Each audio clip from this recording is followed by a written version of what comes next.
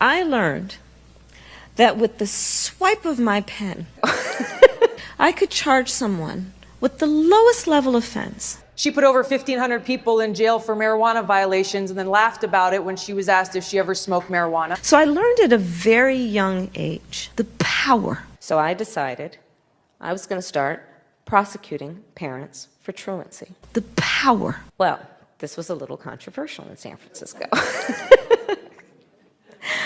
And frankly, my staff went bananas. They were very concerned because we didn't know at the time whether I was going to have an opponent in my reelection. And because of the swipe of my pen, that person could be arrested. They could sit in jail for at least 48 hours. The power. She blocked evidence that would have freed an innocent man from death row until the courts forced her to do so. She kept people in prison beyond their sentences to use them as cheap labor. As a prosecutor and law enforcement, I have a huge stick. The power. Power. They could lose time from work and their family, maybe lose their job. They'd have to come out of their own pocket to help hire a lawyer. They'd lose standing in their community. All because of the swipe of my pen. Usually the job comes with a badge. The power. And there is often an artistic rendering of said badge on your stationery. And I have a huge stick. The power. The power. Weeks later, I could dismiss the charges, but their life would forever be changed. And I have a huge stick. So I learned at a very young age the power. Held up the letter, said, if you don't go to school, Kamala's going to put you and me in jail. The power. Yes, we achieved intended effect. The power. Weeks later, I could dismiss the charges. But their life would forever be changed. And I have a huge stick. When you were in a position to make a difference and an impact in these people's lives, you did not. And worse yet, in the case of those who were on death row, innocent people, you actually blocked evidence from being revealed that would have freed them until you were forced to do so. There is no excuse for that. And the people who suffered under your reign as prosecutor, you owe them an apology. What's bizarre is she's trying to frame herself as Miss Black Lives Matter, when in reality, Kamala Harris was the queen of mass incarceration. Kevin Cooper was hours away from receiving lethal injection. Hours away from it. His lawyers asked that DNA evidence be acquired in order to make sure he was actually guilty of the crime. And Kamala Harris's office tried to prevent DNA evidence from being acquired. They wanted Kevin Cooper to be executed, but the governor of California disagreed. They acquired DNA evidence, and the execution was stopped. The New York Times tells us that she feels really bad about it, for whatever that means. And people can also recall that while she was head of the California State Attorney General's office, over 1,000 people were locked up for smoking marijuana. She presided over jailing a lot of people. And on top of that, the drug labs in the state of California that were being used by the police were turning up false positive results. And yet, Kamala Harris's office did not tell the defense attorneys or the judges about this. They knew that the drug labs were turning over false positives, and people went to prison because her office concealed that their drug labs were turning up false positives. And another thing about Kamala Harris, I don't know if people saw, but there's a video of Kamala Harris where she's bragging about how she jailed the parents of children who were truant from school. I would not be standing here were it not for the education I received. And I know many of us will say the same thing. And I believe a child going without an education is tantamount to a crime. So I decided I was going to start prosecuting parents for truancy. Well, this was a little controversial in San Francisco. And frankly, my staff went bananas. They were very concerned because we didn't know at the time whether I was going to have an opponent in my reelection race. But I said, look, I'm done. This is a serious issue, and I've got a little political capital, and I'm going to spend some of it. Have you seen the clip? And she gets up there, and it's the same kind of thing. She's giggling. Yes, I had the idea that we could lock up parents who are truant from school. You know, I wouldn't be anywhere in my life if it weren't for my education, and so not giving a child their education is a crime, and so I jailed parents, and she's giggling about it. It's just so great.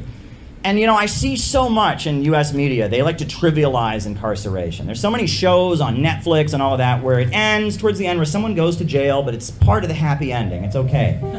And they don't seem to realize what that means. You know, when one member of a family, when a father or a mother goes to prison, or a brother or a sister, it hurts the entire family. And when Kamala Harris is up there giggling about, oh, you know, I locked up these parents because their kids weren't in school. You know, yeah, kids need to be in school. If kids aren't getting to school, it's a problem. But the worst thing you could do is then throw their parents in jail. That's not going to help the situation in any conceivable way.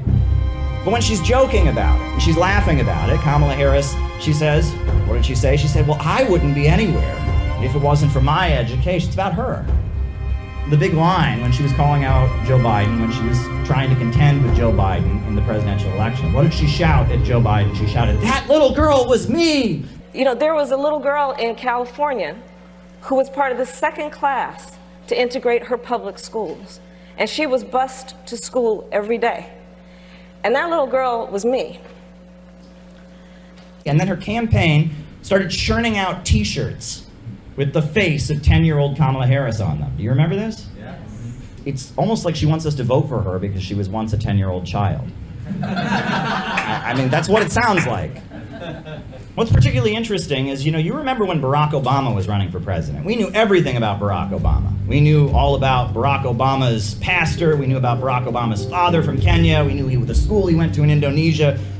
But Kamala Harris, barely anybody knows anything about Kamala Harris. Well, Kamala Harris's mother, who's now deceased, was from India, was a cancer researcher. And Kamala Harris's father, Donald Harris, was a Marxist economist, and is a Marxist economist, a professor at Stanford University. He was an advisor to the government of Michael Manley in Jamaica, and he and Kamala are estranged from one another. He did not attend Kamala's inauguration as vice president. They're not on good speaking terms. But the more you look at it, it's very clear that Kamala Harris sees herself as a victim. The way Kamala Harris speaks, the world has been unfair to her. And she blames Donald Harris for that to some degree or other. We don't know why. We also, there's rumors, we don't really know what happened when she was in Quebec. We just know she never talks about the years that she spent in Quebec. But Kamala Harris thinks that she is a victim. And she wants the whole world to know that that little girl was her. And she wants vengeance. And she wants to make people pay. And she wanted to make Kevin Cooper pay. And she wanted to make those parents pay. That's what leftism is if it's stripped of economics. If it's stripped of class struggle, if it's stripped of a desire to have the people rise up and control the means of production, if it's just anger, if it's just revenge, it's just a call for destruction, a call for rebellion, that's what Kamala Harris is. Kamala Harris, she's very much a guillotine meme. That's what she is. It's the glorification of punishment, a desire for revenge, a desire for destruction. And that if you look at the history of socialism around the world, the strength of socialism wasn't the guillotines, it wasn't the firing squads, it wasn't the persecution. That's not what people remember the strength of socialism being. They just did a poll. 75% of Russians say that the Soviet Union was the best time in their history, but they're not thinking that because of executions. This was from a PBS documentary. They interviewed a woman named Tatiana Fedorova. Stalin set a task. Build this or build that. And thanks to the fact that people trusted him and this enthusiasm of young people, it was possible. Remember, this was a country where people were illiterate, lived in virtual darkness, wore birch bark shoes. Even now, I think it's like something out of a fairy tale. How was it possible at one of the most difficult times to raise these great construction sites? It was only possible through the unity of the people and the love of the people for their idol. And the reason Stalin remains wildly popular in Russia, it's not because he executed people, it's because he mobilized them to build that country up from nothing. This was a country... He built some of the world's largest power plants, he wiped out illiteracy, and he built a modern industrial country. He raised millions of people up out of poverty. And then they fought off the Nazi invaders, and then they rebuilt the country again, and a few years later they were the first country in outer space. And the strength of socialism was not that it punished people and that it persecuted people, but rather that it enabled people to go out and build and construct. I've said to many people, I'm not a socialist because I want to destroy America. I'm a socialist because I want to save America.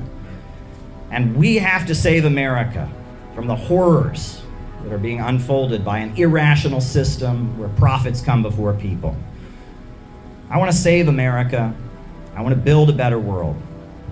If all the apparatus they've created for destroying people, for imprisoning people, for breaking people psychologically, could be utilized to build and to construct, if popular power were put in control of the means of production and control of the state apparatus of the United States, we could build something very, very beautiful. They want you to be mad at Russia and China instead of the looters that are sitting not very far from here off Wall Street, who are actively getting bailouts in the billions, who arguably even in the trillions, for their gambling debts.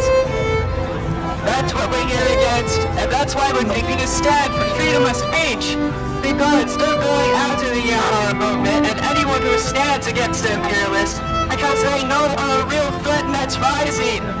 They know we authentically represent the American people.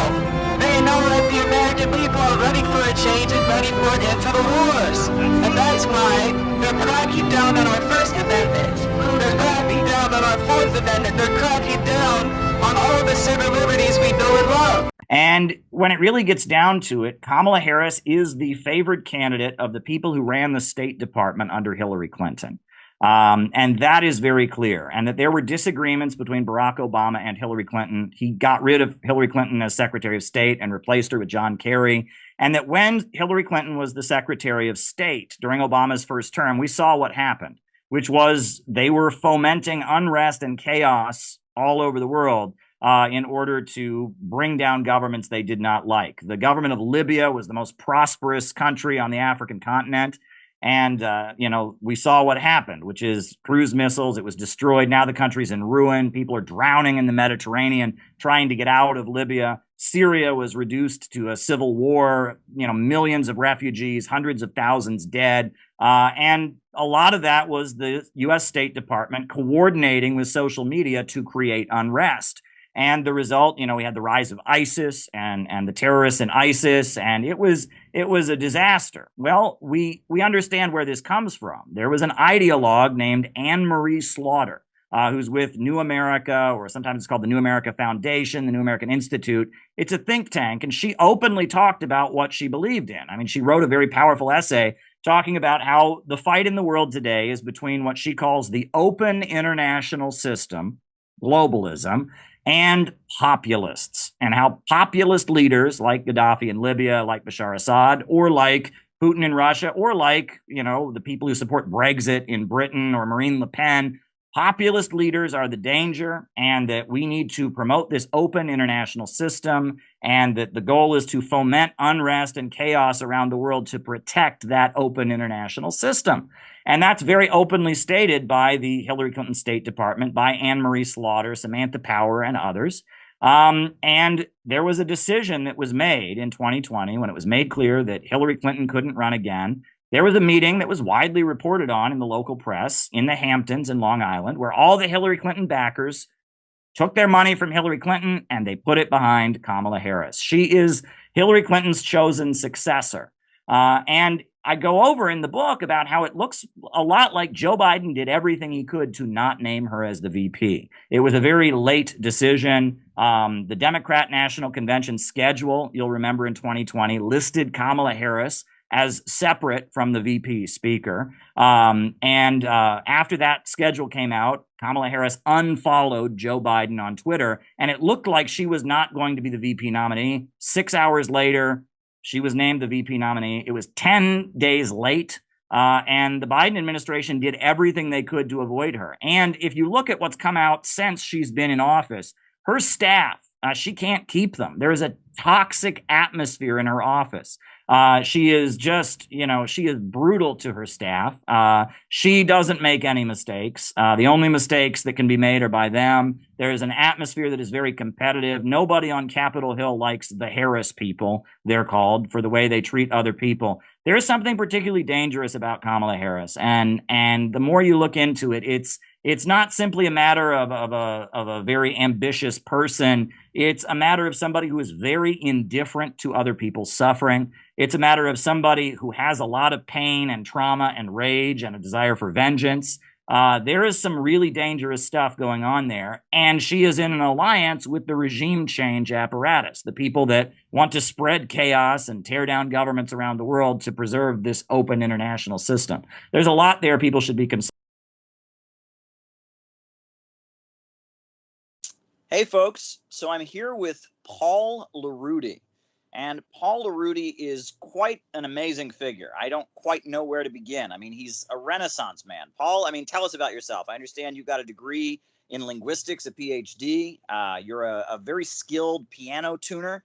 I first met you when you were reporting back from a delegation that you led to Syria, the Syrian Arab Republic, for the elections. I remember that when you had an event at the UN church to describe it. I mean, you've done so much work in the Middle East. You've given special attention to the Palestine issue. Tell the viewers about yourself, Paul. It's really an honor to have you on.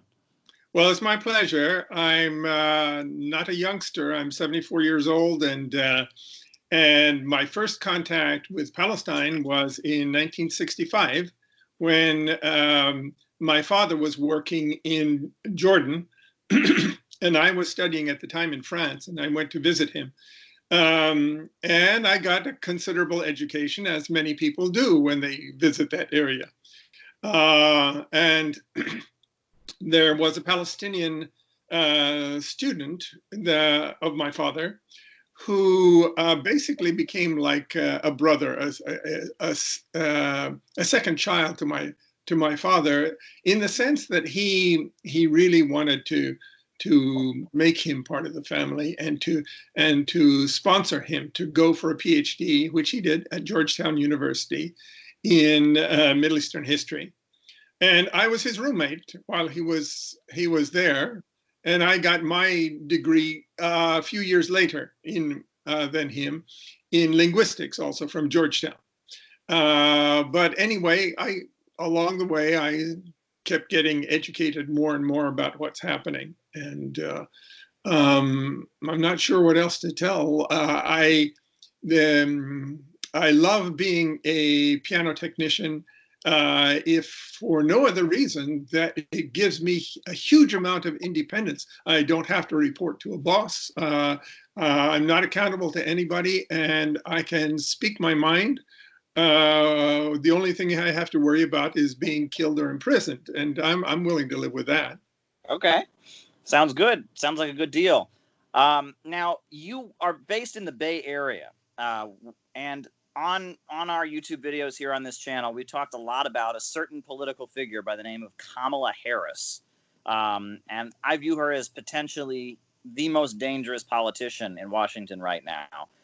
Particularly her criminal record, you know, the strange things she said about left-wing activists, making fun of them, her record of trying to keep people locked up and, you know, locking up all kinds of people for smoking marijuana and then joking about it herself. But you seem to have a lot of experience with Kamala because she comes out of the Bay Area. I mean, she's from Berkeley. And you seem to be well aware of her ties to Israel. Can you tell us about what you know about Kamala going back these years? What's the story there? Well, I don't want to exaggerate what I know about Kamala, because as soon as I found out a little bit, I really didn't want to know much more, and didn't want to have much to do with her. But you can't avoid hearing about her, and it's important to know who she is. And I'm glad you're undertaking this. But my first contact with her was when she was the district attorney for the city of San Francisco. And that was basically the beginnings of her career. And I and some other prominent figures, I won't consider myself prominent, but they were prominent in the Bay Area,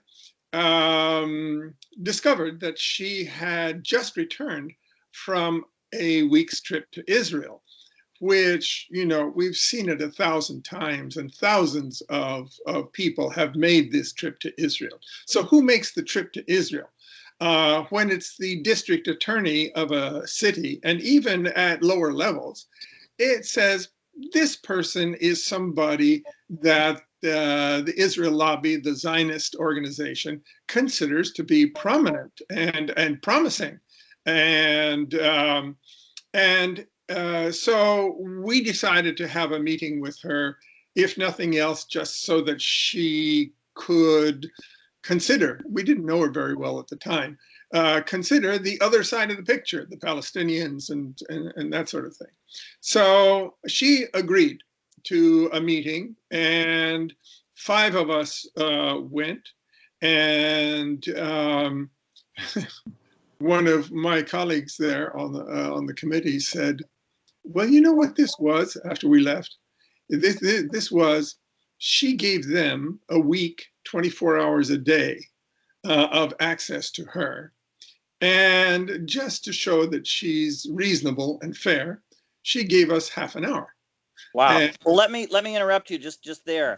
Now, this is when she was the district attorney. This is when she had the practice that she brags about of locking up the parents of truant children. I mean, she's on tape kind of laughing about the fact that if children didn't go to school, she locked up the parents, as if that would help. I mean, we know kids need to be in school, but I mean, goodness gracious. I mean, it's bad enough for low-income parents, low-income families, put the parents in jail. So she goes to Israel for a week. For a whole week, she goes to Israel, just a local district attorney. She goes to Israel for a week, and then she comes back and she meets with you and other activists for a half hour.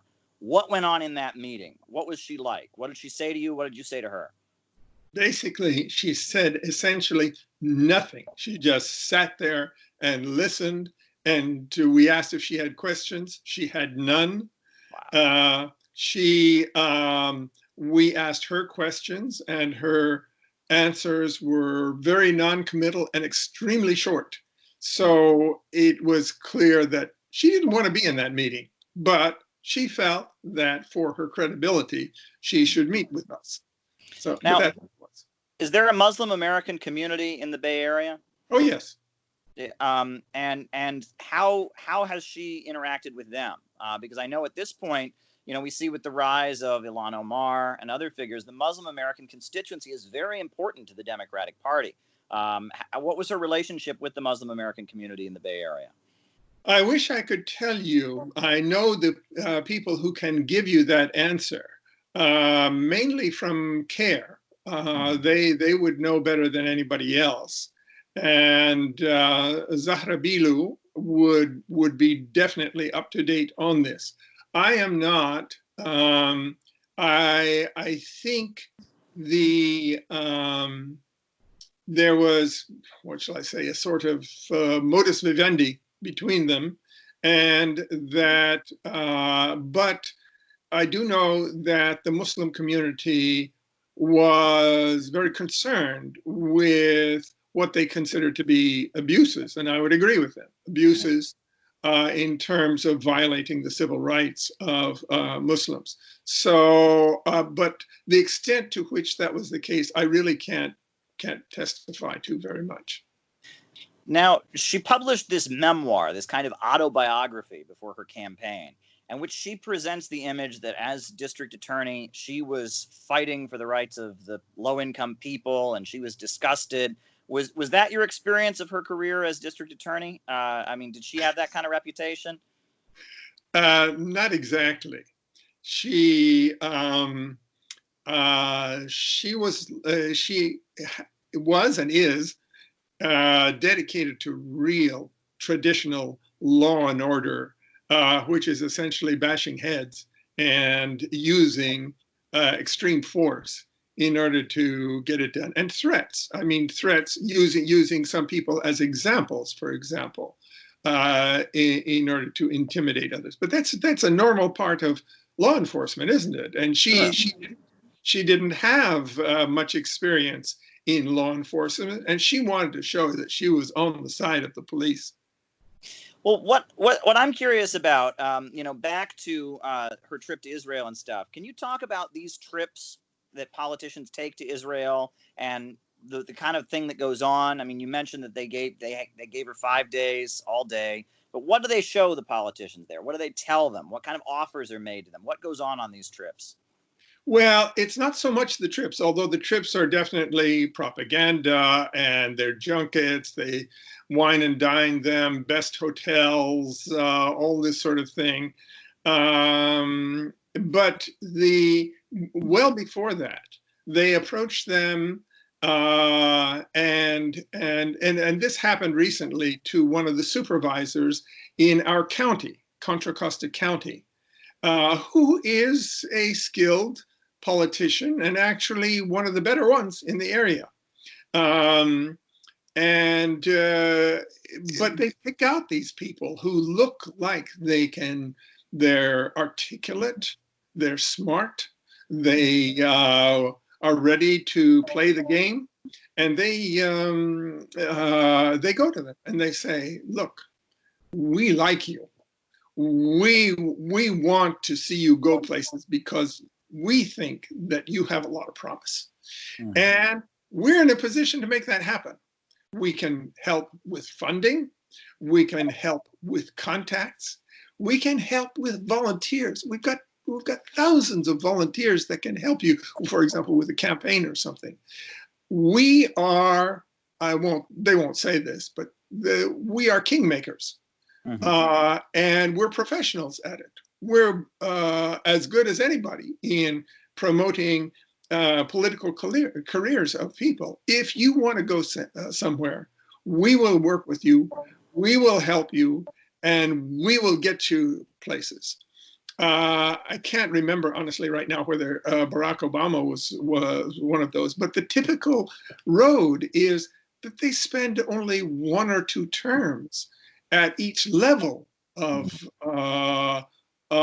their career, so that that was the case for being district attorney of San Francisco, then attorney general of California, then senator from California, which is where she is now, and who knows, vice president, eventually president. This is all managed by whom? By the Israel lobby. Well, let me ask you, Cynthia McKinney, she said that when she was first in Congress, they asked her to sign an oath of loyalty to Israel. Do we have any evidence that Kamala has made such a similar declaration? Has she signed such an oath or something? I can't imagine that she hasn't, because basically everybody does, as Cynthia has said. And I'm sure she has no objection to doing that. It's a Faustian arrangement, and she finds Faust to be very amenable to her goals. A deal with the devil, I guess, to reference Goethe's classic. Right. Well, let me also ask you about this, because it seems like Trump is very close to Sheldon Adelson and Netanyahu, and it seems like there's almost a divide within the Israel lobby right now between the Likudniks and the Haganah crowd. Do you think that that's going on here, that maybe Kamala is close to the Israeli Labor Party, whereas Trump is close to Likud, or do you think it's not that simple? Is this all a shell game? What do you make of all of this? Well, you and I know, and most of your audience knows, that the difference between the Republican and Democratic parties is paper thin in so many ways. Right. And the Israel lobby doesn't discriminate. Caleb Maupin is a journalist and political analyst, founder of the Center for Political Innovation. And back in 2020, he wrote a book called Kamala Harris and the Future of America. Interestingly, here we are in 2024. The book has been out there for sale. People could buy it on Amazon, on Lulu, right? All these other places. And interestingly, just the other day, Amazon censors the book. You can't get it off of Amazon anymore. I wonder why. Why is that? Caleb Maupin, welcome to the show. Thank you so much for being here. Sure. Glad to be here. So what do you think it is about your book, Kamala Harris and the Future of America, that has Amazon so afraid? Why would they censor your book? Well, that's very interesting. So the book has been on sale for 4 years. It's never had any issue. It got some good reviews when it came out. You can read the reviews on Goodreads. You can also read the review on Morningstar. I wrote it in September of 2020. And we all know that on Sunday, Joe Biden dropped out of the presidential race. Monday, it seemed like Kamala Harris started getting the treatment of being the presumptive nominee of the Democratic Party. And Monday evening, I got an email telling me there was an issue with one of the books on my Amazon KDP, book publishing account. And I thought, well, that's odd. What is it? Well, and they said that there was an issue with the cover of the book. And I thought that was odd because there hasn't been an issue for 4 years of just putting up a new cover. They said there was a copyright issue with the cover. So I immediately went to the site and I figured, with all the buzz about Kamala Harris, I want to just get this book right out there. So I put a completely generic cover on the book, one of their templates, just with the name and my name as the author. Boom, resubmitted. And then I went back and checked, and it was as if I had never submitted it. And so I went back again, and I did the same thing. And an hour later, it was right back as if I'd never submitted it. And the odd thing is, occasionally, if you use the Amazon publishing system, there'll be a little bit of a snafu with one of your books or something. What generally happens is that while there's an adjustment issue, it'll remain on the Amazon website, but then there will be a notice below it, currently not available. But that's not what happened with this book. This book never existed. It's been completely scrubbed from Amazon.com. It's not currently unavailable. It's not unlisted. It takes you all the links that once led to this page, lead to a page with a cute little puppy on it that says, sorry, this page cannot be found. This is pretty unbelievable. This book has been completely scrubbed. Now, as far as the issues with the cover, this cover was independently designed. The creator is Arthur Porter, whose name is actually on the back of the original edition of the book. So there shouldn't be any copyright concern with the cover. But even if there was, they should let me just re-upload it with a different cover. But they didn't let me. So this pretty blatantly appears to be censorship. And the timing makes that pretty clear. Do you think that they're saying, oh, I think we all know why they've censored this book, because they're trying to protect Kamala Harris, but let's just give them the benefit of the doubt for a second. Is it because the image of Kamala is copyright by whoever took that picture?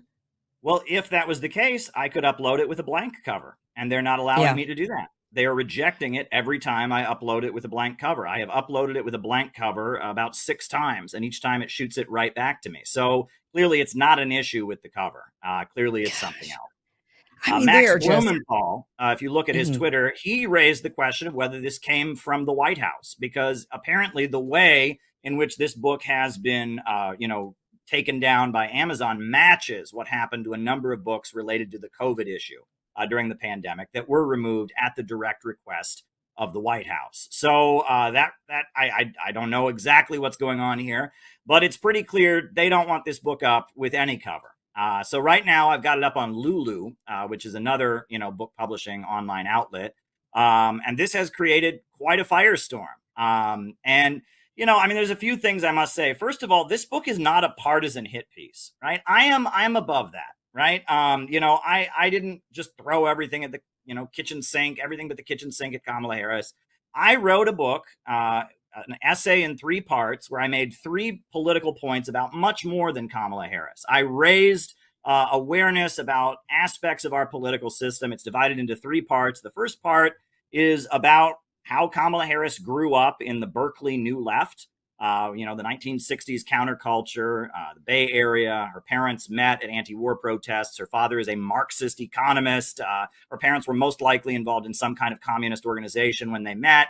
And at that time, in the aftermath of the fall of McCarthyism, the early 60s, during that time, there was a big effort by the American government to fund and manipulate left-wing activism. The American government, the CIA, and others were funding leftist activism and manipulating it. And that's where Kamala Harris, that's how she emerged. She emerged from that milieu. The second essay talks about her father, which nobody talks about. The reason I wrote the book is, you remember when Barack Obama was running for president? We knew everything there was to know about him. We knew about his mother, Ann Dunham. We knew about his father from Kenya. We knew about his grandparents. We knew about him living in Indonesia and what school he went to. We learned about his pastor, Jeremiah Wright. But no one knows anything about Kamala Harris. I mean, nothing. No one talks about anything. And if you look into the fact that her father, Donald Harris, a Marxist economist who taught at Stanford University, is estranged from her and denounced her 2020 presidential campaign after she made remarks about Jamaicans smoking marijuana. When you dig into that, there's quite a story there about Kamala Harris and how it was that she went from being raised by Marxist parents to being the most vicious prosecutor. I think I call her the queen of mass incarceration if you look over her record. And then the third part is about geopolitics and how there are divisions within the American elite. And it's very clear that Kamala Harris was selected by the faction that ran the State Department under Hillary Clinton's leadership under the first term of Barack Obama. And there were divisions between Barack Obama and Hillary Clinton. Barack Obama replaced Hillary Clinton with John Kerry. His foreign policy dramatically shifted in his second term. And that Kamala Harris has been groomed and selected by the Hillary Clinton faction, which, Anne Marie Slaughter is kind of the intellectual behind that. And they've selected her for certain reasons. And that's what my book is about. It's not wild conspiracy theories. Everything that I wrote is according to other sources. I cite Reason Magazine and their great research about what an awful attorney general she was. I cite New Yorker Magazine and their reporting on what went on in the Obama White House and the conflicts between Hillary Clinton and Obama. I cite all kinds of very credible sources. Donald Harris's own words, the Reflections of a Jamaican Father essay that he wrote when his daughter ran for president and he denounced her campaign. Everything I wrote is completely above board and completely credible. And this is blowing up quite big right now. And I must say, yes, I work for RT. I've met Russian President Vladimir Putin a couple times, but no Russian had anything to do with this book, right? I wrote this purely of my own doing. I wrote it 4 years ago because I came across information about Kamala Harris's life and I went and fact checked it and I started investigating and digging.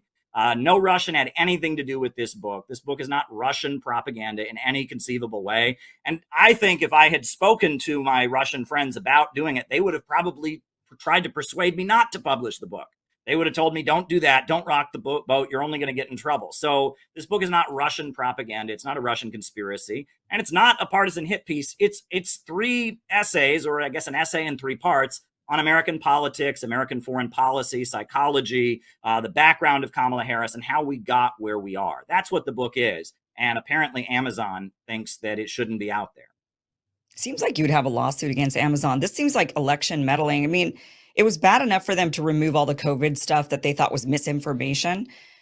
That was really bad, but it's, I think, even worse when they start interfering in elections like this, when they're not allowing the voting base to learn about the candidate who we are potentially to or not vote for in November. I mean, why shouldn't we be able to know about all of her background? Why would they rip this off of the internet so that we can't download, we can't buy it, we can't read it? I mean, this is what election meddling looks like. Yes, I have discussed with some others about the potential for this being an FEC violation, a Federal Election Commission violation. If you're removing books about one candidate while allowing all kinds of books that are critical of other candidates, there's a million I Hate Donald Trump books on there, but they removed one of the only books written criticizing Kamala Harris. There's a more recent book that came out, but this book is the original critique of Kamala Harris book. If you're removing critical content of one candidate and allowing critical content of others, that's election meddling. That's election interference. Last night was the climactic final night of the Democratic National Convention in Chicago.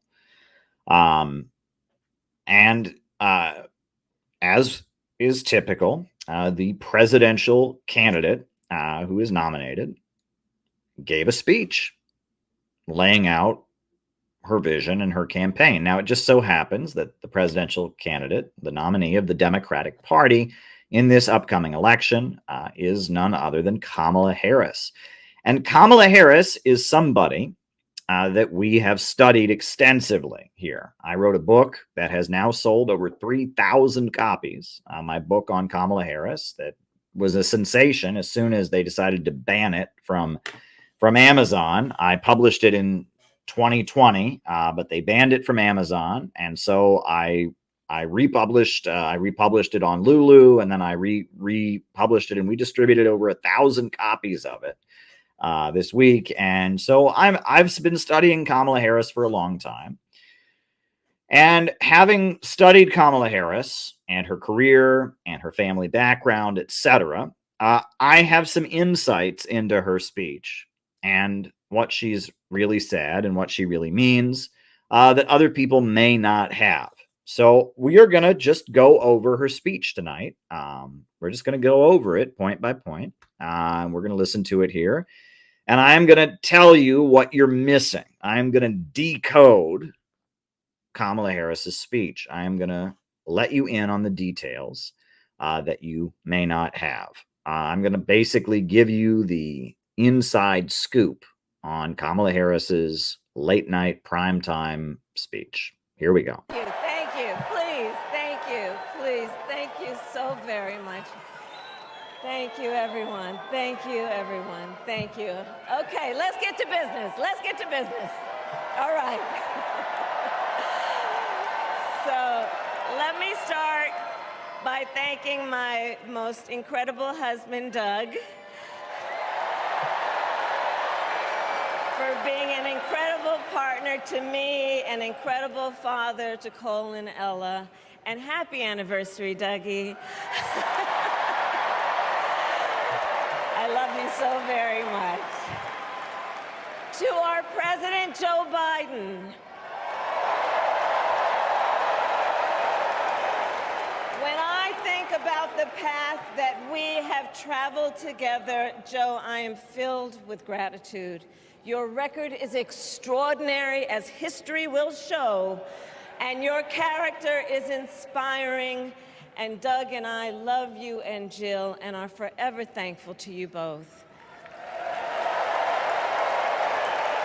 Now, she's just lying here.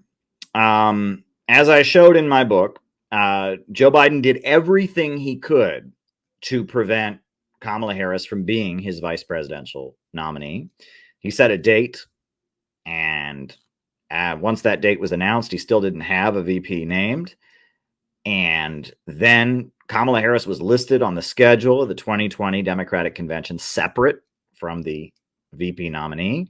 Then she unfollowed him on Twitter. And then at the last minute, Biden announced her as his running mate. The White House and the vice presidential office do not get along.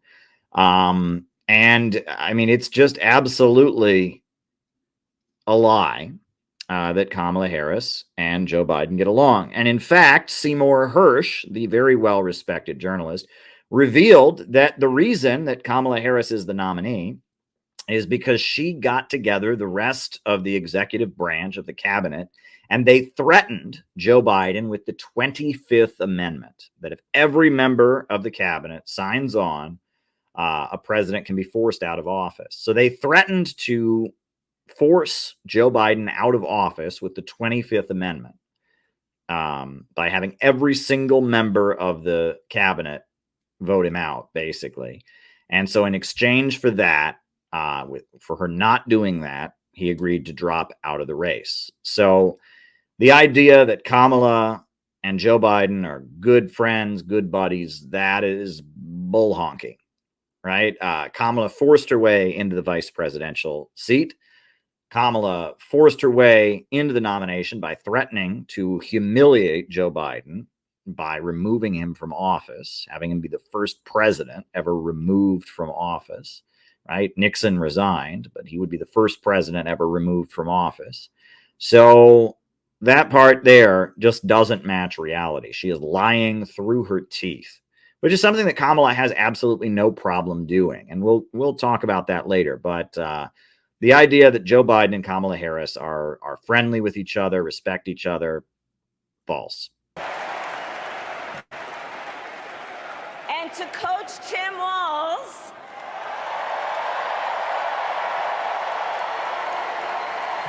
you are going to be an incredible vice president. And to the delegates and everyone who has put your faith in our campaign, your support is humbling. So, America, the path that led me here in recent weeks was no doubt unexpected. But I'm no stranger to unlikely journeys. So, my mother, our mother, Kamala Harris, had one of her own. And I miss her every day, and especially right now. And I know she's looking down smiling. I know that. Now, what's weird about this opening part is that Kamala talks about her mother endlessly. All right. Her mother is a saint. Her mother can do no wrong. Her mother overcame huge amounts of hardship and difficulties. What's weird, what's very weird, is that Kamala, who almost never speaks of her father, is going to speak of her father in an actually semi-positive light, which is very odd.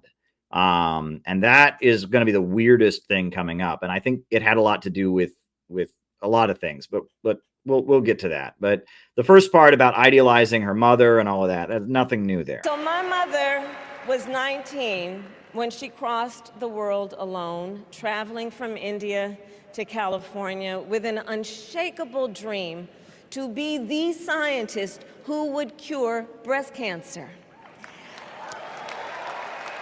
When she finished school, she was supposed to return home to a traditional arranged marriage. But as fate would have it, she met my father, Donald Harris, a student from Jamaica. They fell in love and got married, and that act of self-determination made my sister Maya and me. Growing up, we moved a lot. I will always remember that big Mayflower truck packed with all our belongings, ready to go to Illinois, to Wisconsin, and wherever our parents' jobs took us. My early memories of our parents together are very joyful ones.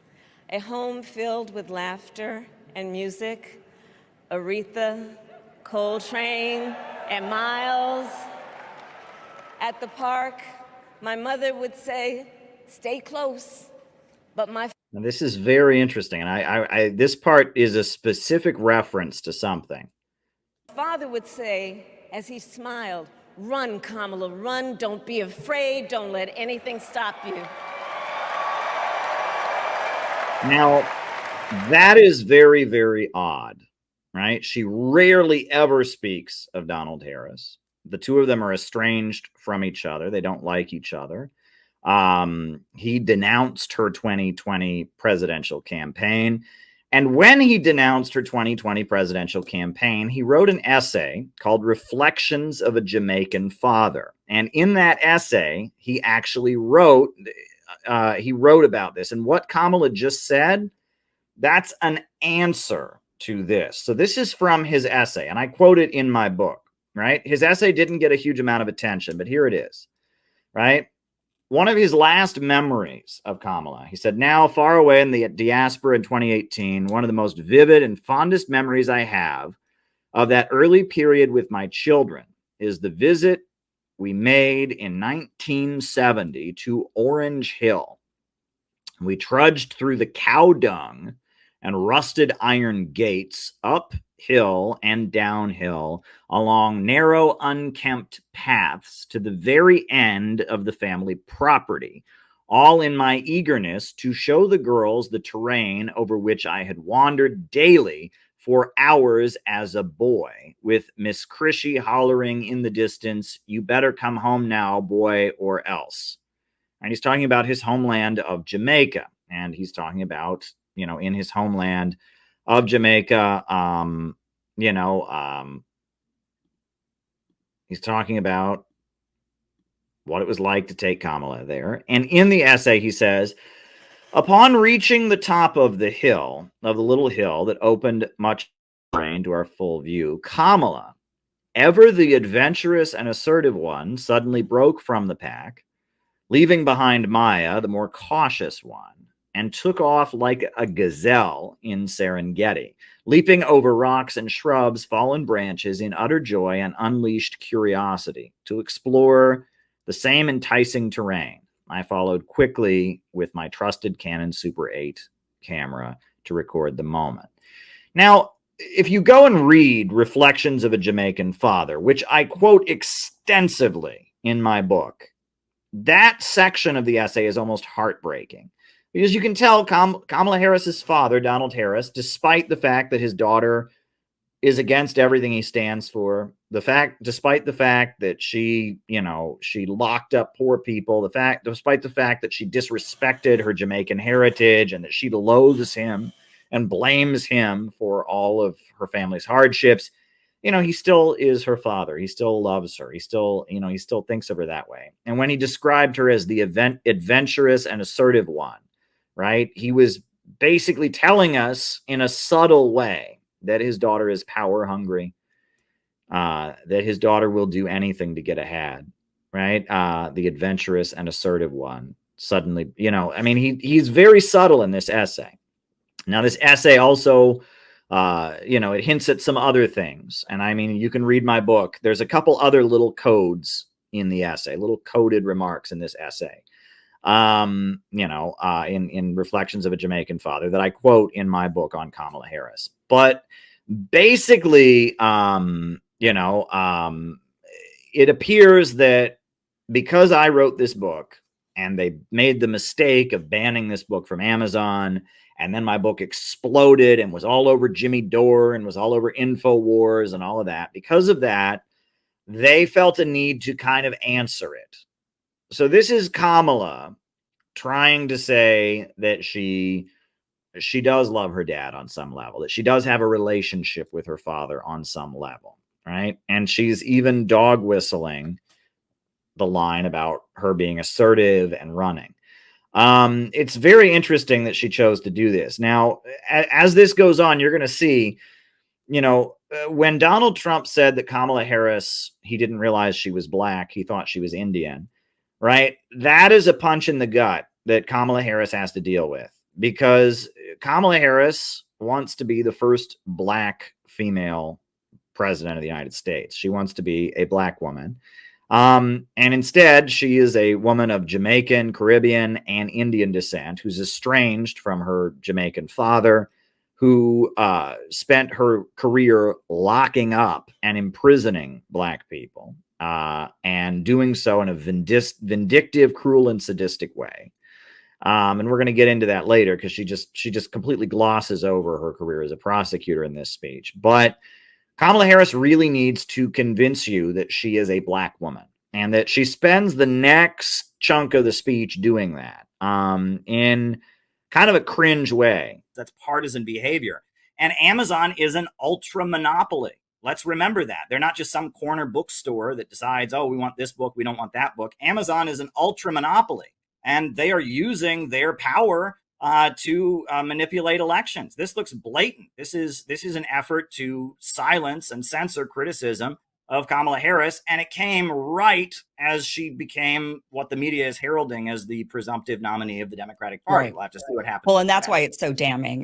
This book has been out there for 4 years, and they just now decide to silence it and censor it and take it down when she's the presumptive Democratic nominee, and they're all trying to rally, circle the wagons around an unliked candidate who's never received a single vote for president. She's never received a single vote for president. And yet they've circled the wagons. She didn't make it in the 2020 primaries. She never made it to any of the primaries. So no one's ever voted for this person. And now they've got this gaslighting campaign of trying to tell us, well, the polls put her neck and neck or even above Donald Trump. You've got Chuck Schumer coming out saying ridiculous things like, well, the process is played out from the grassroots bottom up. Kamala Harris is the one. Like, what grassroots bottom up process did we have in selecting this nominee? The whole thing is just an epic gaslighting campaign. And I want to get to the bottom of this, of why. When Kamala Harris in 2020 was running for president, when she put her primary out there, those of us who did any research, that would be you, you clearly did a lot of research. You wrote a book about her. I was also researching her and her campaign. And it was very clear that the Hillary Clinton apparatus had put all of their infrastructure to Kamala Harris. So that was the Hillary Clinton machine had anointed Kamala Harris as basically Hillary's successor. And they were trying to get, all the resources to her and make her the person. And there was a lot of momentum behind Kamala Harris at the very beginning of the 2020 primary until she started talking. And then people were like, wait a minute, she flip-flopped a ton during her primary. She would say one thing on the debate stage and then step off the stage. And it was almost like her handler said, that was the wrong answer. You need to correct it. And then she'd go on the news programs and say, well, okay, I didn't mean what I said in the debate stage. And she had to do that over and over and over again. Like she was obviously being exposed as a puppet. there were people behind her telling her what to say. Let's dig into that a little bit about that Hillary Clinton apparatus. Is this in, I know your book has 3 parts. You've got 1, where did Kamala Harris come from? 2, the psychology behind politics, and 3, the geopolitical stage. Which chapter talks about the Hillary Clinton kind of machine going and being around Kamala Harris?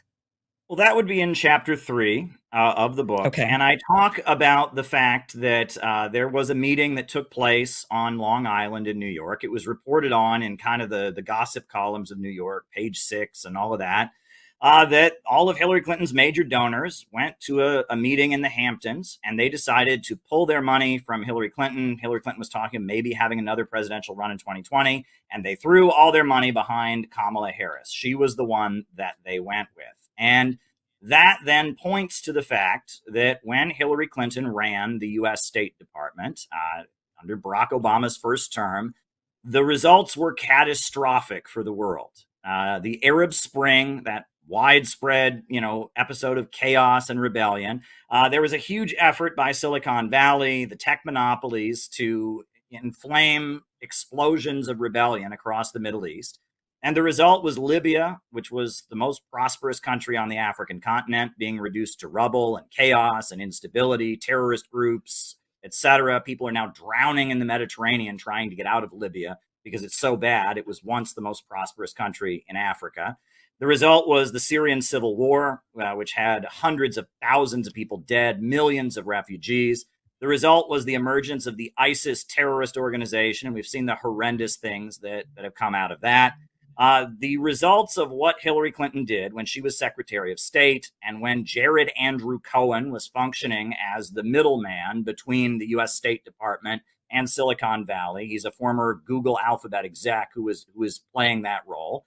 When that was going on, awful things were done that created a refugee crisis, that strengthened terrorism. And there's many people in the Pentagon who don't want that.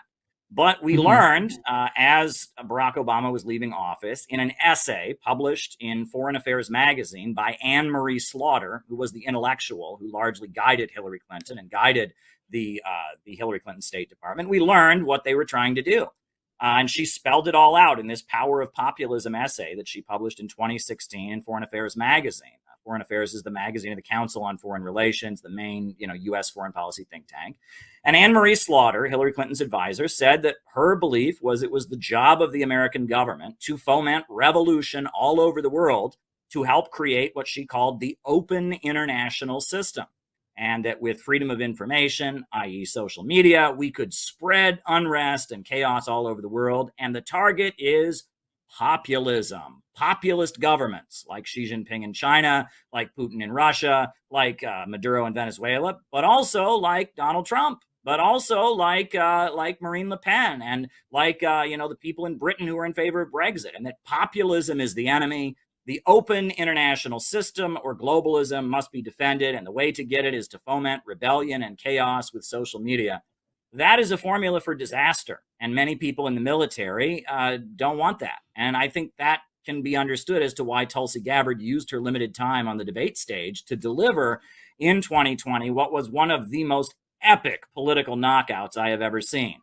She had very limited time. They barely acknowledged her as a candidate, but she used her limited time to just quickly bring out Kamala Harris's record and what she was about. And when the American people heard that, they suddenly knew how to interpret Kamala Harris's body language and the way Kamala Harris speaks and the aggression and rage behind what she says.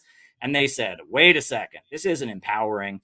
We are going to be a target of this. This is a woman who's full of rage and full of vengeance. This is a woman who sees herself as a victim, and there's a lot of danger there. And if you look at Kamala Harris's life story, all of this adds up. Can we talk about what she did when she was a California prosecutor? Can I go there right now? Yeah, okay. For sure. Let's just go over the facts. 2004, Kevin Cooper was hours away from getting lethal injection. He would have gotten the death penalty. And the governor of California wants to get DNA evidence to make sure that he's actually guilty of the crime before they execute him. Well, Kamala Harris's office steps in and argues against getting DNA evidence, tries to block DNA evidence in the Kevin Cooper case. Now, what's going on there? That is absolutely horrible. Kamala Harris says, I feel awful about it. That's what she told the New York Times. Well, she feels awful about it. She was trying to block DNA evidence to kill what many people believe was an innocent man who has not been executed at this point, with many prominent people speaking up on his behalf. 2010, the courts in California rule that Kamala Harris and the Attorney General's office, that they violated the right. The death of God is about the drying up of a horizon of meaning and of a whole form of human life. Where do we stand in the illusion it makes? What kind of space are we invited into? The material relations between people become social relations between things. When we look at toasters, corn, and TVs, we don't see still, to a large extent, live in the interregnum between worlds, if you will, or between paradigms. Not many people in the history of the world have faced that. Diet Soap is a Sublation Media podcast. So, Caleb Maupin, you are a communist, an author, and you are a victim of the deep state, it seems to me, at the moment. Tell me a little bit about the process of trying to sell your new book, Kamala Harris and the Future of America, on, I guess, Amazon. Well, it's not a new book. I wrote it 4 years ago. The publication date was August 31st, 2020. And if you have a copy of it, it's a collector's item now, because it sold for 4 years. There was a total of 595 copies of it that sold. Not a huge bestseller. Got a review in the communist daily newspaper of Britain, the Morning Star, which I was surprised at the time. And a couple newspapers in India ran reviews of it. That surprised me, but I guess that's because RT is watched in India, and I'm an RT reporter, and Kamala Harris's mother is from India, so it was, of interest. It sparked a nerve there.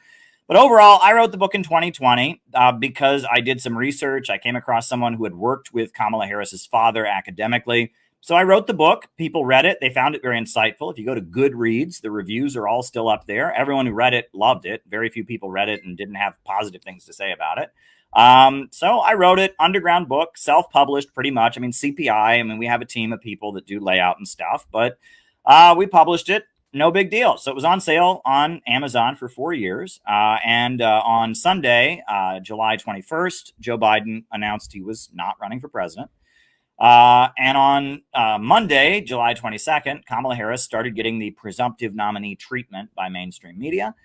And then that day at 7:26 p.m., I received an email from Amazon telling me that there was an issue with the cover of the book. And I thought, well, that's weird because the cover's been fine for 4 years. And I actually had it independently designed by someone I paid to design it, and a guy named Arthur Porter, and his name is credited on the back. So I thought it's weird that there's been no problem with this. But I immediately thought, I don't want to lose the moment because Kamala's, getting blasted. So I want to sell it. So I immediately uploaded a blank cover using one of their Amazon templates and resubmitted. Rejected. Resubmitted the next morning, rejected, resubmitted later that day, rejected, resubmitted later that day, rejected, resubmitted later that day, rejected. And I'm thinking, what's going on here? Because the cover's been fine for 4 years, everything seems to be fine. And now they're telling me the issue was the cover, and so I just uploaded a blank cover. Everything should be fine. Max Blumenthal spoke up, and he smelled foul play, and he noticed that this followed the pattern of how COVID-related material was removed by the White House in the times past. So he tweeted about it. Jimmy Dore tweeted about it. I started doing the talk show rounds, and I put the book up on Lulu. Because Lulu is, marketed as an alternative to Amazon. So I put it on Lulu, and it started selling like hotcakes on Lulu. Hundreds of copies were selling on Lulu. Thursday night, I started getting people tweeting at me, tried to buy your book on Lulu. It won't process my credit card transaction. And about 30 people messaged me that they could not buy it on Lulu. So I thought that was bizarre. So I put it on Gumroad as a PDF. And so it's been selling on there. It sold many hundreds of copies. Let me just put it that way.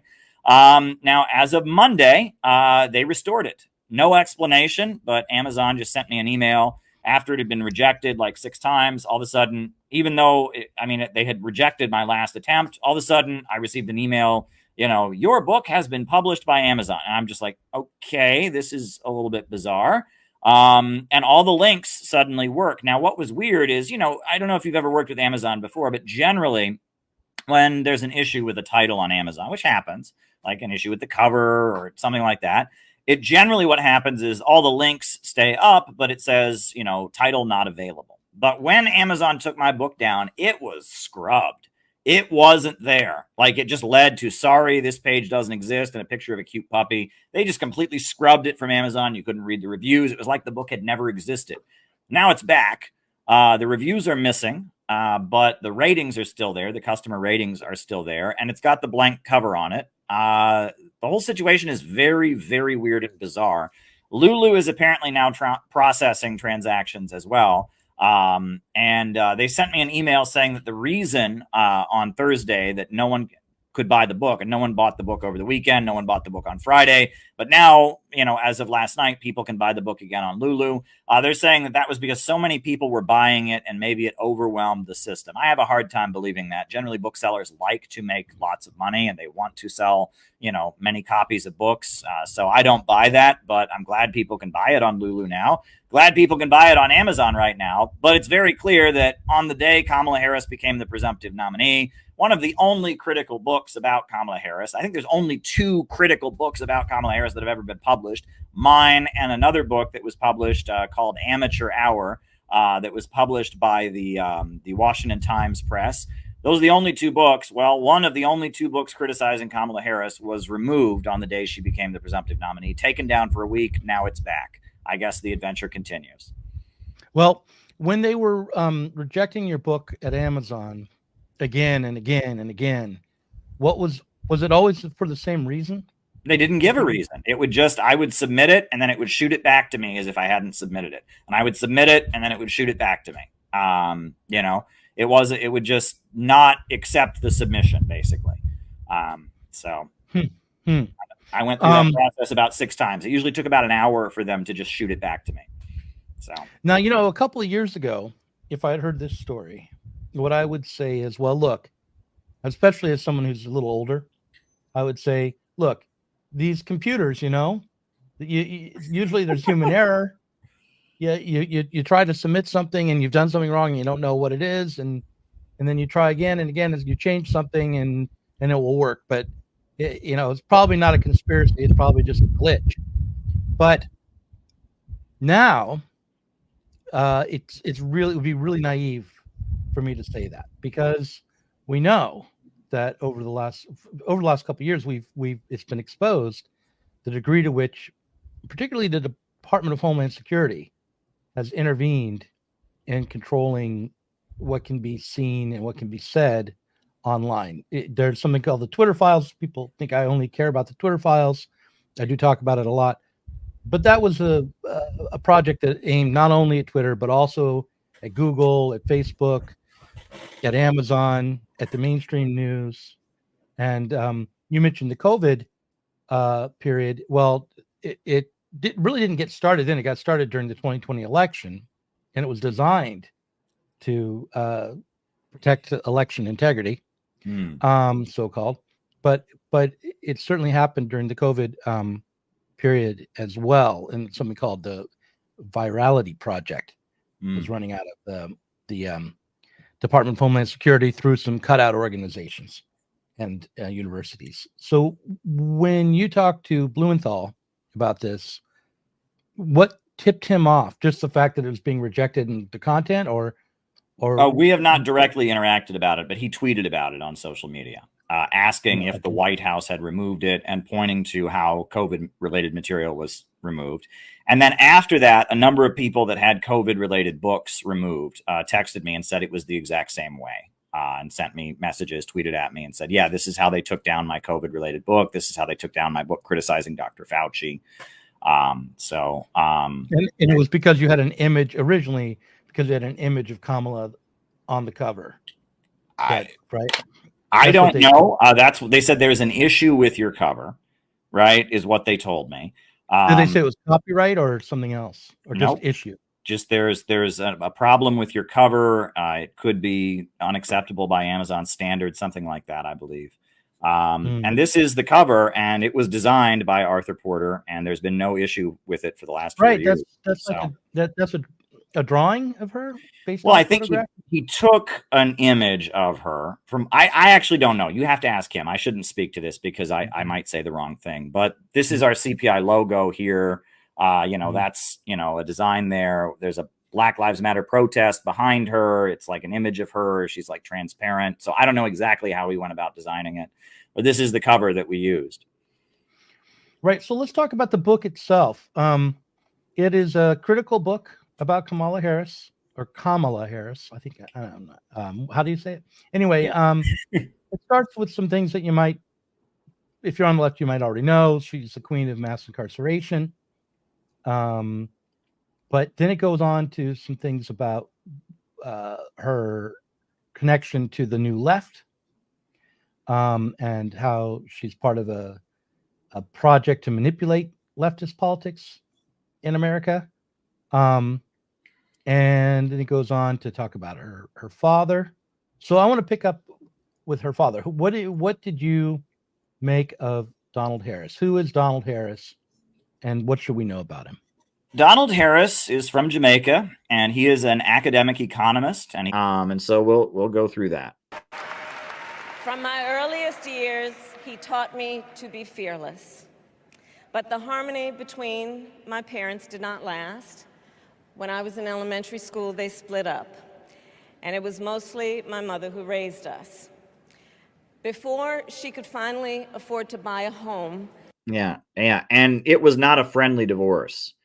In her autobiography, she describes how at her high school graduation, she was so afraid that her mother wouldn't show up simply because her father was there. Right? She knew that her father would be in the audience at her high school graduation. So she was terrified that her mother wouldn't show up because of it. And that when her mother actually showed up, even though her father was there, she was moved. Now, if her mother was so angry and hateful towards her father that she would not show up for her, there was a danger she wouldn't show up for her her daughter's graduation because of it. That's not a friendly divorce, right? And we don't know the details. We do know that Kamala blamed Donald for what went on in her family, that she sees herself as a victim, that her family struggled economically, and her father became kind of the scapegoat. Now, we don't know exactly what happened. It is interesting that in his essay, Reflections of a Jamaican Father, he references different things. I'm not going to get into detail about it. You can read my book, but he drops some hints, right? He talks about how he wishes that Kamala had met some of the women, the Jamaican women, strong women that were key in his life, and he says some other things. So there's some little hints there, but Kamala Harris was not raised by her father. Kamala Harris loathes her father. Her father lost custody of her, and he believes that racist stereotypes about Black men and Caribbeans were used, that he says the courts saw him as a Negro from the islands who might eat his daughters for breakfast, and that's why he was not able to raise his daughters. If you read his essay, Reflections of a Jamaican Father, he speaks painfully about how the stereotypes about Caribbean men as pot-smoking joy seekers and all that was used to take his ability to raise his two daughters away. And that's why he denounced her campaign, because she invoked those stereotypes when she appeared on The Breakfast Club. They asked her if she ever smoked marijuana, and she said, "Half my family's from Jamaica. What do you think?" And that hurt Donald Harris on a very personal level because of the fact that those stereotypes are what prevented him from seeing his daughter. So from here, Kamala now starts telling us about all these Black people that were key in raising her, right? Just like she's trying to make it sound like she doesn't hate her father, right? They read this book. They've watched my interviews, right? I have it on good authority that this book was sitting in her office as vice president, long before this election. I mean, it was sitting in the vice presidential office and a stack of books in 2020. So, I mean, they know about this book. And then when my book blew up, I think they were hoping that by banning me from Amazon, they would somehow help Kamala. But my book blew up and it was all over social media and everything that my book had been banned. I started selling it on Gumroad and on Lulu. Amazon gave up and just put it right back up. And now my book is selling on Amazon. I'm selling like loads of them every day.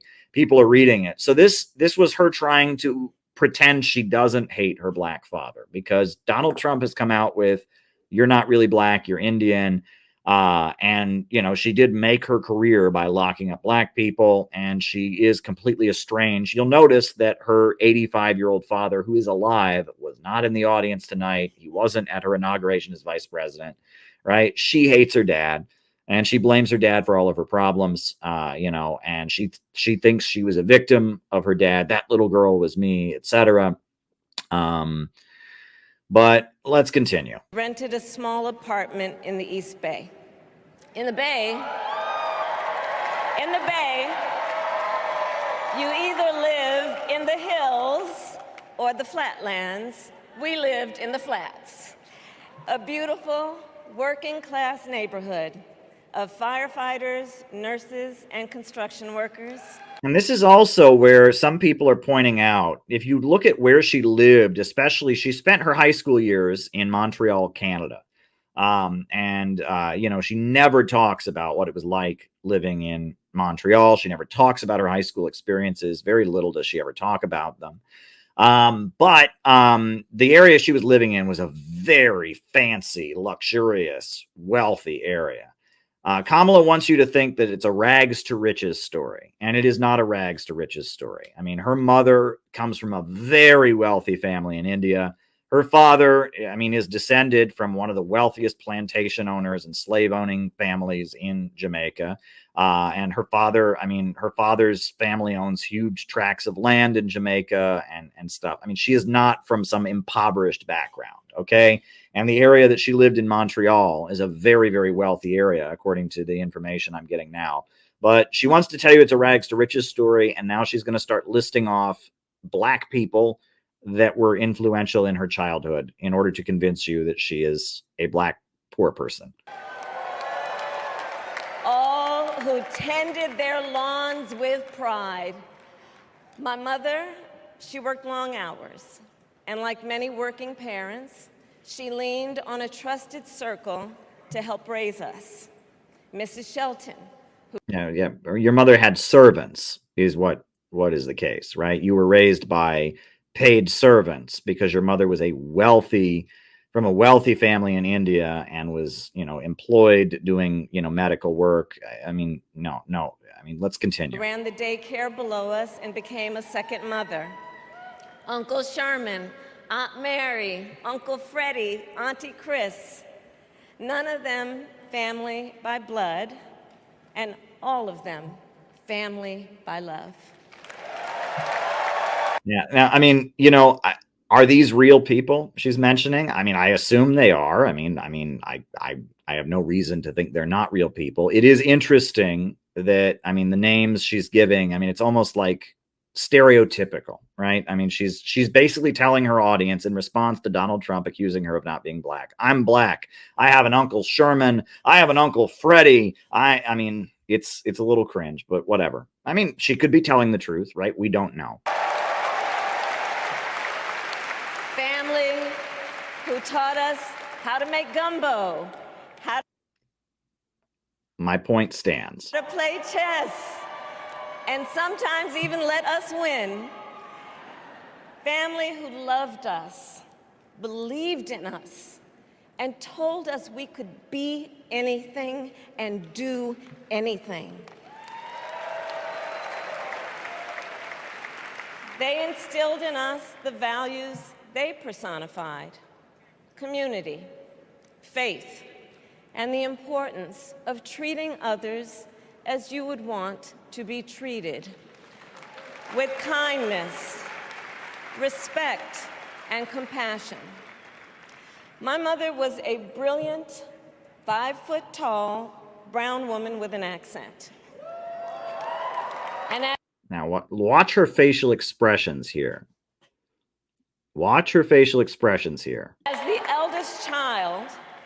eldest child, I saw how the world would sometimes treat her. But take a look. My mother never lost her cool. Ooh. She was tough.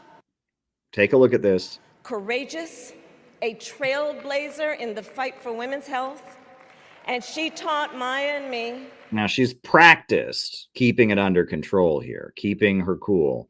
But look at this. She's talking about her mother and how tough the world was to her mother. And the anger is coming out, right? The rage that drives Kamala, the vengeance that she wants against the world, it all comes out, right?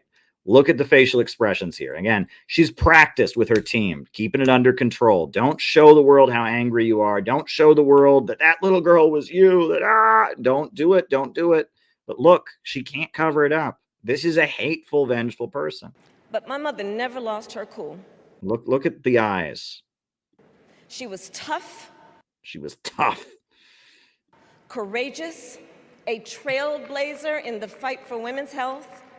And she taught Maya and me a lesson that she backs away from it there, but there's a lot of hate underneath that, and you will see that later. We'll wait till we get to the part with her talking about being a prosecutor. Michelle mentioned the other night. She taught, and that, you see that fake smile? She's thinking, keep it under control, Kamala, keep it under control, right? That big smile that she's practiced is, with her fake laugh and all of that. 5-foot-tall brown woman with an accent. Right. And then she's cracking up in her voice there, right? Brown woman with an accent. And then she's starting, there's pain there. And as the eldest child,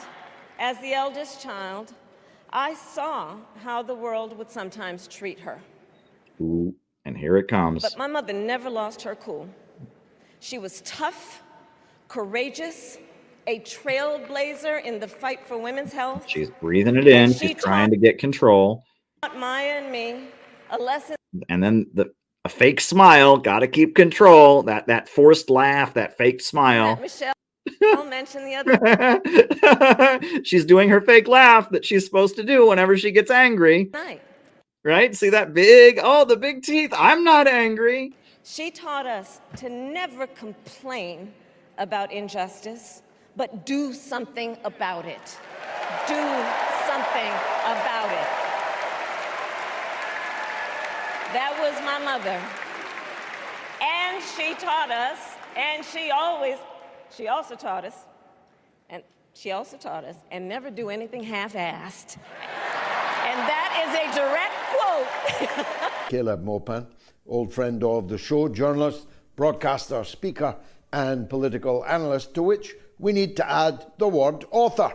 He's the author of several books, but the one in question is his book on Kamala Harris. Caleb, welcome back to the mother of all talk shows.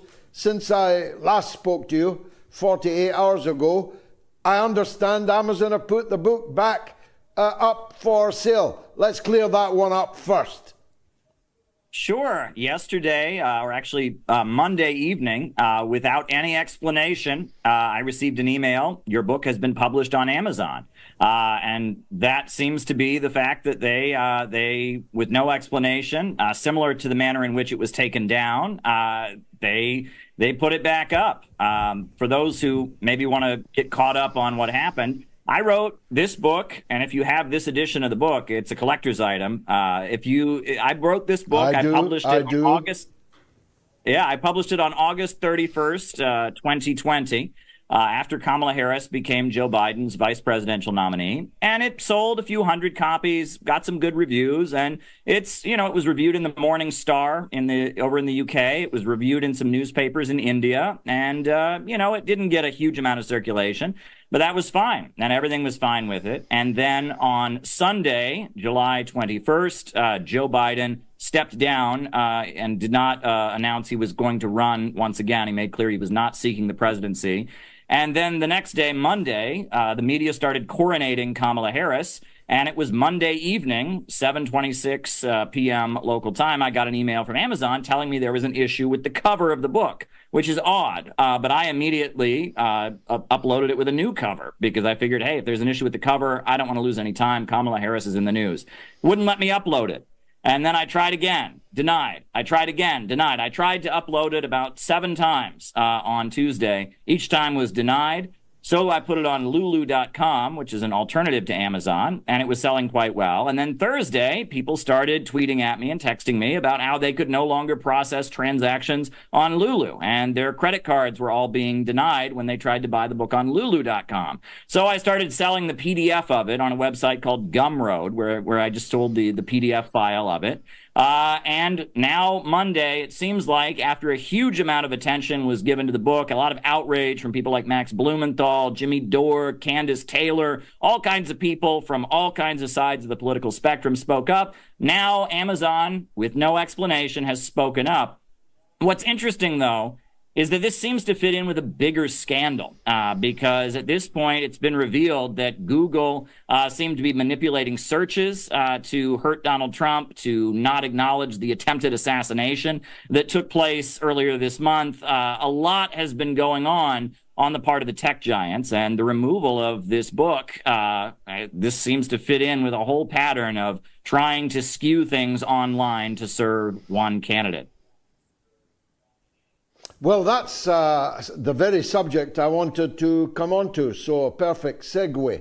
We have on this day Amazon taking your book off and then being forced to put it back on because I don't want to act as a spoiler. It's not very complimentary about Kamala Harris, your book, and rightly so. They took it down for that reason, not for any other reason, not anything to do with the cover.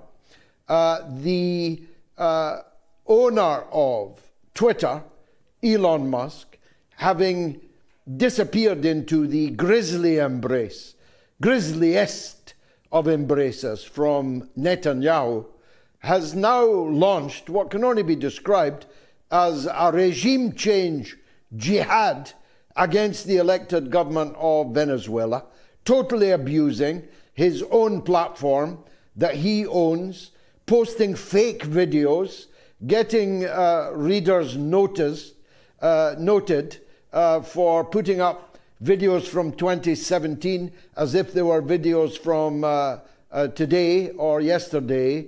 Elon Musk has joined a regime change operation being mounted by the US deep state, having, of course, paraded his wares as the nemesis of deep state control of Twitter in the first place.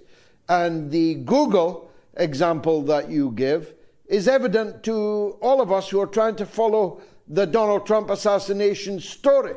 The question is, how can you find anything written about it?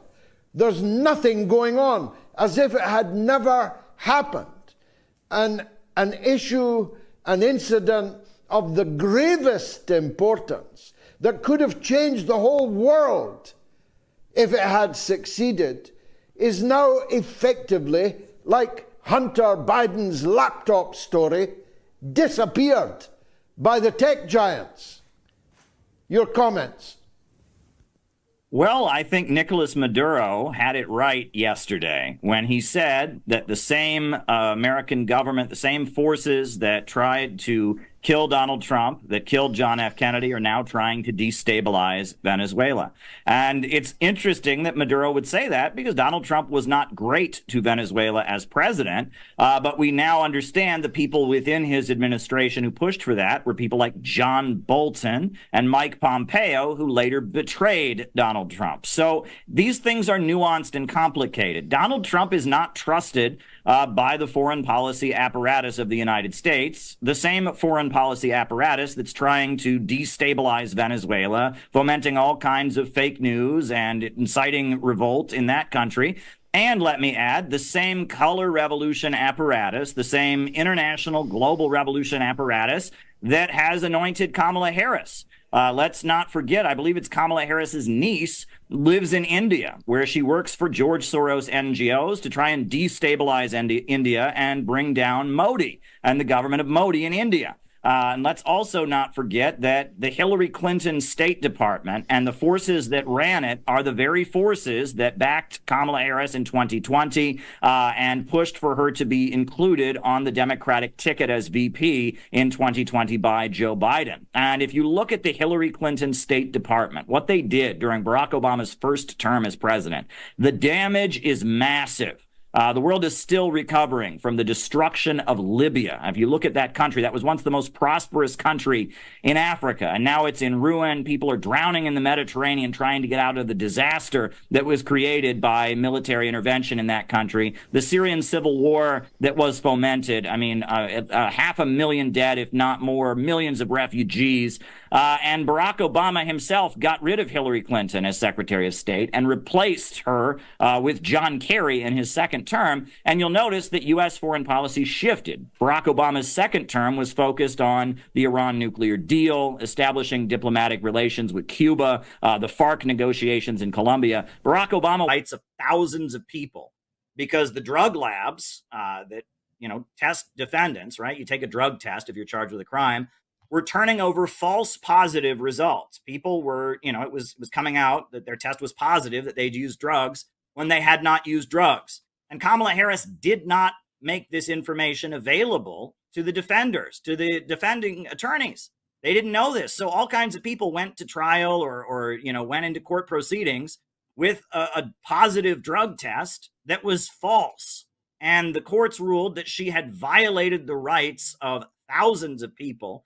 Over 1,000 cases were dismissed as a result of this. Many people that were already in jail, already serving sentences, were released when it was revealed that the drug tests were false positives. That's big. You want to talk about an ethical blunder. I mean, people are going to jail. People are serving sentences because there's drug test results that say they took drugs when they didn't. That's pretty big. 2013, she's speaking in Chicago. To the Chicago Ideas Forum. And she begins her speech by mocking people who want more schools and less jails. And she struts around the stage with this sarcastic, voice, build more schools, less jails, build more schools, less jails. And she has just this utter contempt for the people she's now trying to claim as her own. She wants to be Miss Black Lives Matter now. Oh, I stood up against the police state. I stood up against mass incarceration. 2013, she strutted around the stage making fun of people that call for more schools and less jails. 2014, she's California State Attorney General, reelected, and her office argues against releasing people from prison, not because of any aspect of the crime or their guilt, but because the state of California would, quote, lose an important labor pool. Because in California, prisoners perform labor. Right? They work for the state of California and they get paid 8 to 37 cents an hour.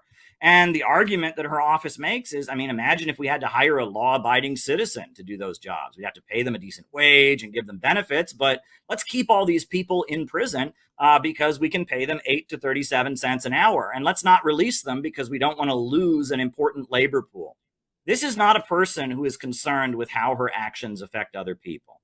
To engage in this kind of cruelty and indifference to other people's suffering requires a certain level of narcissism that is massive. And my book gets into where that came from. But Kamala Harris, I feel, is the most dangerous potential president of the United States we've ever had. And I've been saying that for years. I've been very worried about what might happen. And in my book, I talk about the fact that Joe Biden did everything he could to not name her as his VP. His arm was basically twisted. If you look at, Joe Biden set a date for when he was going to name his potential vice president. He said it would be a woman of color. And then that date expired. And names like Karen Bass were floated. Names like Susan Rice were floated. And at the last minute, they'd published the Democratic National Convention schedule. And Kamala Harris was listed on the schedule separate from the vice presidential nominee. And then Kamala Harris unfollowed Joe Biden on Twitter And then 6 hours later, they named her the VP. It was very clear that there was a lot of last-minute negotiations, and every effort was made by Joe Biden to pick somebody else. But there are very powerful people in the deep state who want Kamala Harris, mainly because they see her as a vehicle for continuing the Hillary Clinton foreign policy. Right. Right. Yeah. Yeah, she is the Hillary Clinton successor. And she even received not just her donors, but she also got her campaign manager. She got her senior policy advisors. I mean, she's just really, when her campaign, it was interesting to watch in that 2020 campaign cycle, because when she faltered, they kind of, it was amazing to watch them scramble, and they tried to figure out, okay, what are we going to do? Kamala's no longer she no longer has a path. What are we going to do? They tried to move the same apparatus over to Pete Buttigieg for a minute there. They were like, well, okay, we got Pete Buttigieg. We'll see, if he's malleable, if we could kind of, but that ultimately didn't pan out. But it was really obvious that from the very beginning that Kamala was their successor, their anointed successor. And it just made sense that they would then stick her in as VP. I thought that what they were going to do was have Joe step aside after 2.5, 3 years. That was my prediction. I thought they were going to get him to move aside in 2.5 to 3 years and then give Kamala a year roughly of being commander in chief, so they could get the photo ops of her in the Oval Office, and they could get her in, doing all of these chiefly things, and then run her in 2024 as the candidate, having those kind of photo ops. And they still might do that. It just wouldn't be a year's worth or a year and a half's worth. They still might get Joe to step aside so that they can have Kamala in the Oval Office and kind of make her the incumbent. But, it just goes to show that they're not letting, you're right. This is an attack on populism, which is the people making a decision. They don't want the people making a decision. They've never wanted the people making a decision. And so that's what they did with Hillary Clinton and Bernie Sanders, right? They said, well, no, we've already decided she's next. So we can't have this Bernie populism movement rise up and have people actually say, no, we decided Hillary Clinton is the one. And they've done the same thing now with Kamala Harris against the voters' will. Not a single person has voted for this woman as president of the United States. Never has anyone voted for her. And suddenly she's the presumptive Democratic nominee.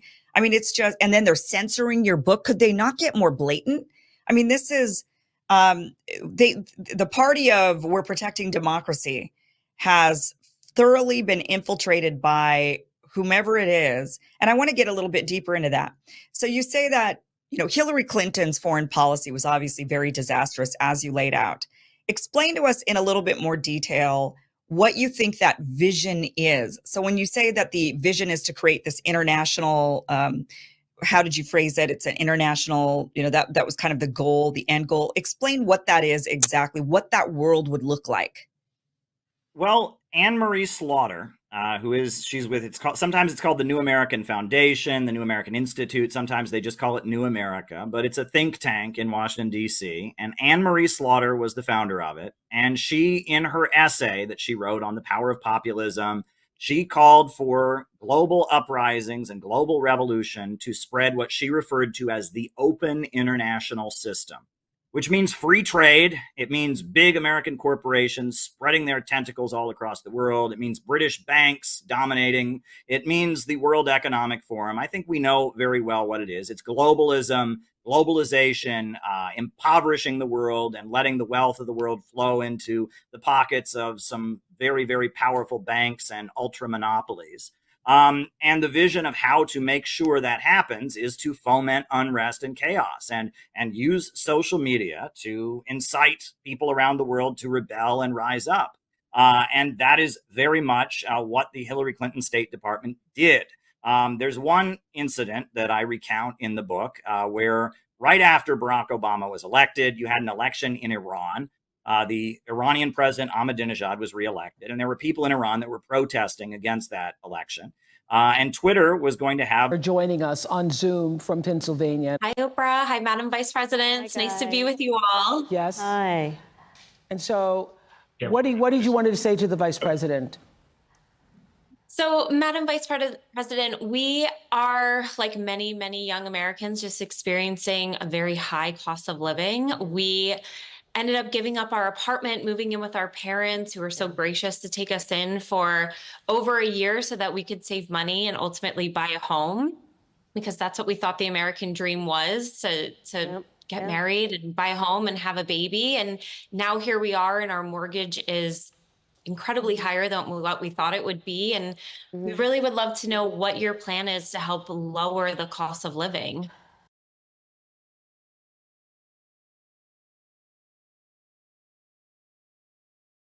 Yeah, first of all, thank you both for being here. And yours is a story I hear around the country as I travel. And in terms of both rightly having the right to have aspirations and dreams and ambitions for your family, and working hard and finding that the American dream is, for this generation and so many recently, far more elusive than it's been. And we need to deal with that. And there are a number of ways. One is bringing down the cost of everyday necessities, including groceries. What is on your heart to say to the American people as we have 47 days until November 5th? We love our country. I love our country. I know we all do. That's why everybody's here right now. We love our country. We take pride in the privilege of being American.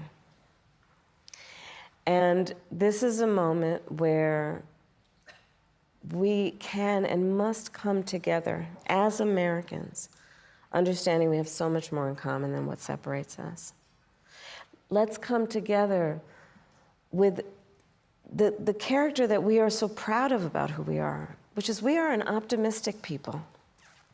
We are an optimistic people. Americans, by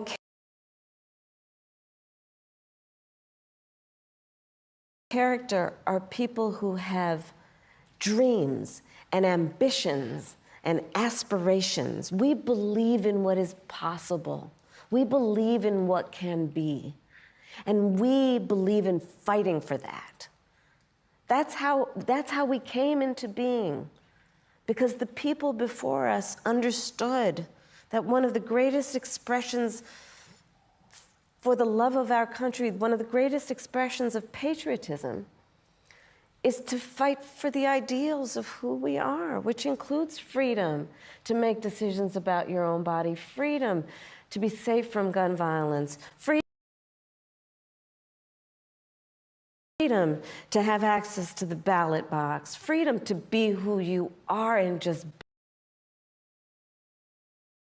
be, to love who you love openly and with pride, freedom to just be. And that's who we are. We believe in all that. And so this is a moment where we stand knowing what we are fighting for. We're not fighting against. It's what we're fighting for. Thank you. Thank you. Madam, Her mother, she talks about endlessly. Her mother is a saint. Her mother is this ideal figure. She quotes her mother in speeches, etc. But her father, she doesn't want to go there.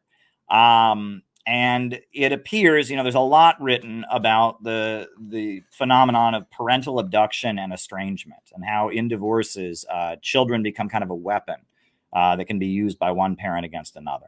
And it looks like we don't know what really happened, right?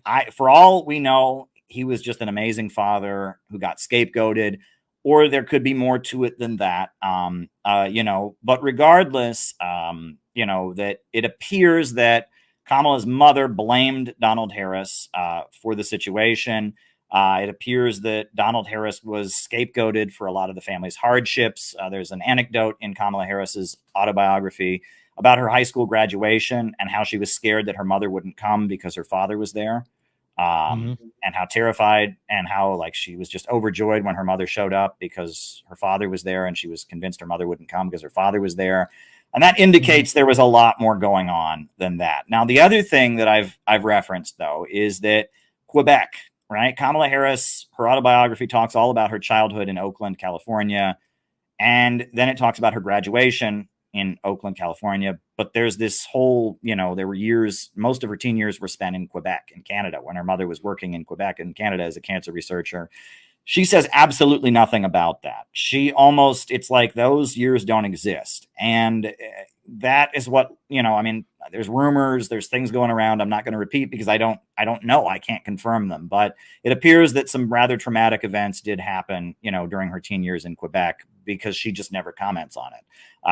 It's like it doesn't exist. It's this giant blank spot in Kamala Harris's life story. And that's interesting. And it's very possible that if something bad did happen to her as a teen in Quebec, or she had a lot of hardship, that she also blames Donald Harris for that. So she doesn't much care for Donald Harris. He doesn't much care for her. The two of them, there is a photograph of her and her sister with him, when they were adults, but he did not attend her inauguration as vice president. He denounced her 2020 presidential campaign. What was his political reason for denouncing? I mean, he didn't denounce it because he didn't get enough time with her as her father. No, he denounced it because she invoked the stereotype of Jamaicans right, that's right. smoking. Yeah. That's right. So that just because he thought she was running on identity politics in a way which was distasteful and hurtful to Jamaicans. Right. The other thing, though, is that Kamala Harris talks about her own childhood more than any other politician that we've ever seen. T-shirts, "That little girl was me," became a catchphrase during her 2020 campaign. Images of 10-year-old Kamala Harris. And often when Kamala is doing things that are more reprehensible, she invokes her childhood. There's the infamous clip of her talking about how she prosecuted parents for truancy. And she, of course, giggles about it and laughs about it. And then her reason is, well, I wouldn't be anywhere if it wasn't for my education. Well, as a prosecutor, your job is to enforce the law. It's not to get revenge, or, it doesn't have anything to do with you. And she starts giggling about how she prosecuted parents for truancy, how she had this big stick she could wield around, and she invokes her own childhood more than any other politician. She invoked it against Biden. I was the first school class to be bused in Oakland, California. And I don't think you're a racist, but, that when she went after Biden, that came up. The latest one, which, it happened last week. It happened, I believe, on Tuesday. People have gone over, her maniacal laugh, that unhealthy, bizarre laugh. Well, apparently now she was bullied for that laugh growing up. So we're not allowed to comment on it because she was bullied for it growing up. And it's her mother's laugh.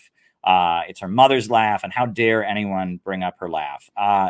Kamala Harris feels sorry for herself. She's a victim. The world has been unfair to her, and her actions as a prosecutor in California and indicate that she very much wants vengeance for what she perceives as crimes against her. And I don't want to rule out the possibility that there are very real things for her to be upset about, that really awful things did happen to her. She was clearly the victim of racial discrimination growing up. I guess she talks about she had neighbor kids who couldn't play with her because she was black, or was perceived as black, whatever happened in Quebec. So we're not trying to make light of any hardship that she went through. But the point is that Kamala very much sees herself as a victim, and that gave her license to try and block DNA evidence when Kevin Cooper was facing the death penalty. That gave her psychological license to cover up the fact that the drug labs in California were turning over false positives. Reason Magazine has done great exposés of what she did as the California prosecutor.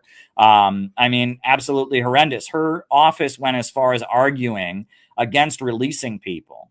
Arguing that the state needed their cheap labor, that we should keep people in jail because their cheap labor could save them the taxpayers' money, right? They pay prisoners, or I guess at the time they paid prisoners in California 8 to 37 cents an hour for their work. And if you hire law-abiding citizens, they have to get union benefits. They have decent wages. And so, using prison labor was a way, it was an austerity program in California. And she went as far as trying to prevent people from being released because they'd have to pay somebody else to do it.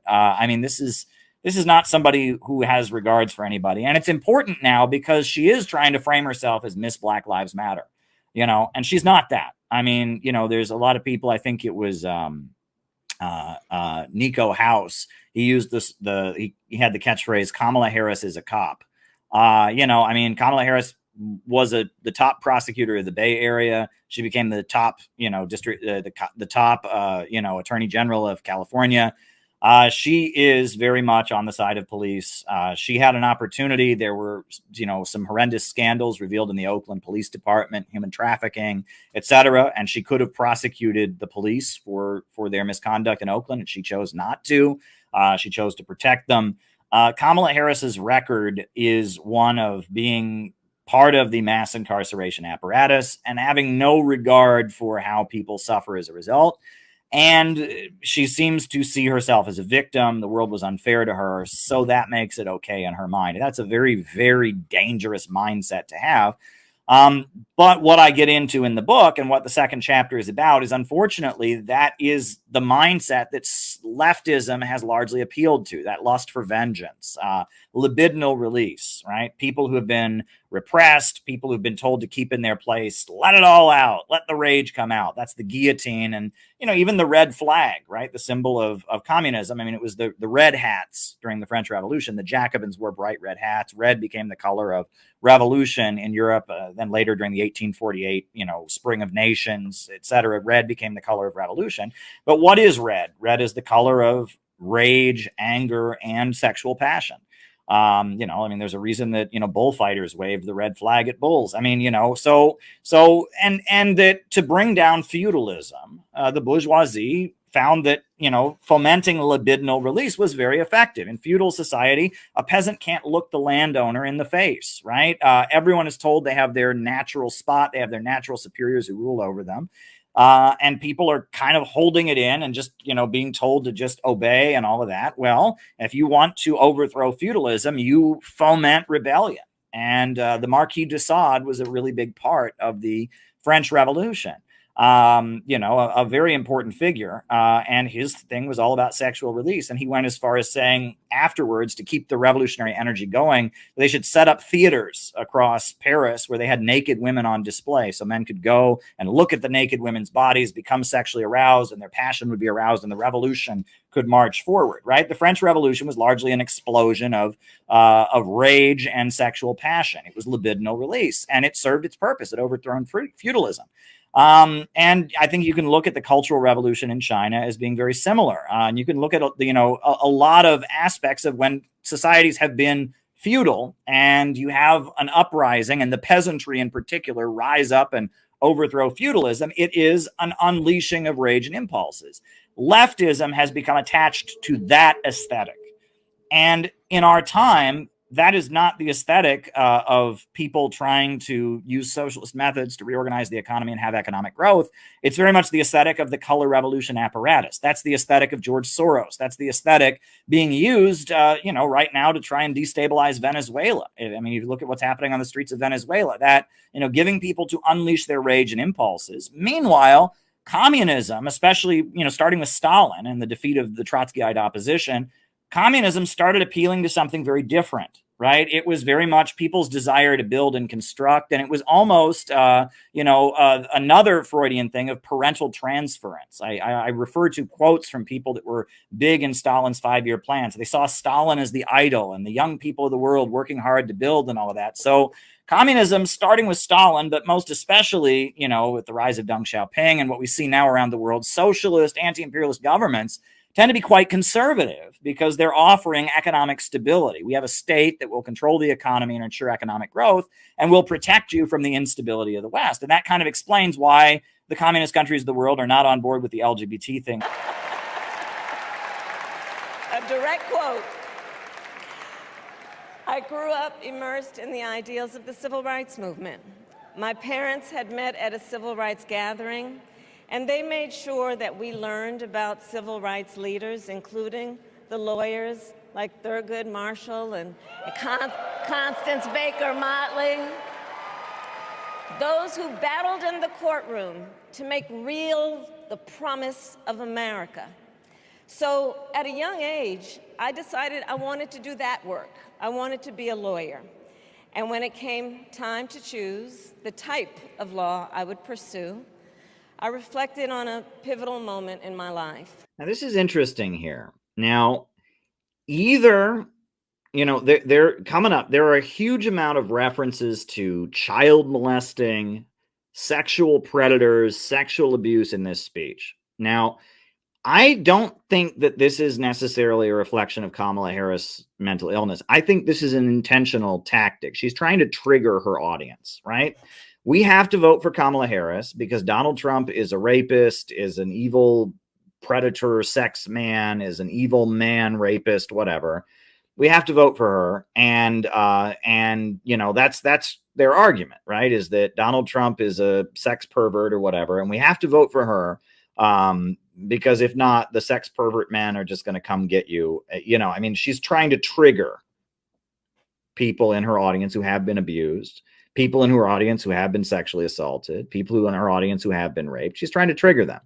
And so it's interesting that this speech has some references, so many references to child molesting and sexual assault and predators and stuff. And my theory is either this is part of Kamala's pathology, that little girl was me, she's the victim, etc., or she's just trying to trigger her audience, which honestly, it could just be that she's trying to trigger her audience, right? There's a whole internet culture that has been created, around, I mean, I don't want to go into great detail, but there's a whole internet culture of people triggering each other constantly about molesters, and everyone's a rapist and everyone's a pedophile and everyone's all of it, and that there's TV shows and true crime, and there's a whole genre that is very, very popular, with men and women out there that just kind of focuses on the gory details of sexual assault and the gory details of rape and sexual predators and axe murderers and serial killers and all of that, right? And that there is a very large section of our population that goes into that space for whatever reason. True crime podcasts, flip the channels on cable television, right?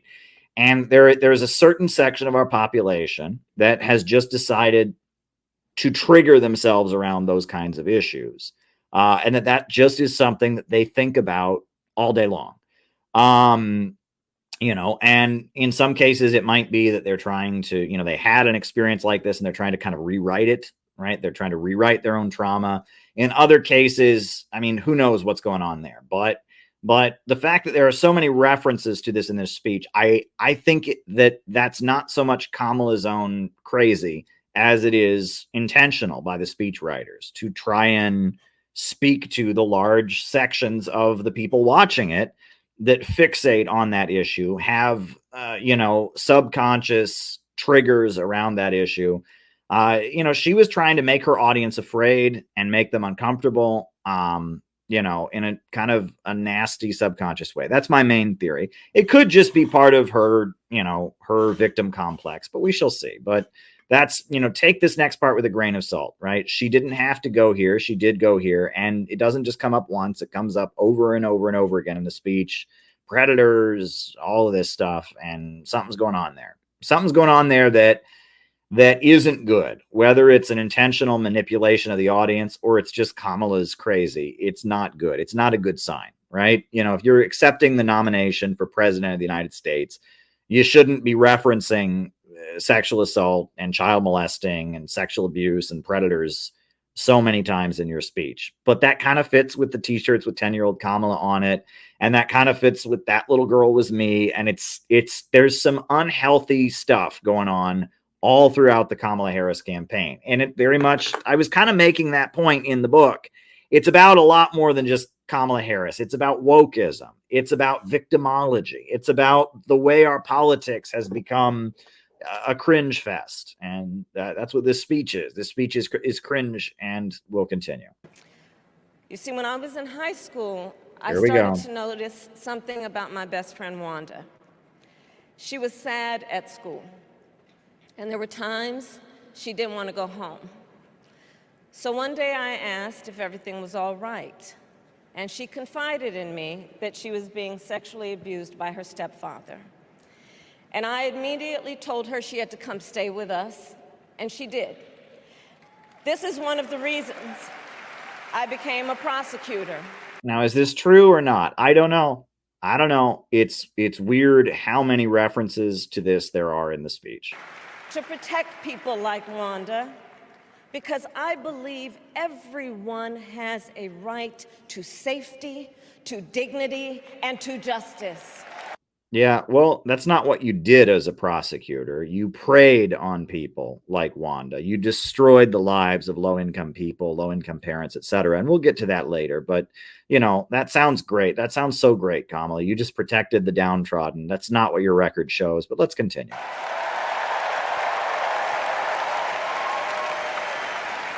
As a prosecutor, when I had a case, I charged it not in the name of the victim, but in the name of the people. For a simple reason. In our system of justice, a harm against any one of us is a harm against all of us.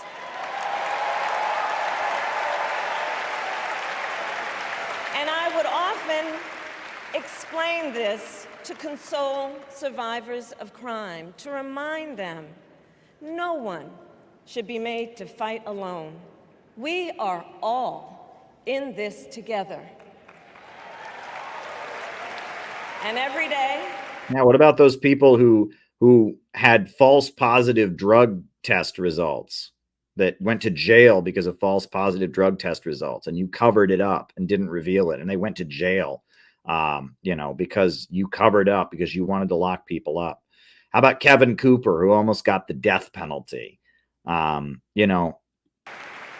In the courtroom, I stood proudly before a judge and I said 5 words: Kamala Harris for the people.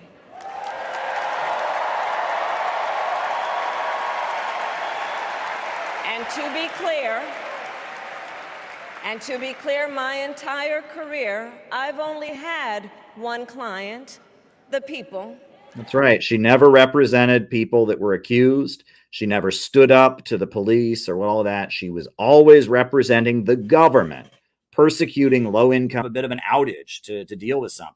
And Hillary Clinton sent Jared Andrew Cohen to Twitter to say, don't have an outage. We need Twitter to coordinate the instability and the protests in Iran against the government. And so Twitter listened, and they used Twitter to cause chaos in Iran. And Barack Obama heard about this and said, I didn't give permission. I'm the president, right? And you can't go and give orders to corporations on behalf of the executive branch without my permission. So he wanted to fire Jared Andrew Cohen. And New Yorker magazine says Hillary Clinton stepped in and managed to prevent that. When Barack Obama was leaving office, he was asked what his greatest regret as president was and what his greatest achievement as president was. And he said his greatest regret was going into Libya without a clear plan, because the results of the Libyan civil war fomented by the United States and the destabilization of the country, the overthrow of the Islamic socialist government, the world can see it's been a nightmare. What was done to Libya in 2011 in the name of revolution and social justice was an absolute nightmare. Barack Obama said it was his greatest regret.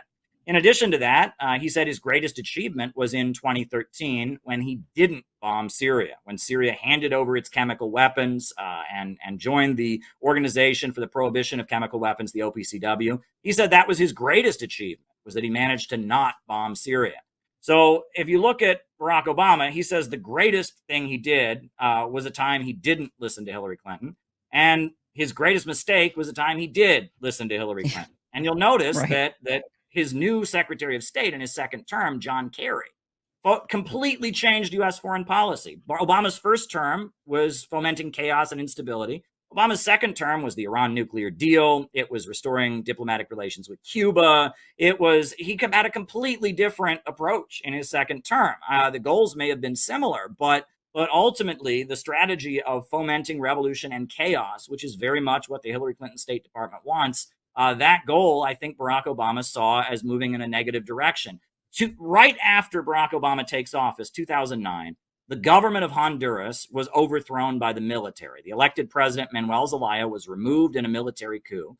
And Barack Obama didn't know anything about it. And they asked Barack Obama about it. And they said, hey, the government of Honduras has been overthrown. And he said, well, that's not legal. He didn't know what was going on. Well, little did he know the coup plotters had met with Hillary Clinton. The military forces that toppled the government of Honduras had met with Hillary Clinton. And they had planned the whole thing. It was a U.S.-backed coup to overthrow the government of Honduras because they thought that Manuel Zelaya, the president, was becoming too friendly with Venezuela and was becoming a socialist. And Barack Obama didn't even know what was going on. And it was very clear that there was distance between the Obama White House and the Hillary Clinton State Department, that Barack Obama in his second term tried to move away from the Hillary Clinton State Department's policies, and that Kamala Harris represents a return of those policies, which even many of the Democrats weren't in favor of. And I would argue that I think Joe Biden was closer to Obama than he was Hillary Clinton. Yeah. Yeah, I think you're right that Kamala Harris is extremely dangerous. And I want to get a little bit more into the psychology part that you wrote about in your book. But to kind of wrap this part up, with Kamala, I do think she would definitely act as a puppet to what, it sounds to me like Hillary's running a shadow government underneath Barack Obama, and she was kind of doing things that she wanted to do and what she would have done had she been commander in chief, which she wanted to be.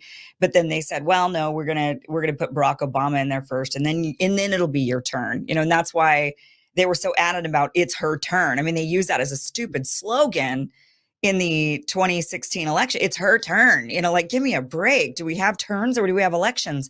But so she was clearly operating a shadow government underneath, and now they've got this shadow government surrounding Kamala Harris, really wanting to put her in there. I had my theory that they were going to move Kamala in, and they were going to do it after a certain point of the Joe Biden presidency, so to allow Kamala 10 years potentially as president, because you could do that if she steps in as president after a certain point of Joe Biden's term, she's still eligible to run 2 full terms after that. So it would essentially give her 10 years as commander in chief, which they would love nothing more, right? And I really thought they would do that. But then she just in the polls, they never could make her likable. It's like they stuck her in there as VP, and they thought, okay, if we just keep her in front and now she's second in command, maybe then people will start to like her. But nobody did. I mean, it just didn't work.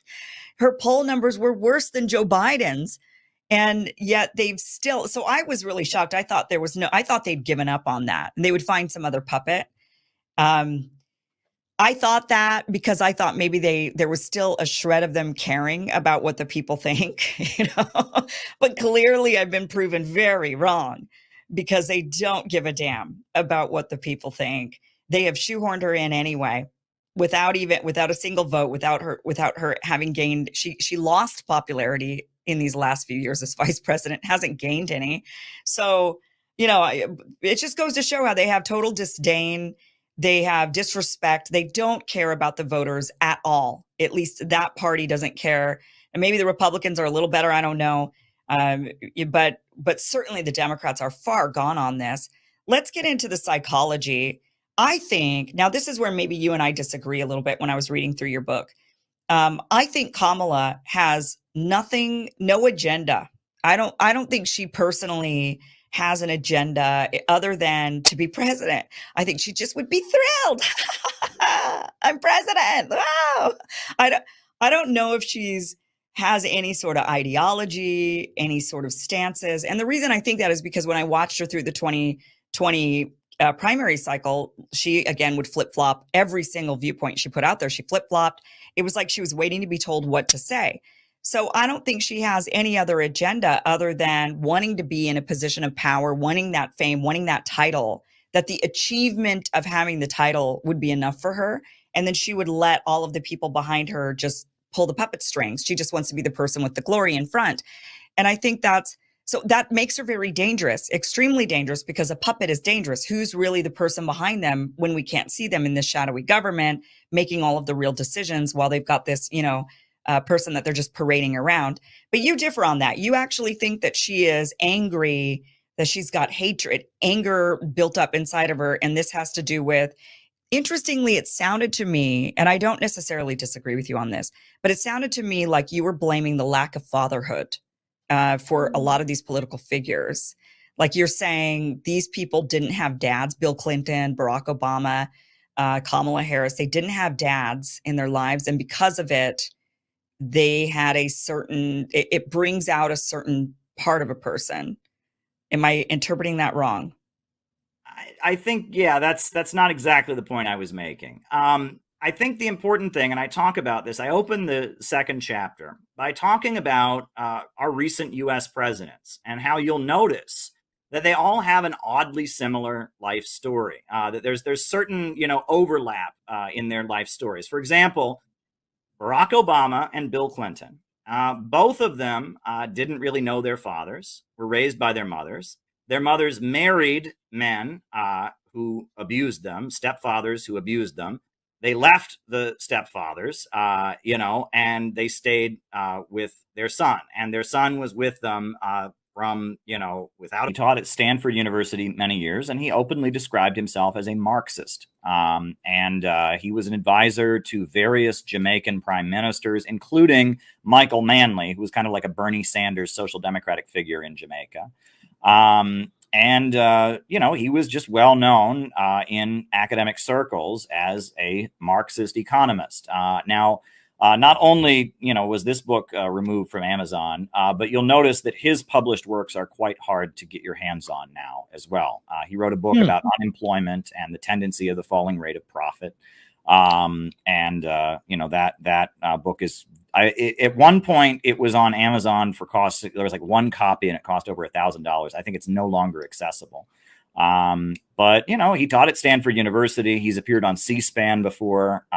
He's an academic economist from Jamaica. And he met Kamala's mother in Berkeley in the early 60s when they were both attending University of California, Berkeley, at the time that the free speech movement was going on. And they were both involved in civil rights demonstrations. And eventually they got involved in protests against the Vietnam War. And they were most likely in a Marxist-Leninist communist organization at that time. We don't know which one. On the Berkeley campus, there was the Independent Socialist Club, which were the followers of Max Shachtman. And that eventually became the ISO, was the Berkeley Independent Socialist Club. It then ended up, joining up with Tony Cliff, and that was known as ISO. Bob Avakian is the son of a federal judge a local judge in Berkeley. He was on the Berkeley School Board. And Bob Avakian was a leader of the free speech movement. He eventually founded the Revolutionary Communist Party. The Progressive Labor Party was very active in these circles during this time. The Communist Party USA was operating, but it was operating in kind of a clandestine manner. Coming out of McCarthyism, they had something called the W.E.B. Du Bois Club that operated at Berkeley campus that was like a front for the Communist Party USA. The Socialist Workers Party, the Trotskyite, the major Trotskyite organization was active. And as an open Marxist economist who was participating in the protests, Donald Harris, he was either a member of one of these groups or he was very close to one of them. He was a fellow traveler. He would have been. Yeah.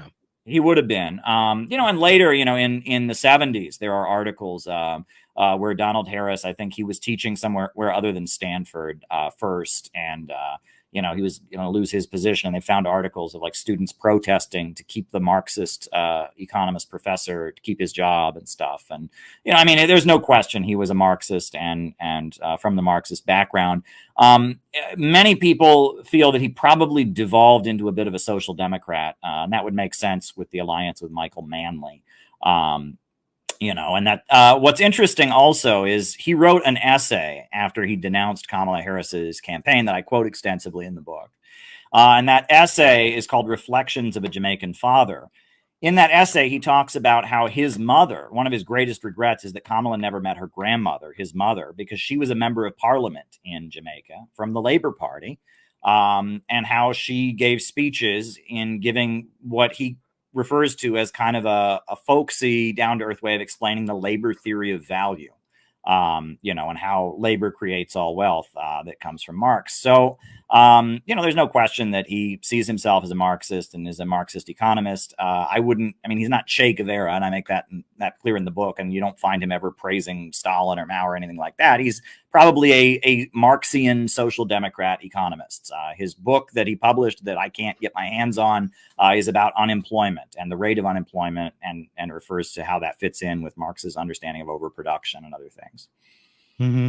Now, according to Wikipedia, he's a post-Keynesian economist, as well as a Marxist. So I would think that would kind of confirm what you said about him becoming a social democrat over time.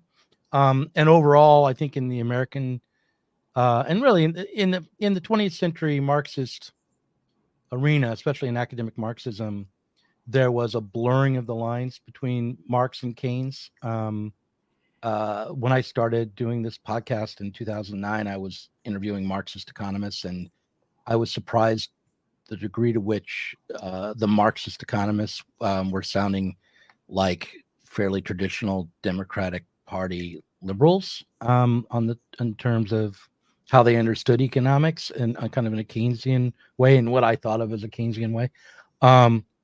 So yeah, and when you wrote about him in your book, what influence do you think that had on Kamala Harris? So like what significance is it that he was a Marxist in the 20th century, late 20th century style of blurring Keynesianism and Marx?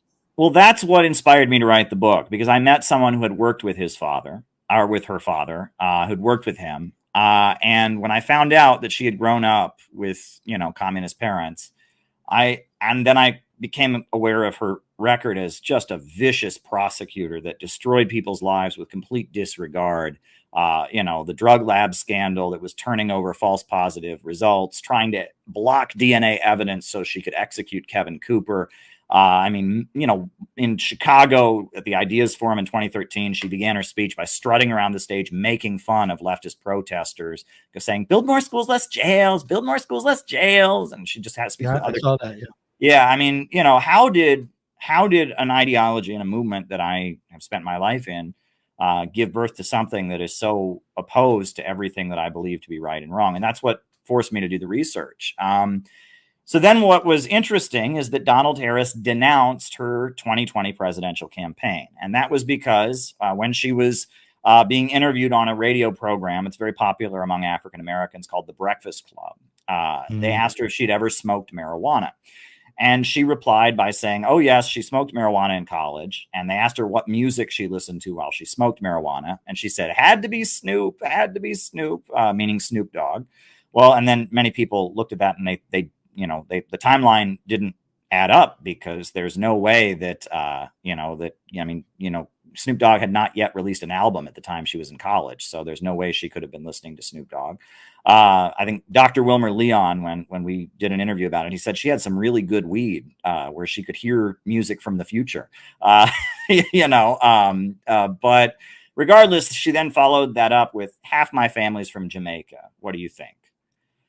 Ooh, that didn't sit well with Donald Harris. And that's when Donald Harris came out to the media and he denounced her presidential campaign, and he called it a travesty of identity politics.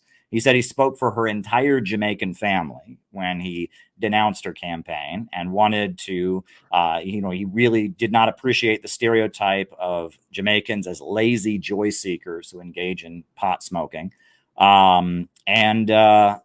Then he published an essay called Reflections of a Jamaican Father, which is very interesting. It's 10 pages. You can find it online, and it's written very carefully, because I can tell he's under a lot of pressure right now. He's not giving any interviews, and he will not give any interviews. He's retired. He's 85 years old. He's living in Jamaica. And he wrote it in a very coded and careful way with a lot of hints. But one thing that he talked about is that he was deprived of the ability to be Kamala Harris's father. In Kamala Harris's autobiography, which is called The Truths We Hold, which I quote extensively in the book, she says that when her parents separated, the only thing they fought over was the books. However, Donald Harris basically says that's not true. He more or less accuses her of lying. He doesn't reference that in his essay, but he says there was a very long custody battle in which Kamala Harris and her younger sister, the question of who would get custody of them was brought up, and the courts prevented him from being able to raise his daughters, from having any custody or any access, any visitation rights. And he says that that's because they viewed him as, quote, a Negro from the islands who might eat his daughters for breakfast. That's the language he uses. And that shows an extreme amount of bitterness about the fact that he was not able to be a father. And that also, this is a man, he's a PhD. He's a professor at Stanford University, but the courts saw him as the stereotype of a black man as being a lumpen criminal. and that's how they saw him. And it was beyond insulting. And it also deprived him of the joy of fatherhood. And the wound hit very deep. And you read his essay, and it's very heartbreaking. And he describes one of the last times he saw Kamala and her sister, and a reel of film that he filmed of them in Jamaica when he took them to Jamaica. He talks about, Kamala Harris, and he talks about her in a certain way, about her running to get ahead, how she was full of energy as a child. There's a lot of little hints in the essay where it's like he's trying to tell you something. He can't come out and say exactly what he thinks, but it's interesting. Well, how old was Kamala when her parents got divorced? Do you I know? believe she was 4 years old. Okay, so I mean, if she was 4, she may not remember the custody battle. So it's hard to say that she was lying. Although, on the other hand, by the time she's 50, she would know about the custody battle, right? So on the other hand, she probably is at least whitewashing the truth, not to be punny about it. But the question I have is, what do you think it is that she wouldn't speak to that custody battle and the loss of time with her father? She doesn't want to talk about her father at all. The father to the stepfather, stepfather leaving, staying with them. Both of them learned at a young age that they were quite charismatic and good at giving speeches. Both of them had mothers who really wanted them to be big achievers and push them forward in life. And they both ended up at Ivy League schools, and they ended up being president of the United States. And their charm was similar. Barack Obama reminded people of the civil rights movement, and he was able to kind of charm people, not with what he actually said, but with his tone. His tone seemed very inspiring, and almost like we were in the middle of the civil rights movement. We were there with Dr. Martin Luther King Jr., and Bill Clinton was a similar thing. Bill Clinton, well, his words were not that radical, but he reminded us all of Southern populism and fighting for the working man and all that. That was not what he was doing. And Donald Trump and the former president George W. Bush also have a similar life story. Both of them had a very high achieving father, right? I mean, George Herbert Walker Bush, president of the United States, former CIA director. Donald Trump, Fred Trump, his father was a quite high achieving real estate businessman in New York City. And both of them, from a young age, were viewed as the screw up son of a high achieving father. You'll remember everyone thought Jeb Bush might be presidential material, but George W. Bush was an alcoholic. George W. Bush was arrested at a football game for rowdy behavior. George W. Bush had an issue with cocaine. George W. Bush, started a baseball team that flopped, and everyone saw George W. Bush as a party boy, as the screw up son. And so George W. Bush had something to prove. And Donald Trump is a similar story. He was sent to military boarding school. He was the bad boy in the Trump family. And so he went into adulthood with something to prove. And that became clear as he was very much trying to make a name for himself, being very flashy and in the media, et cetera. And that the psychology of you and me doesn't really matter that much, but the psychology of who's the president of the United States is very important. Right? Because Barack Obama didn't want to go into Libya, and they convinced him to go into Libya. And we now know from the memoir of Ben Rhodes and others how they convinced Barack Obama to send the cruise missiles to destroy Libya. And they worked on him for 3 days. And they told him that, Benghazi, this city, Gaddafi says when he retakes it, he's going to go house to house. And they told Barack Obama that meant he's going to kill everyone there. He's going to commit genocide. That's not what Gaddafi meant. He meant he was going to find who the terrorists were. But they told him he's going to go house to house. He's going to kill everyone in Benghazi. And you're going to be remembered, Barack, as the president who didn't stop a genocide, And you could have helped these people and you didn't. And they worked on him for 3 days. And finally, he gave in and he sent the cruise missiles in. And it was very important to know Barack Obama's psychology, to know that Barack Obama had seen his mother being domestically abused and beaten by his stepfather and couldn't do anything about it. And that he very much had his own damage and his own issues. And that was key in getting him to do what they wanted. And so that's why looking into the background of Kamala Harris is interesting, because Kamala Harris invokes her own childhood more than any other politician I have ever seen. We all know the catchphrase, "That little girl was me." T-shirts with 10-year-old Kamala Harris on them. And often when she does things that are a little more repugnant, she invokes her own childhood, right? There's a clip Yeah, of she her even did talk. that recently about her laugh. Have you seen that trending just today? It's been I did trending not. that, yeah, just today. They did exactly what you're talking about, where they say that people have been getting on her case about her laugh. Now, I get on her case about her laugh because I think she laughs at the most inappropriate times. It's not her laugh itself. It's just that she's constantly giggling when she shouldn't be, right? So she sits down in an interview and you know what she says?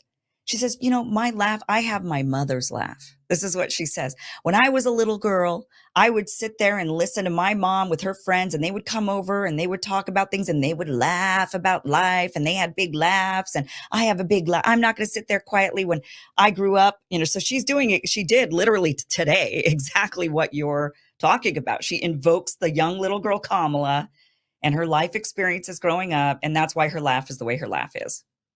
Right. And I mean, Kamala Harris is well over 50 years old, but she's invoking her childhood endlessly.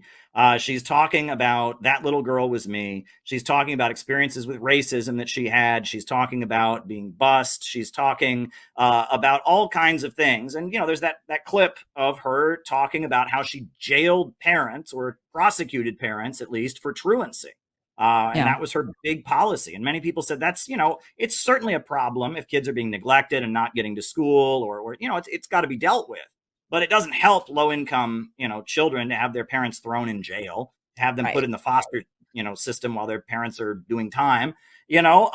And so for Kamala to do that, but she justifies it. She says, well, I wouldn't be anywhere in life if it wasn't for my education. It's about her. Well, it's not supposed to be about her. It's supposed to be about enforcing the law. But the fact that she invokes her own childhood so endlessly, and that kind of like what you just talked about with today, with this anecdote about, you know, people made fun of her for her laugh or whatever, she sees herself as a victim. And in her narrative, it's very clear her mother is a saint. Her mother can do no wrong. Her mother is all things good. And her father, she does not want to talk about. Donald Harris, who is still living, unlike her mother, who lives in Jamaica, who has denounced her presidential campaign and denounced her during the 2020 election after she invoked her Jamaican heritage. She doesn't want to talk about her father at all, and the two of them are not on good speaking terms. And that is very, very clear. And what's weird is, if you look into the details, there was an ugly divorce. In Kamala Harris's autobiography, she says that the only thing her parents fought over when they divorced was the books. Well, that sounds nice. They only fought over the books. Well, Donald Harris, in his Reflections of a Jamaican Father, tells a very different story. And he says they didn't just fight over the books, they fought over Kamala and her sister. There was a custody battle. And in that custody battle, they played up the stereotype of Jamaican men and black men in general as being, you know, pot smoking, lazy joy seekers. And that's why when Kamala Harris said, when she was on The Breakfast Club, a radio show, they asked her if she'd ever smoked weed. And she said, half my family's from Jamaica. What do you think? That really rubbed Donald Harris the wrong way, because that stereotype was used to prevent him from being able to raise his daughter. He's a PhD. He's a well-respected academic economist who taught at Stanford. But the courts, in his view, saw him as a black man from the Caribbean, as potentially not a good father, and he was not able to raise his daughters because of that stereotype. And so he heard those words, and he immediately went to the people, preying on people who can't defend themselves, you know, playing up stereotypes. Let's go over. Let's talk about what Kamala Harris for the people, her career as a prosecutor. We have video evidence. This is her own words. This is her. That with the swipe of my pen, I could charge someone with the lowest level offense. She put over 1,500 people in jail for marijuana violations and then laughed about it when she was asked if she ever smoked marijuana. So I learned at a very young age the power. So I decided I was going to start prosecuting parents for truancy. The power. Well, this was a little controversial in San Francisco. And frankly, my staff went bananas. They were very concerned because we didn't know at the time whether I was going to have an opponent in my reelection. And because of the swipe of my pen, that person could be arrested. They could sit in jail for at least 48 hours. The power. She blocked evidence that would have freed an innocent man from death row until the courts forced her to do so. She kept people in prison beyond their sentences to use them as cheap labor. As a prosecutor and law enforcement, I have a huge stick. The power. They could lose time from work and their family maybe lose their job. They'd have to come out of their own pocket to help hire a lawyer. They'd lose standing in their community. All because of the swipe of my pen. Usually the job comes with a badge. The power. And there is often an artistic rendering of said badge on your stationery. And I have a huge stick. The power. Weeks later, I could dismiss the charges, but their life would forever be changed. And I have a huge stick. So I learned at a very young age the power. Held up the letter, said if you don't go to school, Kamala's going to put you and me in jail. The power. Yes, we achieved intended effect. The power. Weeks later, I could dismiss the charges, but their life would forever be changed. And I have a huge stick. When you were in a position to make a difference and an impact in these people's lives, you did not. And worse yet, in the case of those who were on death row, innocent people, you actually blocked evidence from being revealed that would have freed them until you were forced to do so. There is no excuse for that. And the people who suffered under your reign as prosecutor, you owe them an apology. Yeah. When she was prosecutor, and what you just saw her laughing about is that she jailed parents because their kids missed school. And this is not getting anywhere near the attention it should get. This single mom with a special needs child was put in handcuffs because of Kamala Harris. That policy that she bragged about, prosecuting parents for truancy. It resulted in some really horrendous things for low-income people. She wasn't fighting big corporations. She wasn't fighting, ultra monopolies. She was fighting poor people because that's what criminal prosecutors do. And she was better at it because the juries that might not have trusted a white prosecutor thought she was a black woman while she did it. Right. She also, she really benefited from the fact that she was the mistress of Willie Brown. And that's a whole nother story. But yes, this video that I just showed you needs to be seen by everyone. Right. It needs to be seen by everyone. The video that I just showed about Kamala Harris for the people and what, her bragging about the power that she had as a prosecutor to destroy people's lives people need to see that video. So please tweet out this video if you get a chance, right? Take the time to tweet this video out. Everyone needs to see this, right? And the Trump campaign is trying to please different people right now. They've got a lot of law enforcement who support them and all of that. So they're sending the wrong message. The story of Kamala Harris is not that she was a soft on crime prosecutor. It's that she was a sadist who enjoyed destroying the lives of low-income people. But anyway, we'll continue with the video.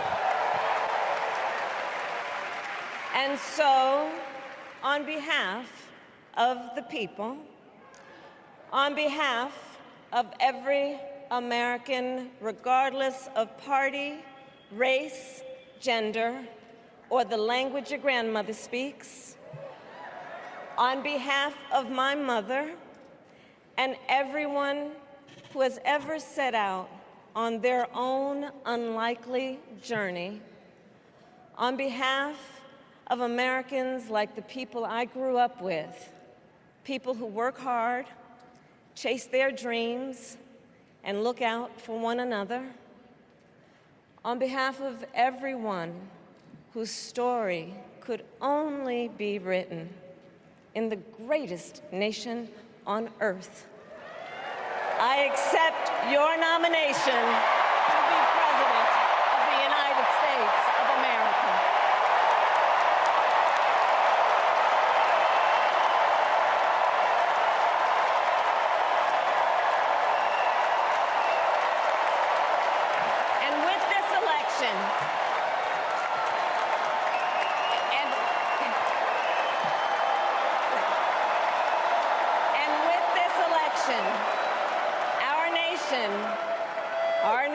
With this election has a precious, fleeting opportunity to move past the bitterness, cynicism, and divisive battles of the past, a chance to chart a new way forward.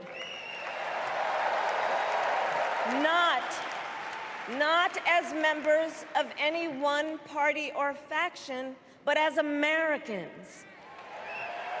And let me say, I know there are people of various political views watching tonight, and I want you to know, I promise to be a president for all Americans.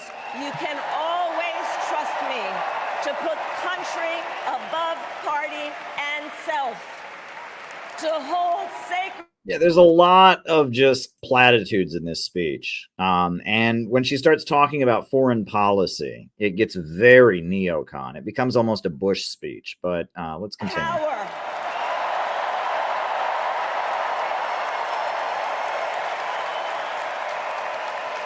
I will be a president who unites us around our highest aspirations. I am a uniter, not a divider. And listens, who is realistic, practical, and has common sense, and always fights. She's basically just George W. Bush, right? And especially when she starts talking foreign policy, it's particularly nuts. But, you know, she's a uniter, not a divider. Her story is only possible in America. In no other country in the world do people rise up in their social position. Social mobility only happens in America. And children against predators who abuse them. Yep. As Attorney General of California, Predators who abuse them. And she's bringing that up quite a bit tonight. I'm just telling you, she's a lot of talk about sexual abuse and sexual predators in this speech. took on the big banks. No, you didn't. Delivered $20 billion for middle-class families who faced foreclosure, and helped pass a homeowner bill of rights, one of the first of its kind in the nation. I stood up for veterans and students being scammed by big for-profit colleges, for workers who are being cheated out of their wages, the wages they were due, for seniors facing elder abuse. I fought against the cartels who traffic in guns and drugs and human beings. More references to human traffickers and pedophiles and sex trafficking and sexual abuse, and it's very odd. Of our border and the safety of our communities. And I will tell you, these fights were not easy, and neither were the elections that put me in those offices. We were underestimated at practically every turn, but we never gave up, because the future is always worth fighting for. And that's the fight we are in right now, a fight for America's future.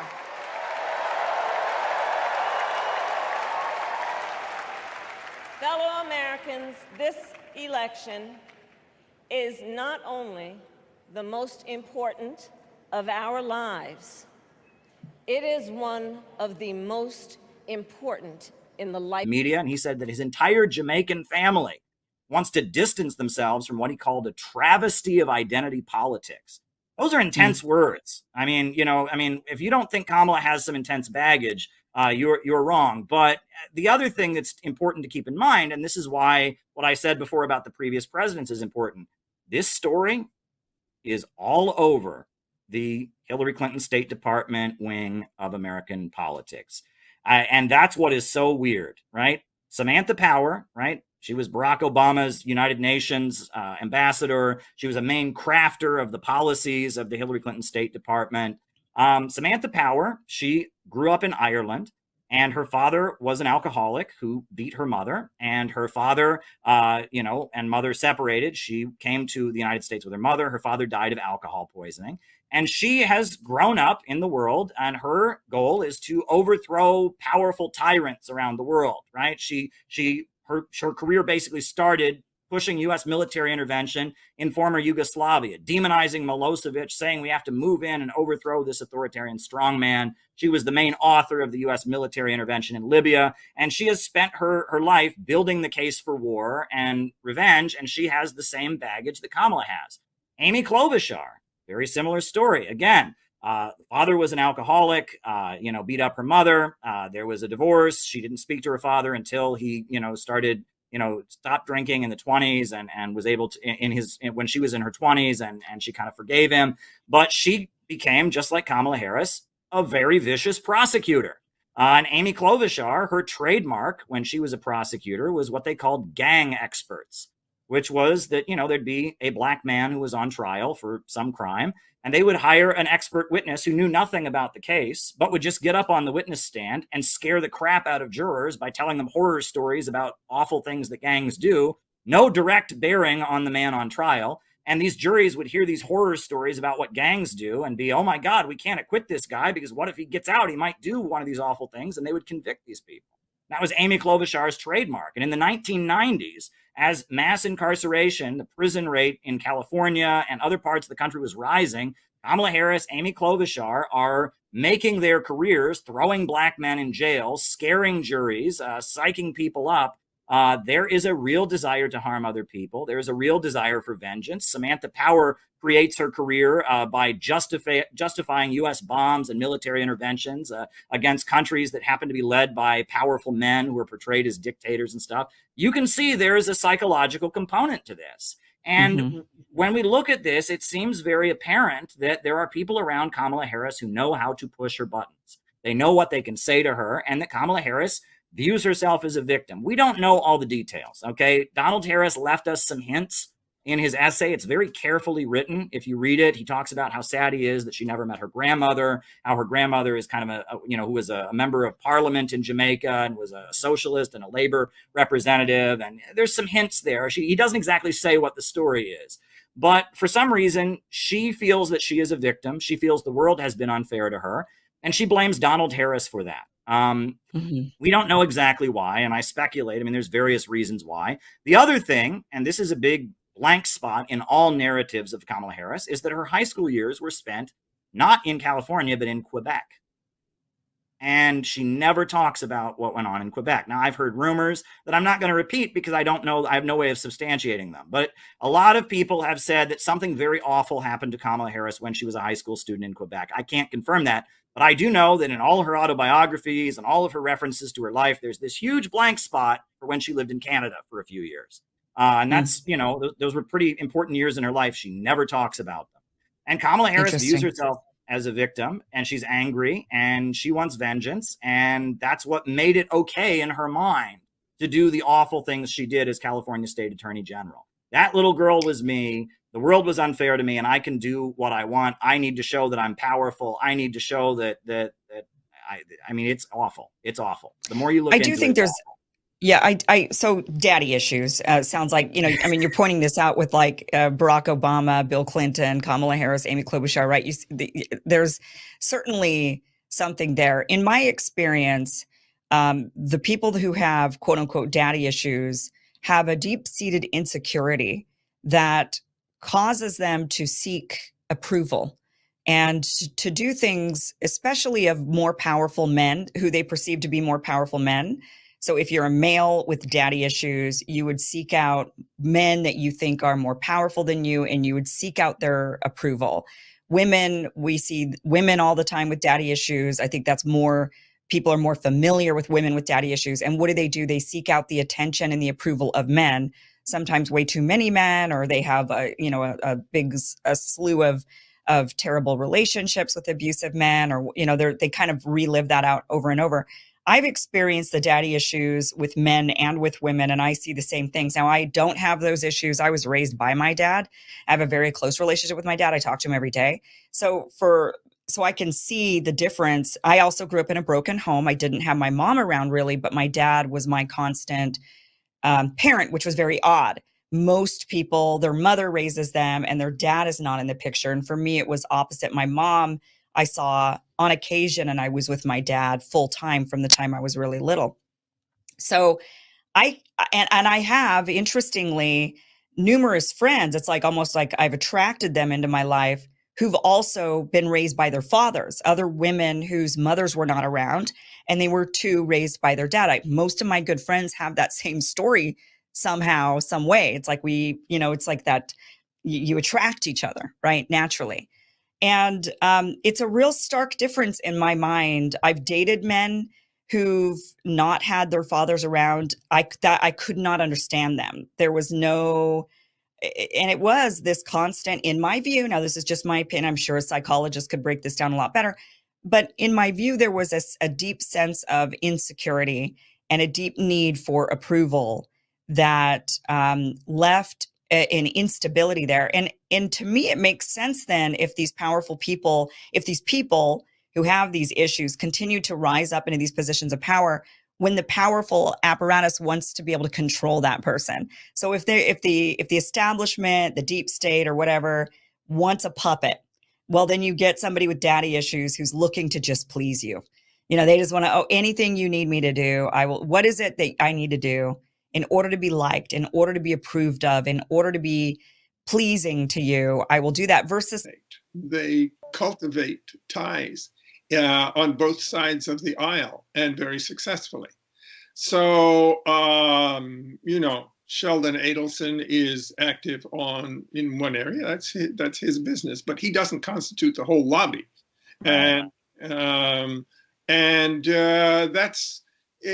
so. I don't think it's about warfare between the various sides. It's about making sure that the United States complies with whatever Israel has in mind. Now, we saw Netanyahu brought to the U.S. Congress to attack Obama during the Iran nuclear deal and that whole thing. And Trump has since ripped up the Iran nuclear deal. He's assassinated the top Iranian general, Qasem Soleimani. He has imposed more sanctions, and basically just there will never be again an Iranian nuclear deal, But I'm curious where Kamala stood on that, because I know that when Netanyahu came to the USA to attack Obama, that there were a number of Israeli generals who urged Netanyahu not to do that, and that was viewed as a controversial move in Israeli politics. Even though many of the Democrats here in the United States embraced Netanyahu for doing that. Chuck Schumer was right up front. He voted against the nuclear deal. He was there applauding for Netanyahu on the floor of Congress. Bernie Sanders, however, was not, right? And Bernie Sanders seems to be on the outs with the Israel lobby, even though he's made many pro-Israel statements in the past. So where does Kamala fit into all of this, where it seems like even among the pro-Israel camp, there is some confusion, right? I'm not sure about the confusion in the pro-Israel camp, but Kamala does not want to cause any difficulties or bad feelings between her and the Israel lobby or the government of Israel. So she's not going. That's not where she's going to ruffle any feathers, if she does ruffle any feathers at all. And she has. I mean, she's made some statements that anger African Americans in this country and others who are concerned about the abuses of the police. But she doesn't have to worry about those because she's covered by the Israel lobby, which will defend her or come what may. Yeah. No, I mean, there's an interview where George Stephanopoulos asks her if she wants to defund the police. And you should just see the look of she's like a deer in the headlights, she doesn't have an answer to that because she knows what the public wants right now based on these mass demonstrations. And she knows where her bread is buttered, and she doesn't want to defund the police. And what's interesting is it's not just prosecutors like her, but a number of American police departments are trained in Israel. Right. I mean, these chokeholds that they know how to do, these weapons that they use, a lot of that comes from, operations where you have American police and Israeli police, teaming up and learning how to do it. I believe I saw a presentation at a conference years ago where someone said Israel's like the Harvard of police brutality. I mean, it's a place that people from all over the world go and learn to be brutal. Can you talk about that some? Yeah, well, American police have always been fairly brutal because of the kind of military mentality and the gun culture in the U.S. but it's gone way beyond that now. And if American police are learning from Israelis, what do Israelis have to teach them? From the Israeli point of view, they're dealing with the enemy, namely the Palestinians, and their policing techniques are designed to deal with the enemy. Okay, so that's what our police are learning, to deal with the enemy, which when they come back here is us. Mm-hmm. And furthermore, beyond that, a lot of the recruits into the police come from the American military, where soldiers are learned, just like Israeli soldiers, to deal with the enemy. Well, what do you think? What do you think the police culture is in policing? It's to deal with the enemy, and we're all the enemy, but especially those who don't have the same color skin or the same cultural things, and those who are the poor, whom they can abuse as much as they want to without fear of retribution. So, well, what's interesting, about if you look at Barack Obama, right? His mother is a white American. His father is from Kenya, not a descendant of African slaves, but from Kenya.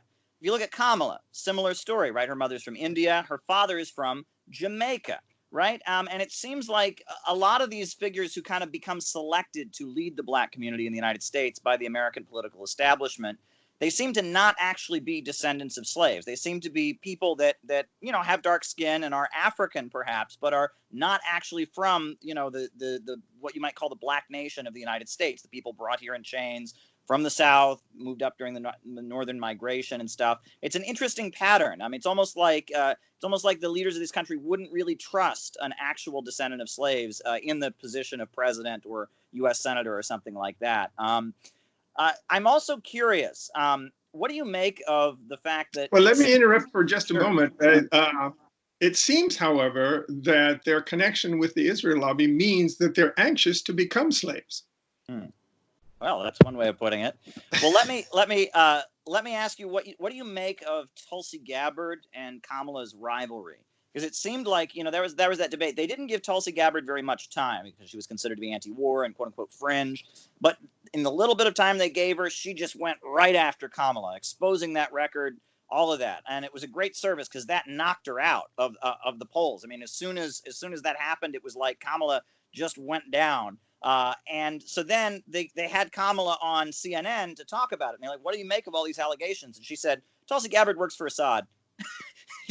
As if that changes anything, right? I mean, and so what do you make of it? Why does Tulsi Gabbard feel that Kamala was such a threat? And then why did Kamala respond with, oh, she works for Assad? I mean, what's going on there? I mean, are there different factions behind the scenes? What was this about?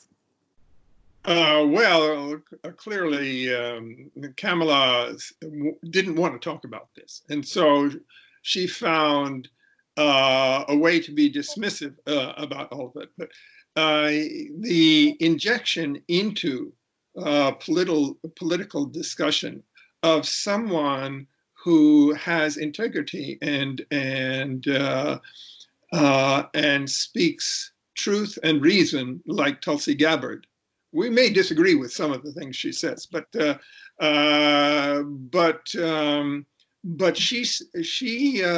she holds her own in terms of fact and logic, and she points out things that she's not supposed to point out, and which is why she didn't get a fair deal in any of the debates. But yes, I think choosing Kamala is because she smelled out that Kamala is a danger to the whole system, just like the other dangers that Tulsi pointed out. She did us a service. Yeah, Tulsi Gabbard is active duty U.S. military. And when I saw her campaign rising, I immediately thought of something that happened to me in 2013 when Obama was on the brink of sending missiles to Syria. I was marching in Washington, D.C. with a small group of protesters, Syrian Americans, leftists and others, for marching, opposing the bombing. And a woman walked up to the protest and kind of took me aside. And the woman was in a suit. And I remember she said to me, I agree with you. I said, really? And she said, yeah. And she said, I'm an Arab translator for the FBI. And I know who it is that we're supporting in Syria right now. I translate what they say. We're supporting al-Qaeda. We're supporting the terrorists. And she said, I don't agree with any of your leftist crap or whatever, but I'm with you on this. And it occurred to me that behind closed doors in Washington, D.C. and up within the Pentagon, there probably are a lot of people that don't like U.S. policy right now. And maybe they joined up because they wanted to protect Americans from al-Qaeda and from terrorism. But now they realize that in the Middle East, we're not fighting al-Qaeda, we're fighting al-Qaeda's enemy, right? We overthrew Saddam Hussein, an enemy of al-Qaeda. We're going after Iran, an enemy of al-Qaeda. We waged war against the Syrian Arab Republic, another enemy of al-Qaeda, new sanctions imposed just today. Gaddafi even offered to torture al-Qaeda people for us. We overthrew him. But we're real close with the Saudis, who've got ties to al-Qaeda like you wouldn't believe. And it occurred to me that there are people within the U.S. government structure who aren't stupid, and especially folks that speak Arabic, like yourself and others, who know what's going on. They know what's going on, and they don't want to go along with it. And they haven't been programmed like Kamala has, and they want to stop this. Am I on to something? Do you think something like that might be taking place? Yeah, there used to be a lot more people in the State Department and the intelligence services and the military who were dissidents. They used to call them Arabists for some time, especially in the State Department, because there were concerns from especially the neoconservatives that these people might undermine what they were attempting to accomplish. But does the name Jake Sullivan ring a bell? No, tell me more. Okay, Jake Sullivan, he's well known now because of a letter that he sent to, or an email, to Hillary Clinton in 2012, where Hillary had said something, well, we're fighting al-Qaeda and terrorism and all that sort of thing. And what he said, because he was part of the State Department or what, I forget. Anyway, he said very politely to her, well, you're right. I mean, in Iraq, we consider al-Qaeda to be the enemy, and they're fighting against our soldiers there. But you should know that in Syria, they're fighting on our side. Wow. That was his memo. You can find it, Jake Sullivan, to Hillary. Well, my concern now is, there's no chance. Kamala was blown away in the presidential primary. But it looks almost inevitable at this point that Joe Biden is going to select her as his vice presidential nominee. I find it hard to think it won't happen, right? They said it was down to three: Elizabeth Warren, Amy Klobuchar, or Kamala Harris. It was down to those three. Then the protests started. And at this point, for him to not name a person of color as his vice presidential nominee is going to be very, very difficult. And especially it won't be Amy Klobuchar, because she's tied to the very police department in Minneapolis with the problem. So I'm very afraid that it appears that the American voters heard from Tulsi Gabbard what Kamala's all about. They rejected her, but they're going to sneak her back in as Joe Biden's vice presidential nominee. And we all know Joe Biden, is not firing on all cylinders, as they say, and may not last out his 4-year term. And we may end up with President Kamala Harris. Do you think I'm on to something here? I feel like I have to raise the alarm about this. Yeah, I hope a lot of other people are feeling the same thing. Kamala Harris, to some extent, Joe Biden wants someone who's not too sharp. As his running mate, and but who is corrupt, and who so it'll work for him. I don't think he really cares. The choices are being made for him, but I agree that they want to select someone that they think will do the job that is expected. The Democratic elite wants someone in there who will do as they're told and do it effectively.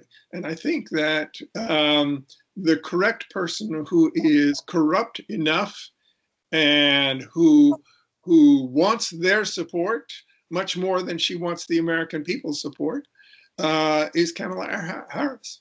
Okay. Well, let me just ask you one last question before you go. I know your time is valuable and so is mine, but let me just ask you quickly, as someone from the Bay Area who's been following these issues and has been very politically outspoken, is there anything else about Kamala Harris that we should be aware of? Any detail that you'd like to share with us before you go?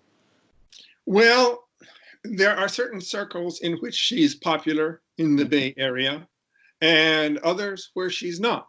And I would have to say that it's possible that she would be more popular with amongst a population that is not quite so familiar with her as we are in the Bay Area. A lot of people that I know, at least my circles, but beyond my circles, who really have misgivings about Kamala Harris, and they're concerned about the way she might abuse her office. So it'll be interesting to see what happens, but I don't see how any Democrat is going to lose California. I'm sorry to say that. Yeah. Well, thank you very much, Paul. I really appreciate you taking the time to talk to us. I do want to say you look great for 74. You must be keeping in shape and exercising a lot. But keep indoors, and I hope everything goes well for you and your family amid this pandemic. Thank you for your time, and thank you for your years of activism and raising awareness. Thank you, Caleb. Great show. Yep, thank you so much. And this points to a gap, and that this has always been a weird contradiction within communist, Marxist, leftist politics. On the one hand, you have the desire of the middle class to rise up and rebel and foment chaos. And on the other hand, you have the desire of the broad masses of people for stability, with an economic crisis making their lives unstable.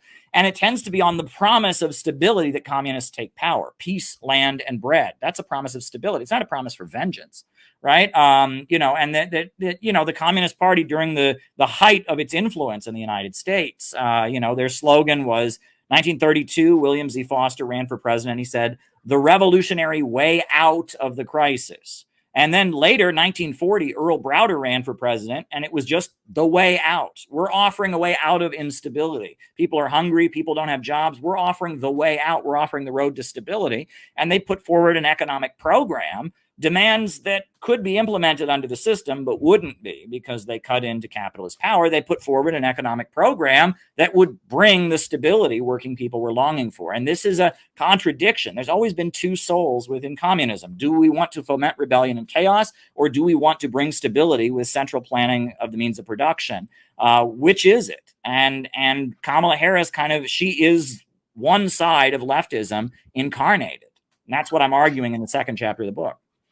Well, when she was a prosecutor, it seems to me that she would have been arguing on the side of law and order and stability. As a prosecutor, someone who's going to put the chaotic elements in society away.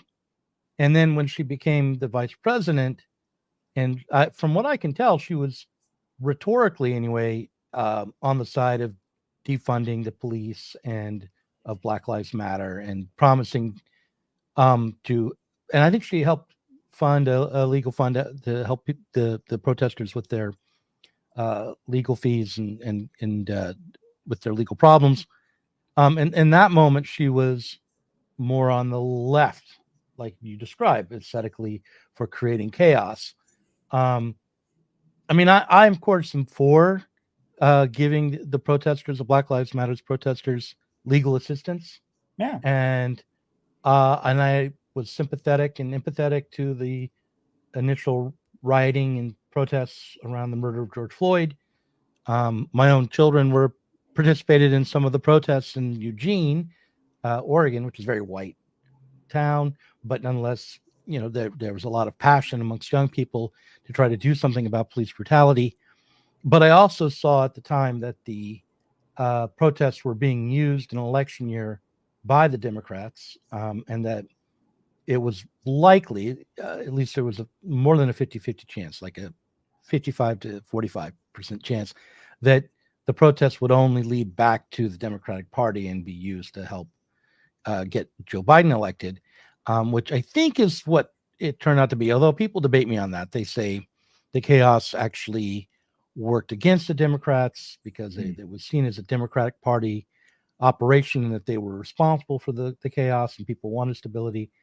But I think that as often as that happened, there was a feeling that because it was Trump in office, this chaos was happening, and he was a chaos he brought the chaos himself. He generated chaos.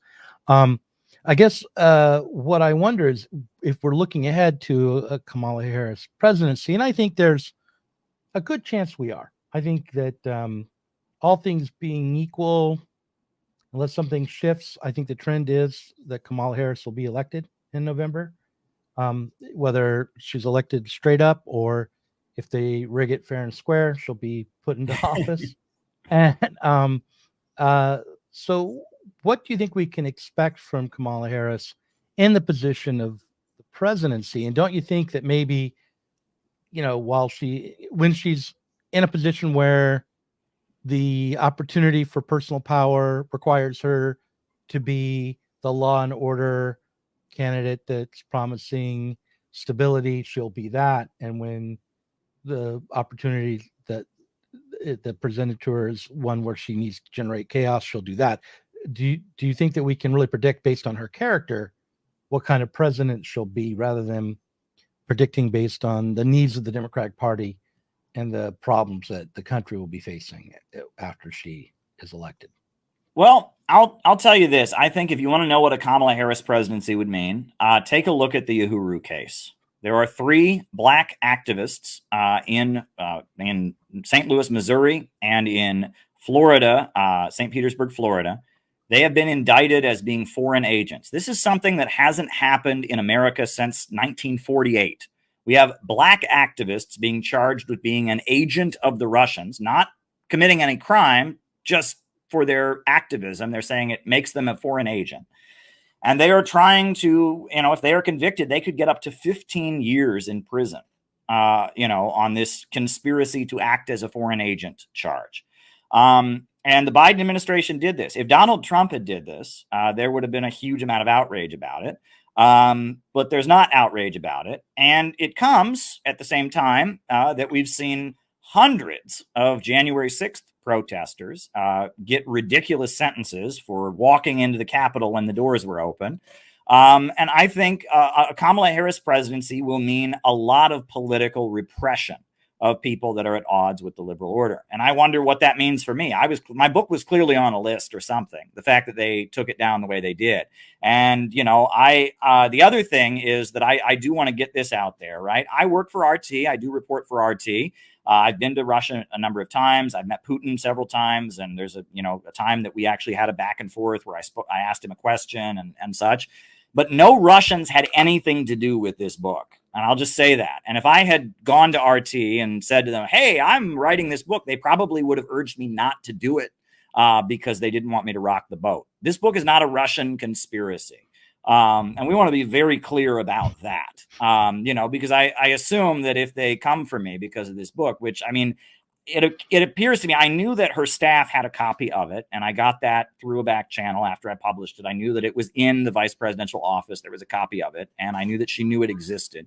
But it appears that they did not want this book out there as she became the presumptive nominee. So, if they come for me, I'm sure they'll try to say the book is a Russian conspiracy. It's not. I can prove that. They'll have no emails or no communications with which to try and make that argument. But, that may be, what is alleged. I don't know. But I think we can be sure that under a Kamala Harris presidency, there will be a lot more prosecutions like the indictment of the Uhuru 3. And honestly, Trump is making a lot of noise right now. He's going to prosecute the communists, blah, blah, blah. I don't think so, because he wouldn't get away with it, right? Yes, there has been a call from Marco Rubio and some others. They have singled out not PSL itself, but the People's Forum in New York City, which is run by PSL, Code Pink, and some PSL-aligned forces. They've accused them of being foreign agents of China for running the Palestine rallies. Well, Marco Rubio runs his mouth and says all kinds of things. But if Donald Trump were to get into office and move to prosecute them, probably the result would be the whole left rallying in their defense. However, you'll notice that when Joe Biden indicted the Uhuru Three, nobody did anything. I did stuff about it. Tucker Carlson highlighted their case. Tara Reid spoke up on their behalf, right? You did something. I did, Yeah. I spoke out But about it. on the internet, all the bread tube social media people would just say, well, I heard that they're a cult and that makes it okay. Right. And they even conflated it with another organization called Black Hammer, which is a separate group. And that there's been, and they would just say, oh, well, it's a cult, Black Hammer. And then they would just change the subject. And I've never seen It doesn't matter if it's black. If it was Black Hammer, it wouldn't matter. Exactly. Right. Exactly. Because what they were arrested for was political speech that they were distributing. I know. We have the First Amendment in this country, and that is a clear violation of the First Amendment.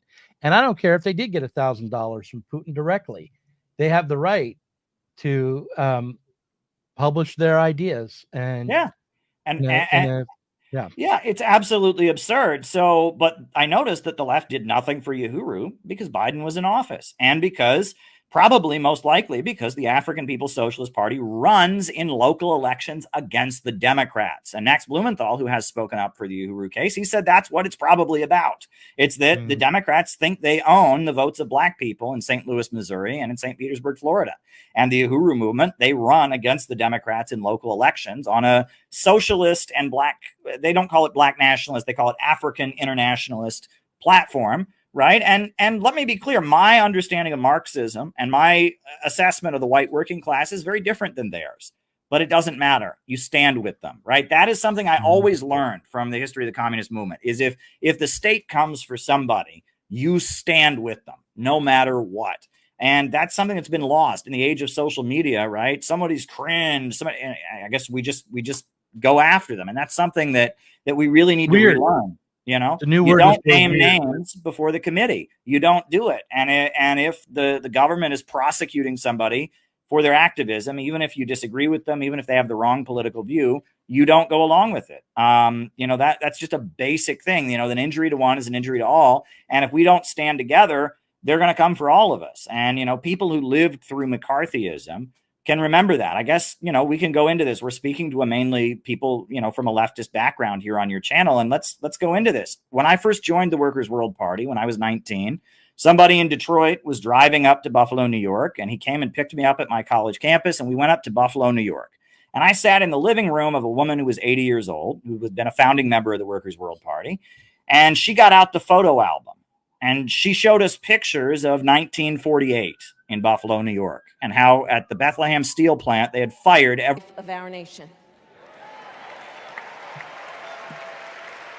In many ways, Donald Trump is an unserious man. But the consequences of putting Donald Trump back in the White House are extremely serious. This is where it gets ridiculous. Consider not only the chaos and calamity when he was in office, but also the gravity of what has happened since he lost the last election. Donald Trump tried to throw away your votes. When he failed, he sent an armed mob to the United States Capitol, where they assaulted law enforcement officers. Now this is amusing. So first of all, right, the doors to the Capitol were left open, and all those people thought they were allowed to go in. Number one. Number two, assaulted police officers. Now, first of all, there's all kinds of video of the police acting as their tour guides and just leading these people around the Capitol. They thought they were allowed to be there. But second of all, did that ever happen at any Black Lives Matter rally? Did that ever happen at any Stop Trump demonstration? I mean, come on.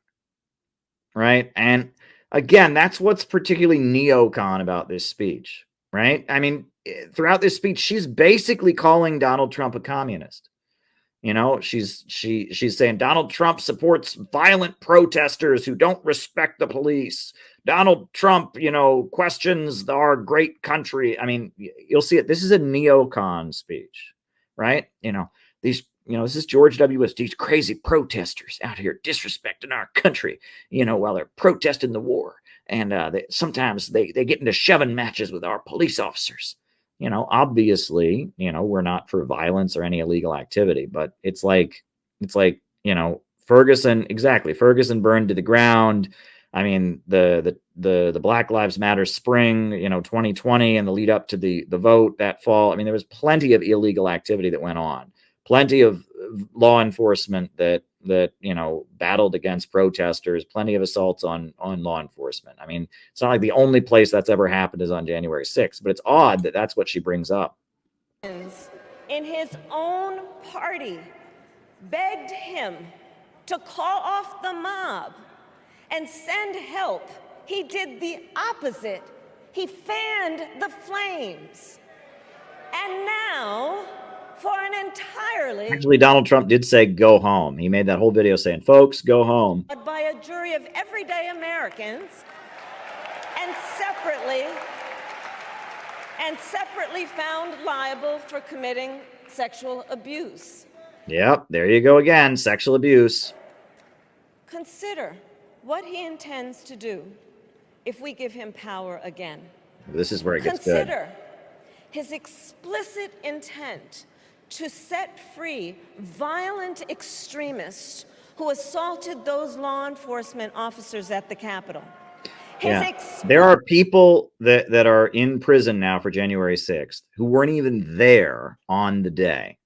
There are people who are in prison on January 6th who did not even go into the Capitol. There are people sitting in prison who, I mean, the insane sentences that have been given out, the idea that all the January 6th defendants are all people that, beat the hell out of cops or something. I mean, that's just doesn't match the details. Go and look at the details of the cases. There are people who are, photographers that went in and filmed the events as they happened, and that they have been jailed. Right. There was an InfoWars reporter who didn't even go into the building. He was just on the scene filming it, and they arrested. He got prison time. I mean, that's the idea that he would pardon those people when we know it's very apparent the FBI was key in letting it happen and the doors were let open. I mean, this is scary stuff, folks. Intent to jail journalists, political opponents, and anyone he sees as the enemy. That's the crazy thing. Right. So she said, let's roll it back here. Let's get the whole quote.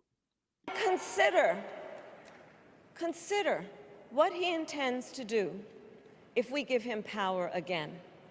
Consider his explicit intent to set free violent extremists who assaulted those law enforcement officers at the Capitol. His explicit intent to jail journalists, political opponents, and anyone he sees as the enemy. Yeah, so jail journalists, political opponents, and anyone he sees as the enemy. Donald Trump was president for 4 years. How many Democrats did Donald Trump imprison? Zero. Right? Donald Trump was president. Democrats were protesting him. Democrats were disrupting his rallies. Zero. Since Biden has taken office, hundreds of Republicans that were part of the January 6th protests have been given astronomical, insane sentences.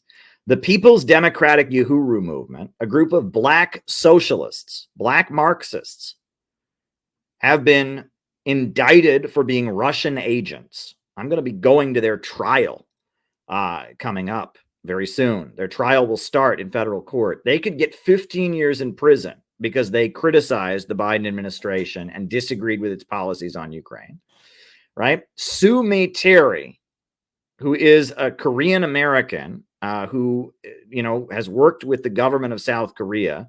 And she's been prosecuted and charged under the Foreign Agents Registration Act because the government of South Korea won't play ball with the United States and wants to negotiate with North Korea.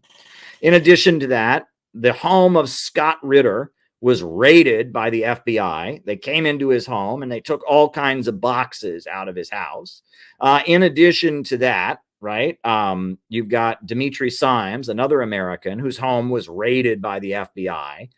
Biden has been jailed, and then they've even prosecuted Donald Trump himself on bogus charges about classified documents and all kinds of things that were thrown out by the courts.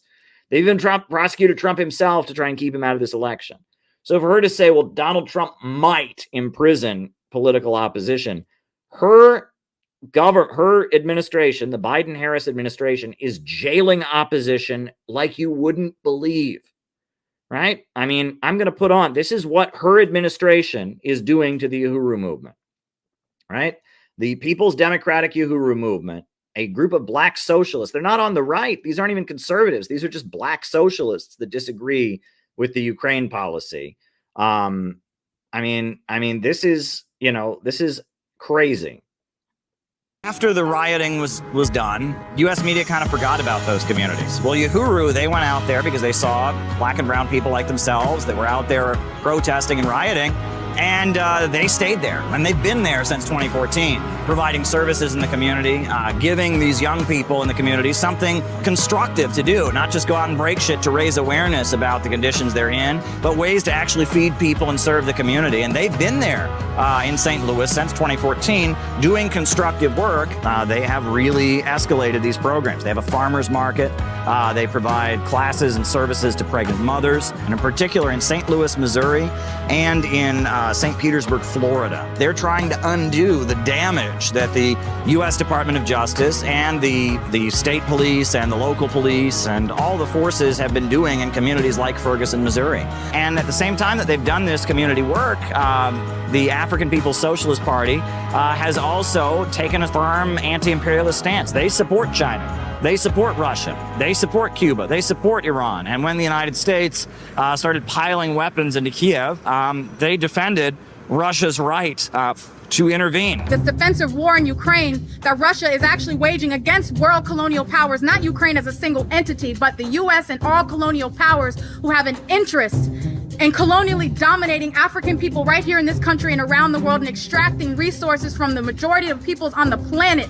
That system, this current system, is in severe crisis, and they cannot rule in the same old way. Because of that, their homes were raided. Then months later, the federal government came out with an indictment, and it's charging them with being Russian agents. And it's trying to allege that the election campaign that they ran in St. Petersburg, Florida, was somehow interference in the U.S. electoral process. 4 activists associated with the People's Democratic Uhuru movement and the African People's Socialist Party have been indicted by the U.S. Department of Justice. The indictment from the U.S. Department of Justice accuses them of spreading Russian propaganda and cites simply some web conferences that they had, some Zoom meetings, some emails they sent out, as well as the fact that they have run routine election campaigns. Is this of concern to the Secretary General as an attack on human rights, freedom of assembly, etc.? I frankly was not aware of the case before you mentioned it. Let me look into it and I will get back to you.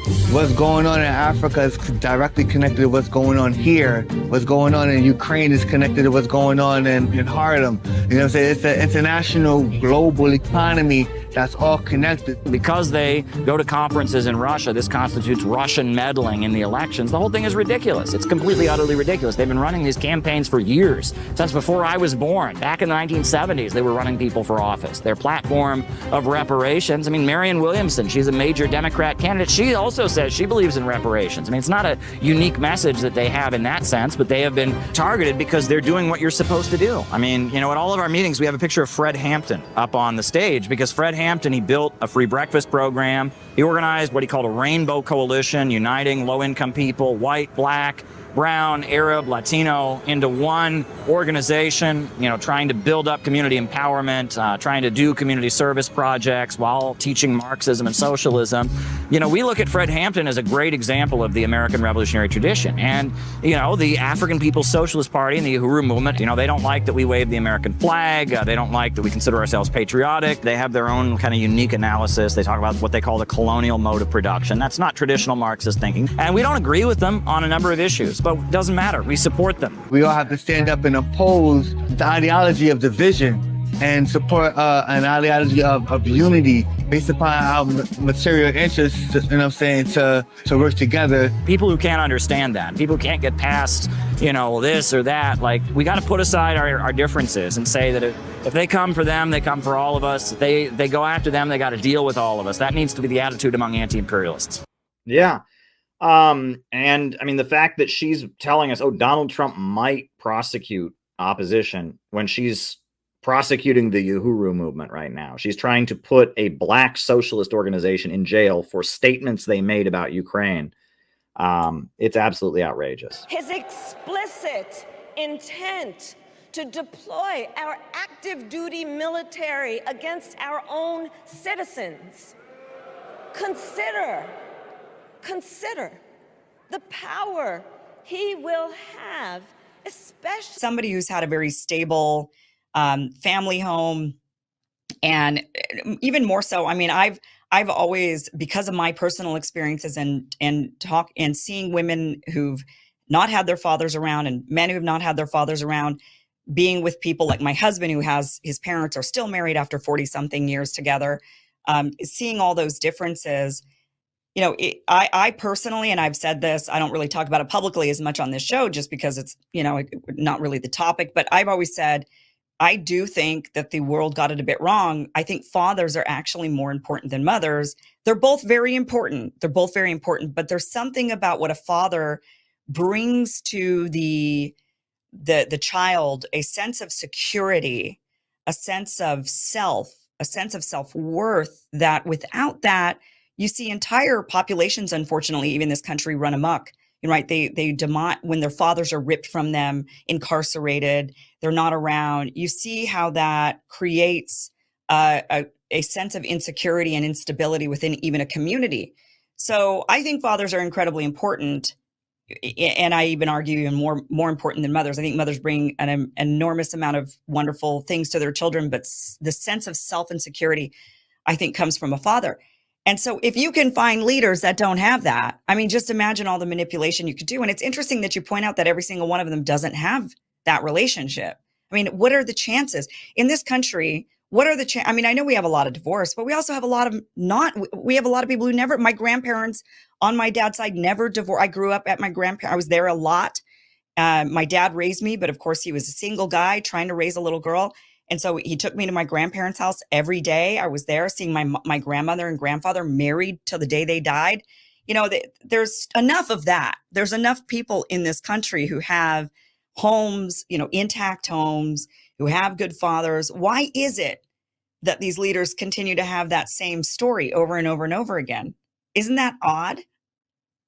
Well, I've heard it said before that in intelligence circles, one is considered an asset, not if they're hired by the intelligence agency, not if the intelligence agency can give them orders and tell them what to do, but rather when the intelligence agencies can predict their behavior in any given circumstance.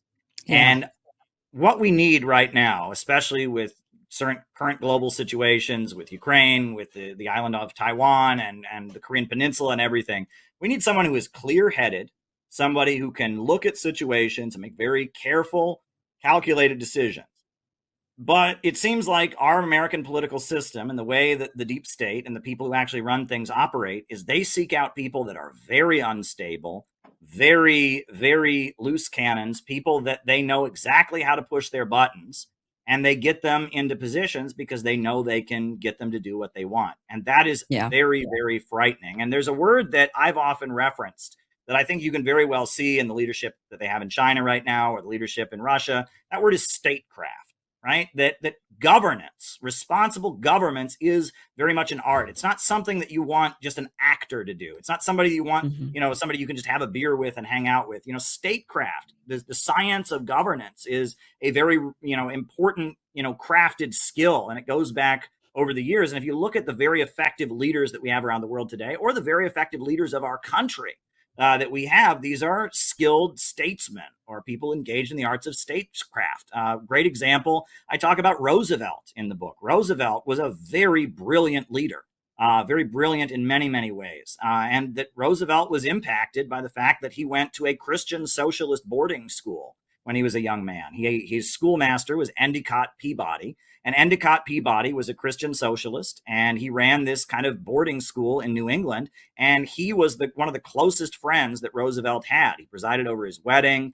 He presided over church services on the day of his inauguration. And that Roosevelt really looked up to this Christian socialist schoolmaster that he had when he was a young man growing up in New England. I talk about Abraham Lincoln and how Abraham Lincoln very much played that role for the country. He was a populist. He was, from the wild, unsettled territory of Illinois. He was a country lawyer who had fought for the downtrodden and fought for low-income people and called out the rich and powerful. And that in a lot of ways, populism is not something to be afraid of. Populism means empowering ordinary people. It means bringing ordinary people into politics and enacting an agenda of making life better. And I don't think we should avoid populism. And that this whole concept, we're talking about fathers and mothers and all of this. This is all important because this is what, Sigmund Freud talked about, the concept of transference, right? And that when you are a child, your relationship with your parents is the most important relationship in your life. And throughout life, you will transfer that relationship into how you see other people. And there's no way to avoid that. That just happens.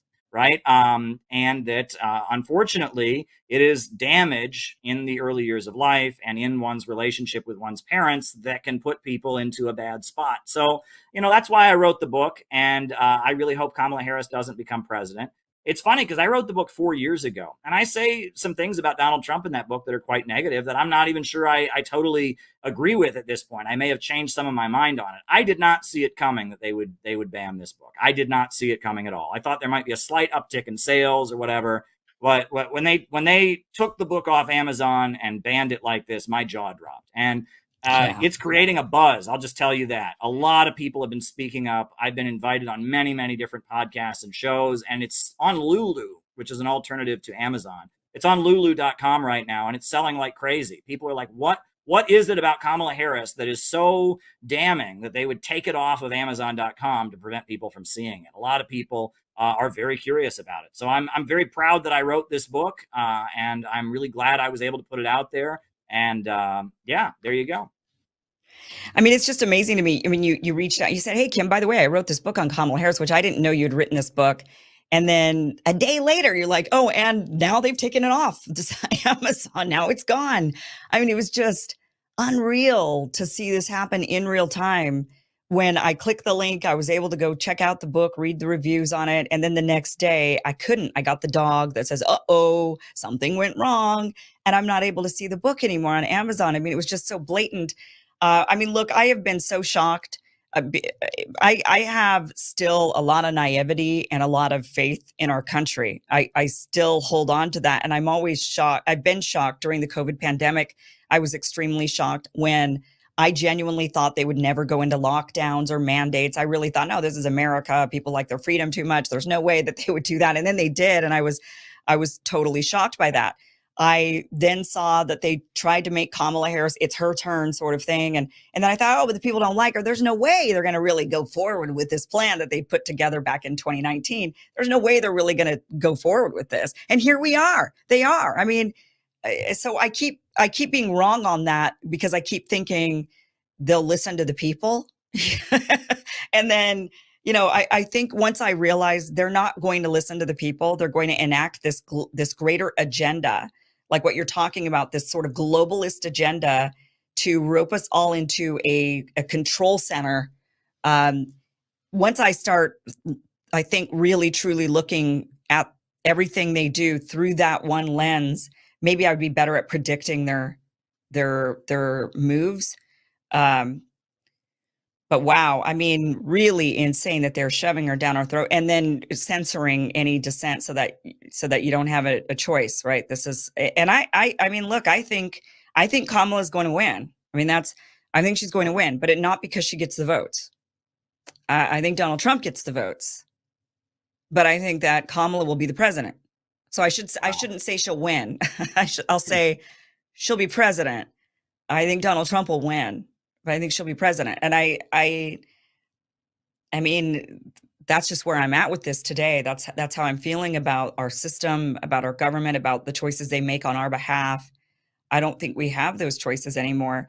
Caleb, really interesting. And we do have the link down below to the Lulu site where people can get the book so that they can actually read. And it's a quick read. It's a great book. It's very detailed. You're a very smart guy, Caleb. Really appreciate your time. Appreciate your insight. And man, what a wild world we're living in, right? What a wild time. What a wild election. Mm-hmm. Thank you. Thank you again, Caleb. After much anticipation, Joe Biden has finally announced his vice presidential running mate. It will be the California Senator Kamala Harris, who has a long record in California politics as a prosecutor and an attorney general in the state before rising to the rank of U.S. Senator.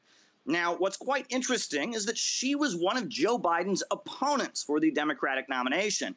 And on the debate stage, among other Democratic candidates, she had some rather harsh words for Joe Biden. She called him out on his record supporting school segregation, and she invoked her own life experience to criticize him for it. This is what Kamala Harris said to Joe Biden. You know, there was a little girl in California who was part of the second class to integrate her public schools, and she was bused to school every day. And that little girl was me. Now, Kamala Harris is known for playing up the idea that there is some kind of Russian conspiracy against her. She claims that Russian bots were targeting her on the internet, that Russia was out to get her, etc. Probably the most controversial thing about Kamala Harris is her record as a prosecutor in California. Kamala Harris locked up the parents of children who were truant from school. She also jailed thousands of people for the crime of smoking marijuana, and then, in a recent interview, joked about the fact that she smoked marijuana herself. Now, Tulsi Gabbard, the Democratic candidate and U.S. Congresswoman from Hawaii, called out Kamala Harris at a debate and significantly hurt her in the polls by highlighting her record as a criminal prosecutor. Now, Donald Trump has already reacted to the fact that Kamala Harris was selected as Joe Biden's running mate. Here's what he said. She was my #1 draft pick, and we'll see how she works out. She did very, very poorly in the primaries, as you know. She was expected to do well, and she ended up at right around 2% and spent a lot of money. She had a lot of things happening, and so I was a little surprised that he picked her. So that's Donald Trump saying that he's pretty surprised and thinking that it's not a very strategic choice. Now, what's also interesting to point out is that Kamala Harris has quite a record when it comes to issues like police brutality and mass incarceration. She's very much not the favored candidate of the Black Lives Matter movement. Her record as a prosecutor is all over Twitter right now, being highly scrutinized. She couldn't excite the black vote during the primaries. She couldn't excite anybody during the primaries. The left of the party, the progressives, have a lot of ammunition to use against her. They're not happy when she was attorney general and a law enforcement, a prosecutor in California. They say she was too tough on criminals. She was too easy on cops. She's a walking contradiction. And I think there's going to be a lot of just non-excitement for her. And the prospect that she could be president if something happened to Biden, I think it's going to scare a lot of people.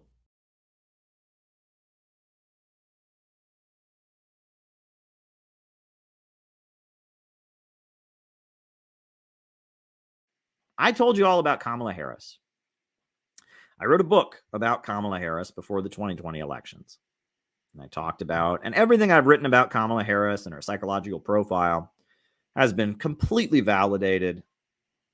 She is the most incompetent vice president in American history at this point. She doesn't do anything. She's barely given any interviews since she's taken office. She is completely incompetent. And, you know, like her staff, a number of people on her staff have resigned, you know, because they say she's just so impossible to work with and she's so abusive and she refuses prep for interviews and she's just such a chronic narcissist and a bully. Many, many people have pointed this out. So now, you know, Kamala Harris, because she hasn't done any real interviews for so long, they did this. I'm going to show you what they just recently did with Kamala Harris. I think that this is child abuse on some level. You know, it's child abuse, but it's also just cringe. And, you know, I mean, there's no other way to say it. I mean, this is cringe. They had a 10-year-old child interview Kamala Harris. Right? She went on like an unknown daytime talk show, and they had a 10-year-old child interview her. We're going to watch this. This is our vice president, who has barely done any real interviews over the past 4 years. Here we go. Mike, before you start, do you think this is the biggest interview you've done yet? Because you've done a lot. I mean, the vice president of the United States is kind of a big deal, so yeah. And I'm sure you did your research, right? Yeah. All right, you ready to take it away? Go easy on me now. Uh-oh. Go easy on me. Oh, it's just so adorable. Oh, she's totally not fake laughing. Oh, this is so sweet. Look what a person Kamala Harris is. A 10-year-old child is going to interview her on daytime TV. Oh my God. Oh, don't you love her? And keep in mind, this didn't work. This gimmick did not work. This gimmick went down in flames because it was still Kamala Harris doing it. It might have been a smart gimmick for another candidate, another vice president, but this was, oh my God, it just gets worse from here. Okay, so first things first, let's clear something up. So you were born in Oakland, California, right? Yes, I was. But if I understand correctly, you're a San Francisco 49ers fan, right? Correct. So did it matter one way or another when my Raiders moved to Las Vegas? It did. Because it was a pretty big deal for me. It changed my life, so. Kind of changed my life, too. And speaking of football. See, this proves that Kamala Harris is human. She can talk about sports, see. Like a human being, she can speak about football. She knows about the game played by the humans who run up and down the playing area, manipulating the ball of inflated rubber and pigskin. Oh my God. Yes. Your husband is always supportive of you, and you guys have great chemistry. You guys support each other in almost every aspect of life, except for sports, of course. Yeah. So, do you guys ever bet a friendly wager on the games when rooting for opposing teams? Let me just say that we talk a lot of stuff. Ha ha ha ha ha. She won't admit that she and her husband bet on the sports ball. The sports ball, as Timoshenko says. She will not admit that her husband do that. Betting is a naughty thing to do. Ha ha ha ha.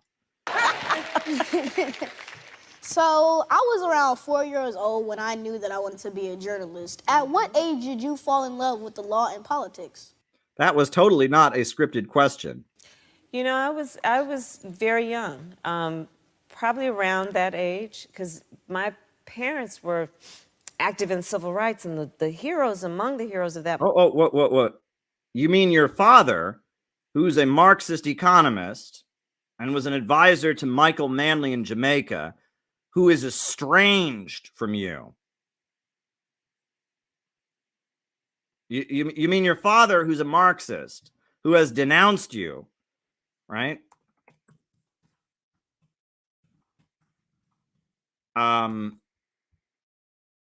And you mean the Black Cultural Center they took you to, Rainbow Sign, that was basically run by the CIA, that was run by, the Congress for Cultural Freedom, the Black Cultural Center that you went to. That's what you're talking about. Okay, go on.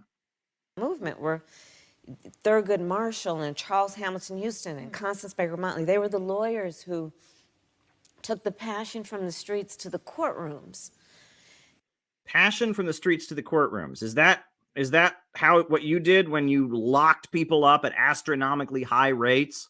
When your office as California prosecutor was known for violating the law to railroad people to jail, when there were drug labs that were bringing forward false positive results, and you hid that from the defense because you wanted to lock people up? Go read the articles published by the Reason Foundation about her record.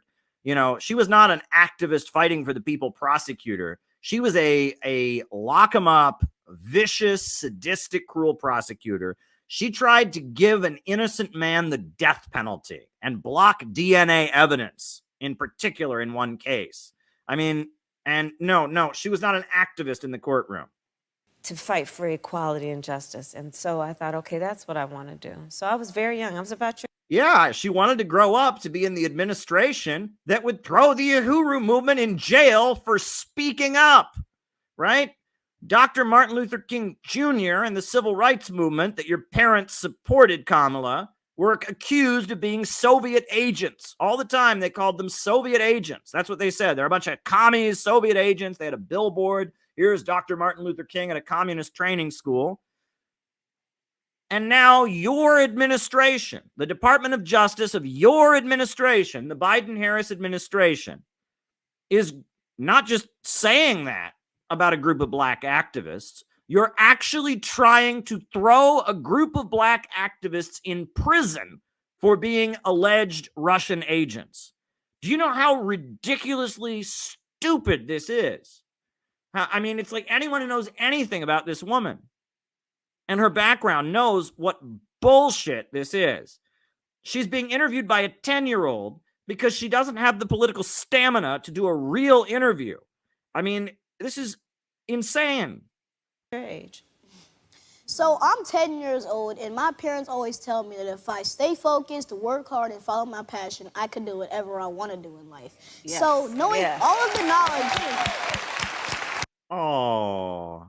So knowing all of the knowledge that you know now, what would you say to your 10-year-old self about pursuing your dreams? Here we go. Kamala loves to talk about her 10-year-old self. You want to talk about neurosis or psychosis on public display before the world? Kamala Harris made T-shirts with 10-year-old Kamala Harris on it. Kamala Harris shouted in the middle of a debate, "That little girl was me." She justified imprisoning parents whose children were truant from school on the basis of her own experience about what education meant for her life. Kamala Harris is a dangerous, traumatized narcissist with vicious sadistic tendencies. And she cannot stop talking about her 10-year-old self. It's like talk to Kamala Harris for more than 15 minutes without her talking about childhood memories. This is a woman whose trauma has been so effectively manipulated. And we know awful things happened to her in her childhood. We know about some of them. We don't know about all of them. But some really awful things happened to her. This is a woman who's been through some shit, okay? Like, we know. And we don't hold that against her, right? Bad things can happen to good people. But she's been through some shit in her life. Read my book. I wrote a book, Kamala Harris and the Future of America. It was widely reviewed. She's been through some shit in her life. And so she is now surrounded by people who know how to push her emotional buttons. She wants vengeance on the world. And she is obsessively talking about her childhood. Nonstop in a deeply unhealthy way. And you know these questions are scripted. And oh my God, this is a cringe fest. But let it continue. I would say, don't you hear no? That it can't be done, or nobody like you has done it, or oh, you're too young, or oh, they're not ready for you. Don't hear no, because you know my saying? I eat no for breakfast. Oh, look, and there it is. 10-year-old Kamala Harris. Can't do anything without 10-year-old Kamala Harris. That little girl was her, folks. That little girl was her. Now, do you know that? Are you aware of that? Do you understand what 10-year-old Kamala Harris went through and why all of us need to pay the price for how unfair the world has been to Kamala? Don't you understand how much we all need to pay for how cruel and unfair the world was to that little girl? That little girl was her. That's why the Uhuru movement have to be sent to federal prison. That little girl was her. That's why we have to drop the atomic bomb on North Korea and Russia and China. That little girl was her. Don't you see that? That little girl suffered. And so we all have to pay the price, and she has no moral accountability. Kamala Harris, nothing that she ever does has any moral accountability. She's the victim in her mind. So all the thousands and thousands and thousands of black people she threw in prison, yeah, that's fine. Because it's about Kamala. It's about getting revenge for that little girl, you know? And the Uhuru movement, and her administration raided their homes and is now dragging them to federal court, trying to jail them for 10 years. That's totally fine because Russia, Trump, I'm a victim, right? In her mind, she has been manipulated. This is a pure example of the synthetic left mindset. She relives her childhood victimhood. She's thinking about that picture all the time and how unfair the world was to her, how much opportunity she didn't get, how badly she was treated. She's reliving painful experiences. And because of that, all the evil things this woman has done, all the innocent lives that she's destroyed, all the fathers she's taken out of households and thrown in jail, all the FBI agents and DEA agents she's had storm and kick down people's doors, the black man she almost executed and tried to block DNA evidence because she wanted to make sure she could fry a bastard. She didn't care if he was innocent or not. All of this trying to bring us to World War III with Russia, it's all totally fine. It's all totally fine because the world was unfair to her. It's scary. It is frightening. So you are the head of the National Space Council. Yes. Would you go into space if you had the chance? And if so, what is the maximum amount of time you'd be willing to stay out there for? Is that a request? I would go to space if I could. I actually, and there are people. I think you're already there, Kamala. I think you're already there. Plus, we've seen how strange some of your interviews get when you start talking about the passage of time. The passage of time. I think you're using hallucinogens as part of your psychiatric treatment, Kamala, and that might be part of it. So I think you're already in space, my dear, but go on. On my team who do know that, but sadly, I think that there are those who would prefer that I would stay on Earth for the time. Hey, but if you go and they let you be a +1, can I be that +1? Yes. Okay, I only have 2 more questions left. Okay. So, what would you say to the American people with all of this misinformation and controversies going on about rigged elections? What would you say to the American people out there that are not planning on going to the polls next year because they believe their vote doesn't count? Wow, that totally was not a scripted question. Jeremiah, that is such a good topic to raise. I knew who to call. That is such a good topic to raise. Your vote is your voice, and it's the way that we uphold our system of democracy, which is very special, but it's fragile. It will only be as strong as our willingness to fight for it. Yeah, that's why you got to throw people in jail like the Uhuru movement, who dare run election campaigns and challenge the Democrats. All right, so my final question is, what advice do you have to the kids that want to grow up and be president or vice president? Throw a lot of black people in jail. What else? Don't believe in right and wrong. Be the girlfriend of prominent politicians in San Francisco. Continue. Follow your passion, because all said and done, if you are fortunate enough, you're going to work very hard. And when you do the work that you enjoy doing, you do it well, and all the other things come. If you do the work you enjoy doing, you do it well. Kamala, my dear, you must hate being vice president. Thank you so much for talking to me, Madam Vice President Kamala Harris. Thank you, Jeremiah. Isn't he precious? If you like this video. I didn't. Anyway, that was, how could I not? How could I not? The boy should come interview me. Let's see how that would go, right? I would tell him about going to space. Wow. That was something special. Hey, folks. So if you're watching the Democratic debates lately, it looks like a circus, right? So many different candidates, people jumping in all at once, all kinds of weird things being said, a lot of bells and whistles. It looks insane. It looks crazy. But behind all the smoke and mirrors, something very, very serious is going on, which is essentially a grouping of interests that I would referred to as the Wrecking Crew.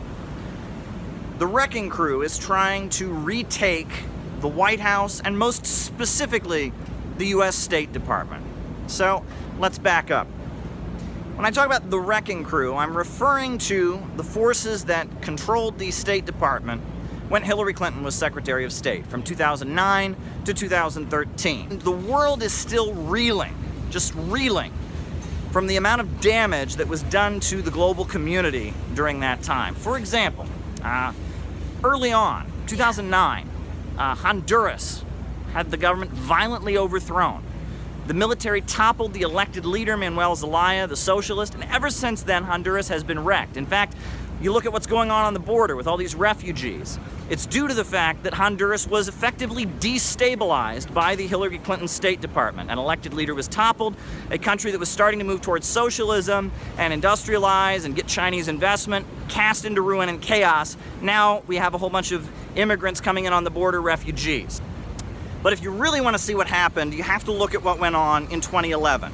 And it's confirmed that the Hillary Clinton State Department had Jared Cohen, a former employee of Google Alphabet, who had worked with the Council on Foreign Relations, and they bragged that they utilized social media to, quote, empower citizens across the Middle East. And they basically used Twitter, Facebook, Google to foment and encourage unrest across the Middle East. And what has been the result? Civil war in Syria, hundreds of thousands of people dead, millions of refugees. It's been the violent overthrow of the Libyan government, a country that once had the highest life expectancy on the African continent, the world's largest irrigation system, the man-made river. I mean, the level of development that had gone on in Libya under Gaddafi was not small. I mean, universal education, very big increases in life expectancy. The Gaddafi government was industrializing Libya.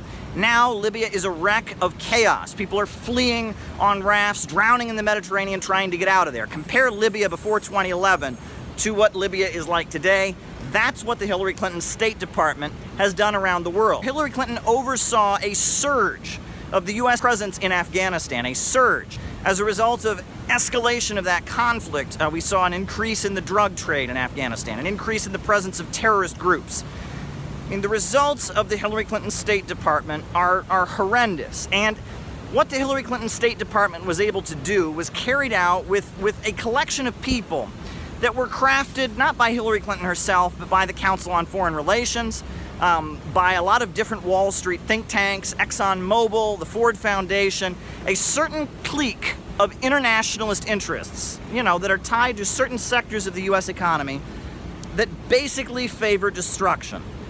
They see countries around the world industrializing and rising out of poverty as a threat to their power, and they seek to foment chaos and destruction. One of the key thinkers in the Hillary Clinton State Department was a woman by the name of Anne Marie Slaughter.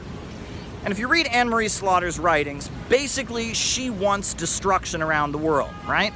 She sees social media as a vehicle to carry it out. She sees the responsibility to protect clause that was added to the UN Charter as a vehicle for carrying it out. She wants the world to go up in flames. She wants international revolt and chaos in order to create what she calls the open international system, i.e. the open international market, global international capitalism, free trade, created by mass destruction and the overthrow of what she considers to be the greatest evil in the world, populism. In the Hillary Clinton State Department, you have Samantha Power, who refers to herself as the genocide chick, and has basically functioned as a pro-war agitator her entire adult life. She writes books about how the USA needs to intervene, this country, it needs to intervene here, it needs to intervene here. Always the same old story, we have to intervene to rescue these poor people. The USA goes in and makes the situation for the people of whether it's Yugoslavia or Iraq or Afghanistan or any of these countries, makes it far worse, right? But she's a pro-war agitator. That's Samantha Power. The Hillary Clinton State Department was a wrecking crew. It was a group of people that favored destruction. And it was a group of people that have been fomented and crafted by the global monopolies, the big oil companies, who basically don't want any competitors. They want countries around the world to stay poor and impoverished so that they can maintain a global monopoly. And basically, those forces ran the State Department under Hillary Clinton.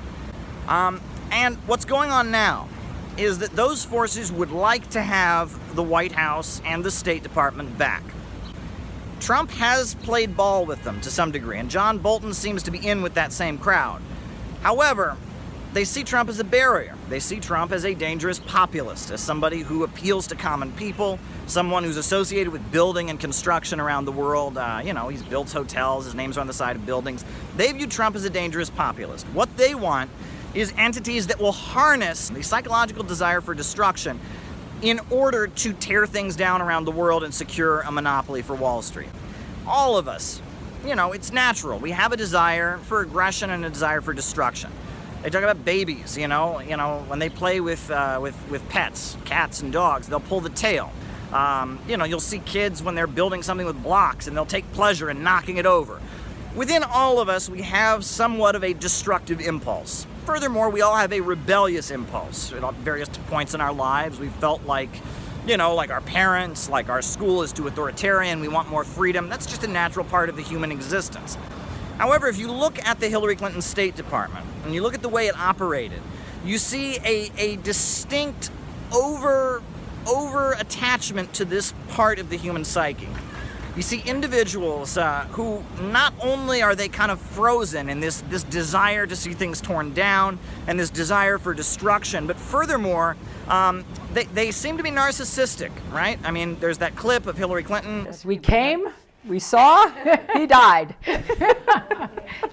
Not only is she laughing about the death of an African leader, she's laughing about the destruction of an entire country. I mean, millions of people's lives have been destroyed. Take a look, for example, at Samantha Power, an Irish woman who brags about how she spent hours as a teenager looking in the mirror, trying to lose her brogue, her Irish accent, and sound more like an American. And you look at Susan Rice. You look at these individuals. These are narcissistic individuals who are frozen in kind of an adolescent state desiring destruction. They want to see countries go up in flames. They want to stand on top of wreckage and flex their muscles. They're chronic narcissists, and they are narcissists who favor destruction. And for whatever reason, the Council on Foreign Relations, the Ford Foundation, and others have harnessed that particular psychological makeup of people that are frozen in a state of kind of destructive adolescent rebellion. And they see it as a vehicle for tearing down independent governments around the world. And they have crafted these individuals, they've trained them, they've fomented them, and they want them to run the State Department. There is a wing of the Democratic Party that is very labor-oriented, that is very social democratic, that wants to take care of people, that wants people to have jobs and housing, that wants to rebuild infrastructure around the world. And this faction, the Wrecking Crew you could call it, is also very opposed to them. The Wrecking Crew wants to destroy, and it's a useful vehicle for Wall Street maintaining a monopoly around the world. And right now, they seem to have grouped themselves around Kamala Harris. So I decided I was going to start prosecuting parents for truancy. Well, this was a little controversial in San Francisco. And frankly, my staff went bananas. They were very concerned because we didn't know at the time whether I was going to have an opponent in my re-election race. And we run around with these signs, build more schools, less jails. Build more schools, less jails. And we walk around everywhere. Build more schools. We protest. Build more schools, less jails. Put money into education, not prisons. There's a fundamental problem with that approach, in my opinion. This is a person with no moral compass. This is a person who really enjoys and takes pleasure in seeing other people harmed and in carrying out acts of destruction. And they would like Kamala Harris, who could have been in the Hillary Clinton State Department. She fits perfectly. You want to talk about North Korea, real threat in terms of nuclear arsenal, but what does he do? He embraces Kim Jong-un, a dictator, for the sake of a photo op. Now, Senator Harris says she's proud of her record as a prosecutor and that she'll be a prosecutor president, but I'm deeply concerned about this record.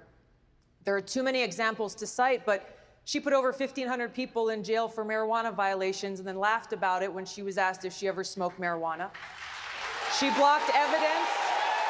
She blocked evidence that would have freed an innocent man from death row until the courts forced her to do so. She kept people in prison beyond their sentences to use them as cheap labor for the state of California. Because your city council made that decision. It was a So local that's decision. where the federal government must step in. That's why we have the federal Voting government Rights Act and the Civil Rights Act.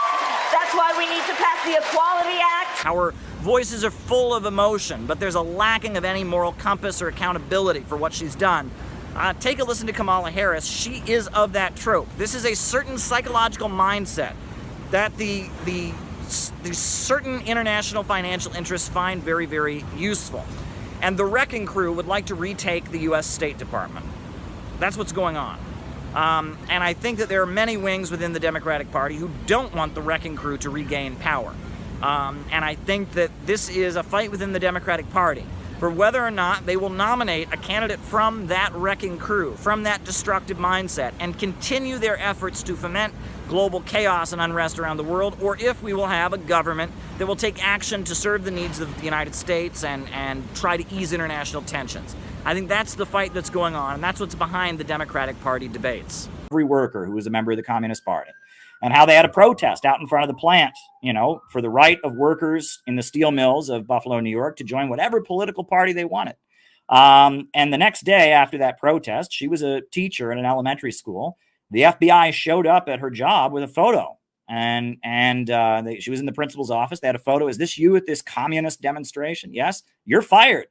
She got another job in an elementary school. The FBI showed up there. The same thing, fired.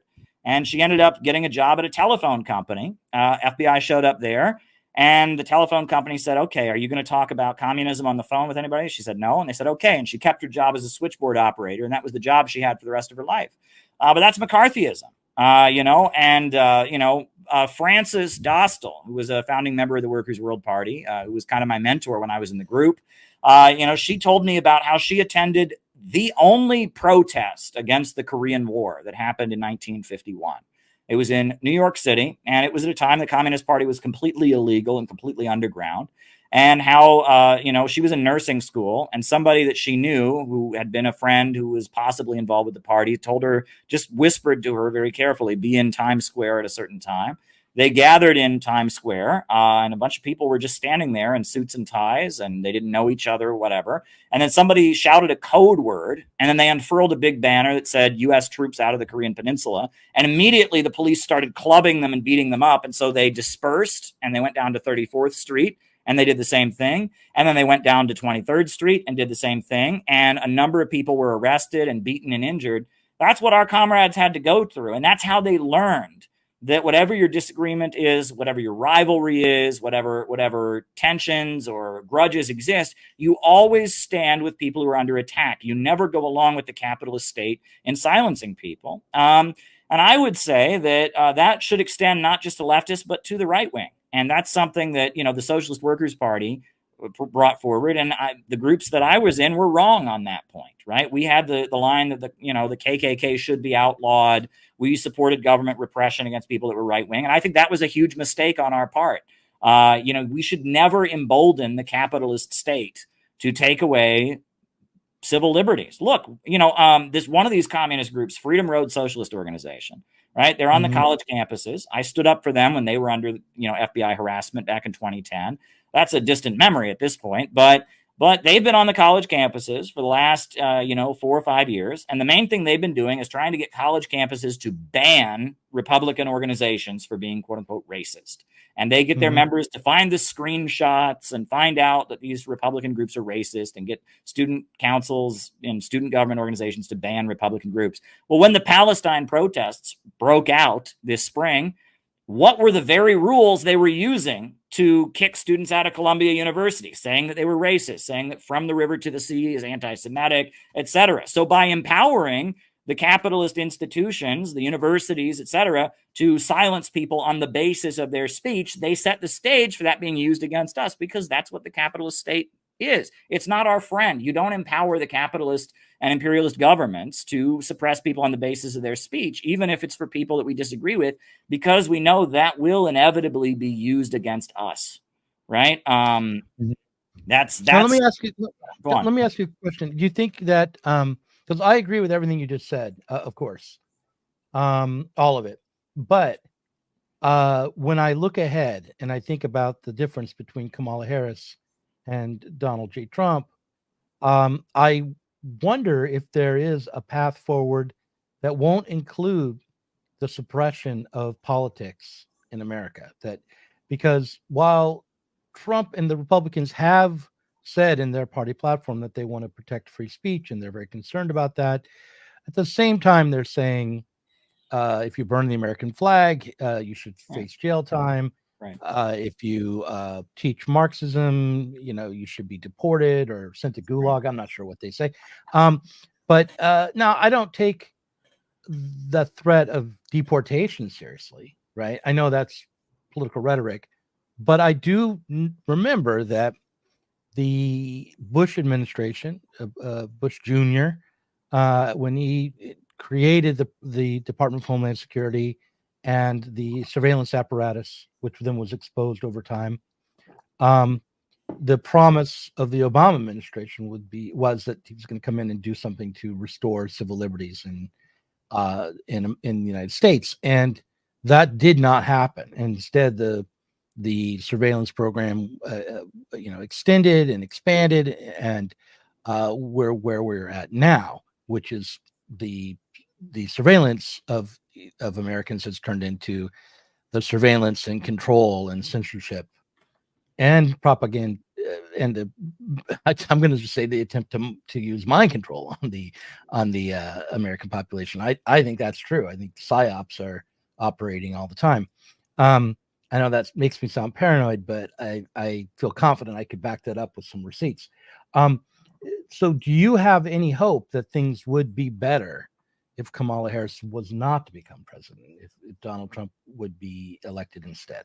Well, I'm going to answer your question in a way that actually gets into everything I wrote in my more recent book, Where is America Going? Marxism, MAGA, and the Coming Revolution. And this is my much more recent book, in which I go into great detail about what Marx wrote in his very famous pamphlet, The 18th Brumaire of Louis Bonaparte.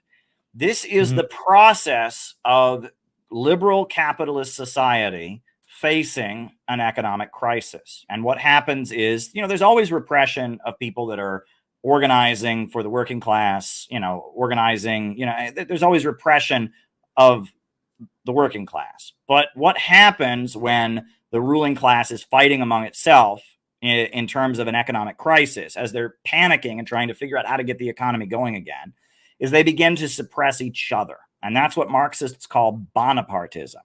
And that is the natural result of an economic crisis. The capitalists begin fighting with each other. Fascism and Hitler is probably the most blatant example of Bonapartism, but that's just one form of Bonapartism. I mean, Louis Bonaparte jailed all kinds of his political opponents, but rather than setting up fascism, he actually did a lot of industrialization. He passed a lot of progressive reforms, the 12-hour work day, etc. And that Louis Bonaparte was kind of like a Roosevelt figure, but in order to do what he did, he had to repress a lot of capitalists. And the main opposition party, called the Party of Order, the Conservative Party, was forced into exile. And that his Bonapartism was done in the auspices of kind of keeping the glory and the memory of the French Revolution going. But Bonapartism, capitalists jailing other capitalists, and liberal open societies collapsing into authoritarianism is the natural result of an economic crisis. But that creates an opening for communists, because we become the defenders of civil liberties. We become the ones saying, look, if you don't like the drive toward fascism and war is ultimately the outcome too. It's not just oppression and repression at home, it's war.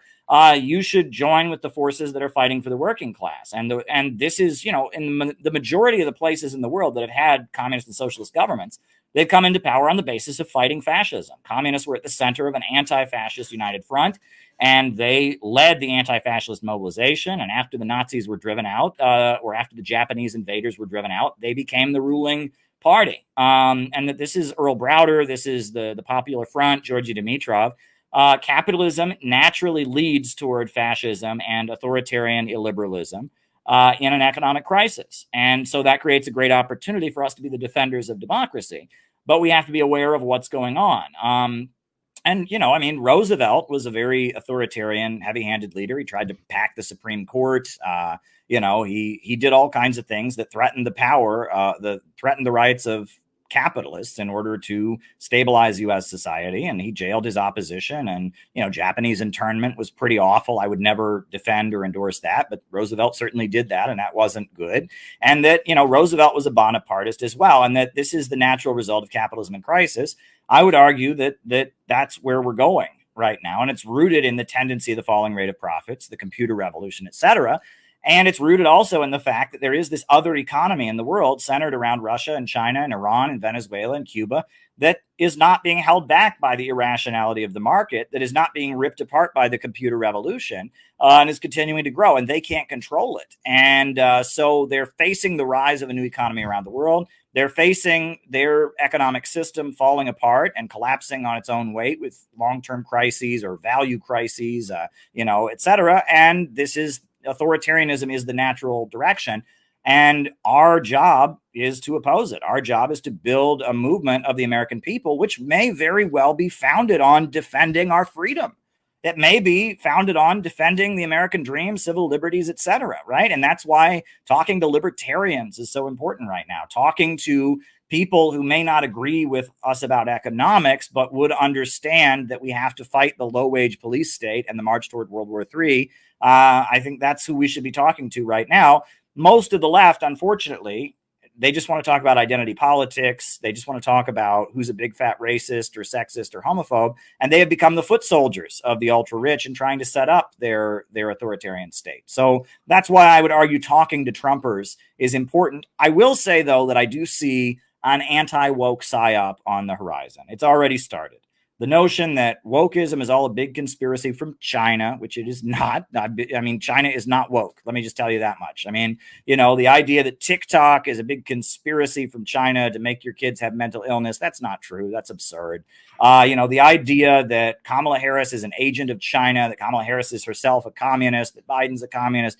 Trump circles are being filled with pro-imperialist poison. And so that's not to say that Trump, when he takes office, might not do a lot of very bad things if he wins, and we have to be prepared to push back against that. So we're in a weird moment, but the main thing is, I would argue now is not the time to retreat into leftism.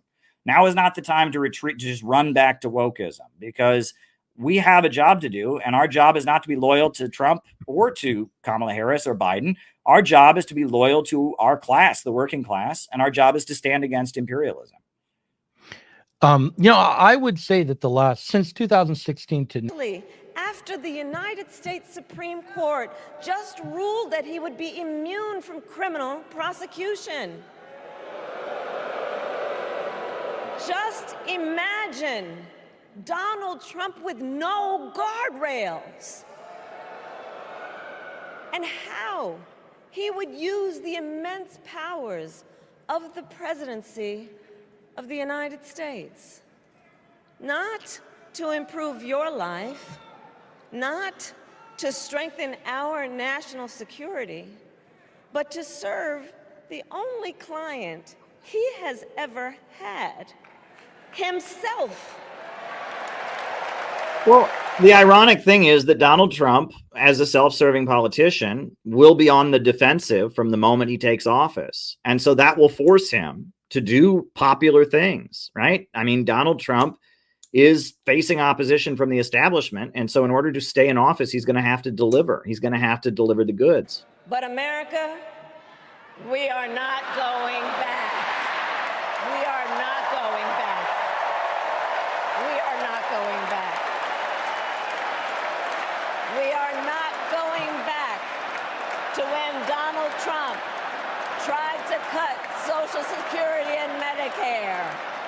We are not going back to when he tried to get rid of the Affordable Care Act, when insurance companies could deny people with pre-existing conditions. We are not going to let him eliminate the Department of Education that funds our public schools. Yeah, he never called for doing that, right? I mean, the Agenda 2025 thing, he's denounced it. I mean, this is just, and the Democrats themselves have presided over so much austerity and so much neoliberal cuts in public services. So, this is absurd. And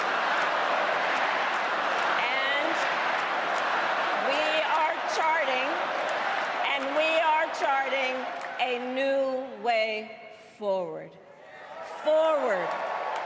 to a future with a strong and growing middle class, because There's just so many like bland cliches. I'm for goodness, and I'm for morals, and I'm for righteousness, and I love America. I mean, just so many, just there's so lacking in content, this speech. No policy solutions, scary Donald Trump, and you know, look at me, I look at my cute immigrant family story. is where I come from. My mother kept a strict budget. We lived within our means, yet we wanted for little.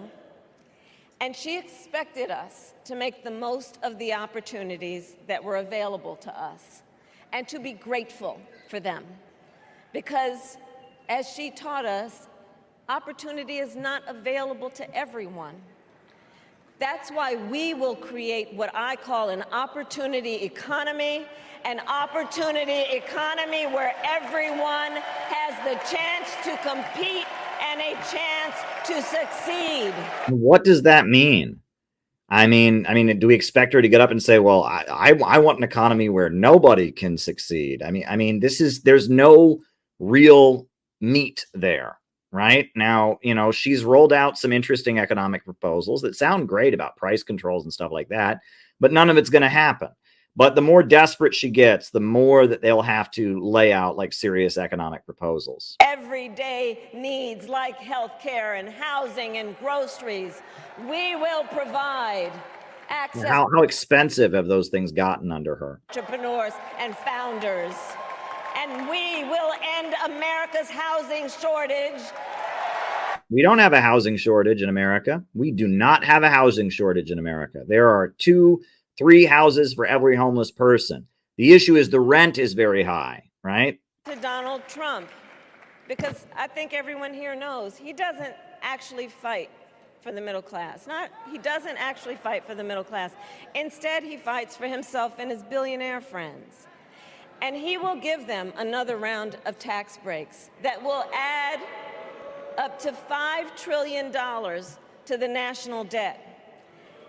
And all the while, he intends to enact what in effect is a national sales tax, call it a Trump tax, that would raise prices on middle-class families by almost $4,000 a year. I mean, have you seen the inflation that's taken place under her leadership? How much more the food costs, how much more everything costs. And she's going to tell us, oh, Donald Trump's going to put some tax and he'll make it go up. It's like, I mean, have you seen how much things cost now?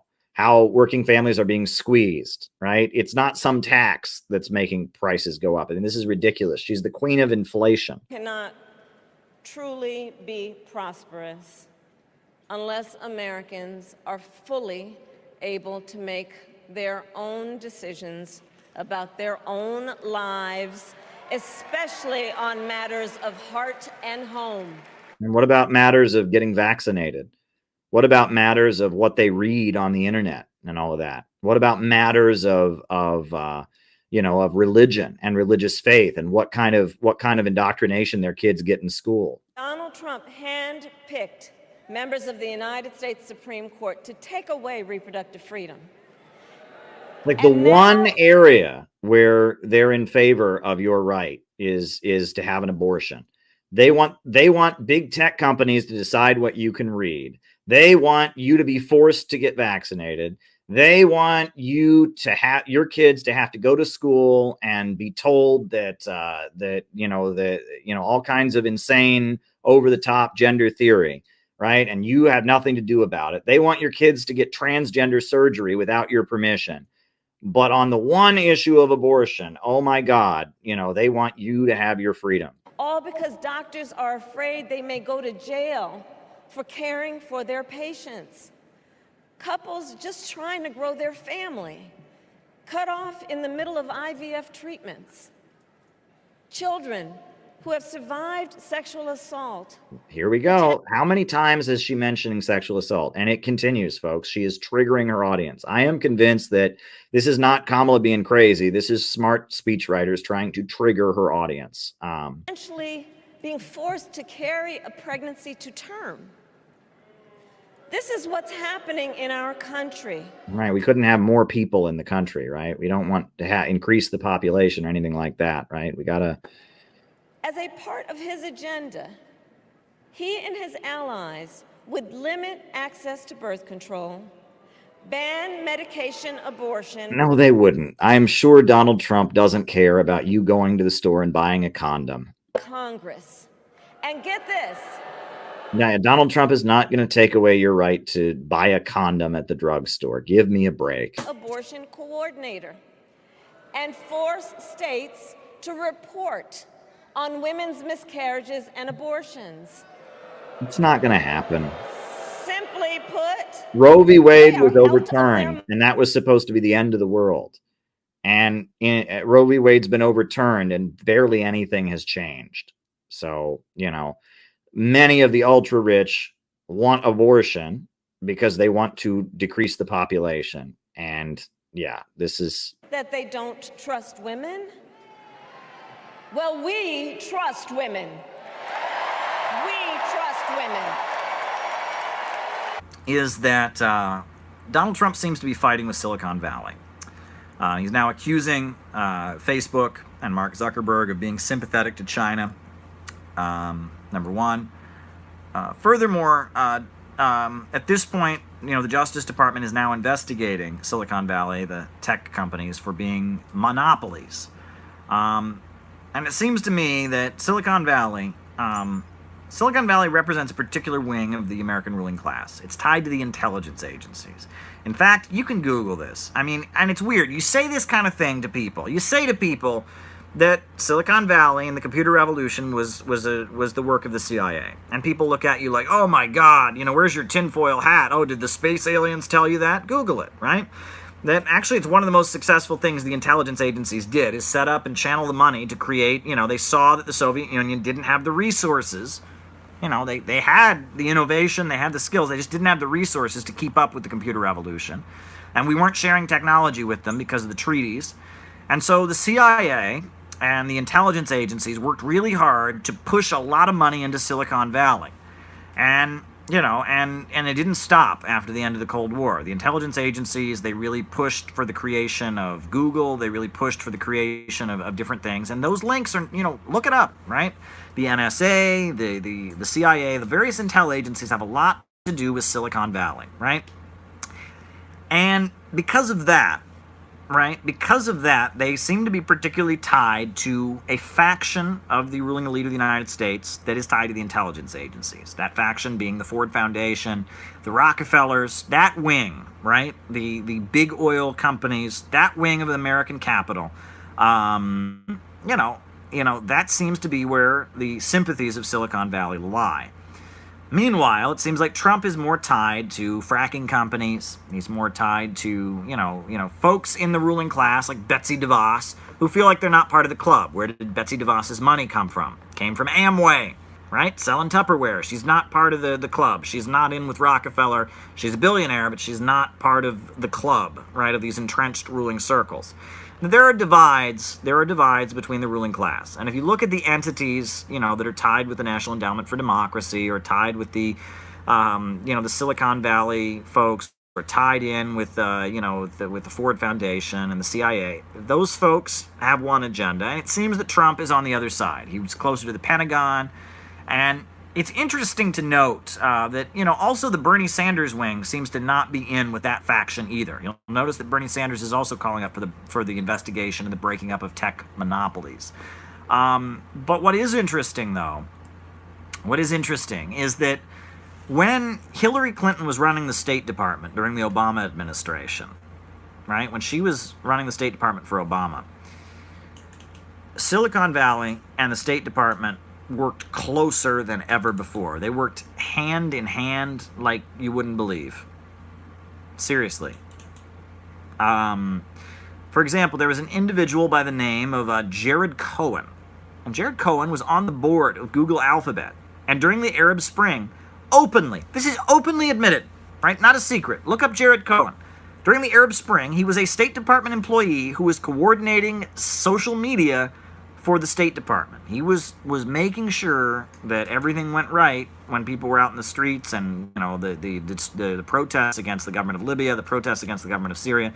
Jared Cohen was in the State Department in 2011, and he was on the board of Google, Alphabet at the same time. Right? This is not a secret. And that wing of the ruling class, that those wealthy families, that entrenched circle, those folks that are in with the CIA, that are in with the Ford Foundation, that are in with Silicon Valley, that faction that you can call it, the New England establishment, that's what a lot of people have referred to him as, the New England establishment, that axis, Rockefeller, Ford Foundation, Silicon Valley, Hillary Clinton, DNC, that wing of things, the folks that are now supporting Kamala Harris, that axis represents probably, I would say, the most dangerous section of the ruling class of the United States right now. I mean, we saw what happened, when Hillary Clinton was running the State Department. That wing, that represents probably the most dangerous faction. And they're not Bernie Sanders liberals, they're not social democrats, they're not democratic socialists, but they're not Trump people either. They are a particular faction. They're liberals in the sense that they're Malthusians. They think there's too many people in the world. Right? They're liberals in the sense that they think there's too many. They believe in global warming, too many people in the world. They're liberals in the sense that they want to utilize, the oppression of LGBT people to justify sanctions and wars. They're liberals in the sense that they want to perhaps have things be more stable in the United States so they can focus on building a global empire, and if that means having a social program here and there. But at the end of the day, they represent the most effective and the most entrenched power in the United States. And they are the folks that brought us libertarianism, mind you. Ayn Rand was promoted like crazy by the Ford Foundation and the Ford Hall Forum. In 1972, Ayn Rand spoke at the Ford Hall Forum, right? The same people that brought us, MK Ultra and drugs also brought us, I kid you not, they also brought us Ayn Rand. They also brought us Milton Friedman. Where was Milton Friedman presented, right? Milton Friedman did a TV miniseries, right? Free to choose, promoting his free market, deregulate, privatize everything garbage. Where was it screened? On PBS. And look at who paid for it. Brought to you by the Ford Foundation, right? That's who these folks are, right? They are the more effective evil. They are Harvard and Yale. And that's the folks that brought us Henry Kissinger. Henry Kissinger was a Rockefeller creation from the beginning. This is the more effective evil. This is the most effective evil. This is the long-standing, entrenched power of wealth in the United States. This is the New England establishment. This is the oil banking elite. These are the people that brought us Silicon Valley. This is the deep state ruling class. This is who I'm talking about. That particular faction. That at this point is around the DNC. They loved Bush, they liked Bush. They didn't have a problem with Bush, right? The James Comey wing, right? James Comey, all of them, that wing, right? That is now at this point in the Democratic Party, probably only because of the fact that demographics are changing in the United States. They know that, right? They know that the United States is increasingly becoming more and more a country that is less white and people of color. It's more and more in urban areas. The population is moving into urban centers. They see the trends, so now they're Democrats. They would have been Republicans during the Bush years. They would have been Republicans during the Reagan years. But they were, it's that wing, that New England establishment, right? That Rockefeller, DuPont, Vanderbilt, Carnegie, that wing of American capital, right? You talk about the six families. People ever talk about the six families anymore? During the Great Depression, everybody knew about the six families that ruled the United States. Rockefeller, Carnegie, DuPont, Mellon, right? Mellon. I'm trying to think. There was a couple other ones. It was the six families. I don't even know them now, but everybody knew the six families, right? These are the people. These are the people that have astronomical amounts of power.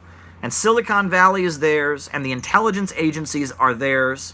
The Morgans, right? Kinky says J.P. Morgan, and she's right about that. The Morgans, the Vanderbilts, right? This is the wing. This is the most evil wing of the establishment. Okay, folks. I'm saying that, and I'm not getting Trump off the hook. Trump disgusts me. That send her back stuff, the anti-immigrant bigotry. No one here is supporting Donald Trump. But I'm telling you, folks, the most evil faction in the United States, the most evil faction, is that New England establishment. These people have evil down to a science.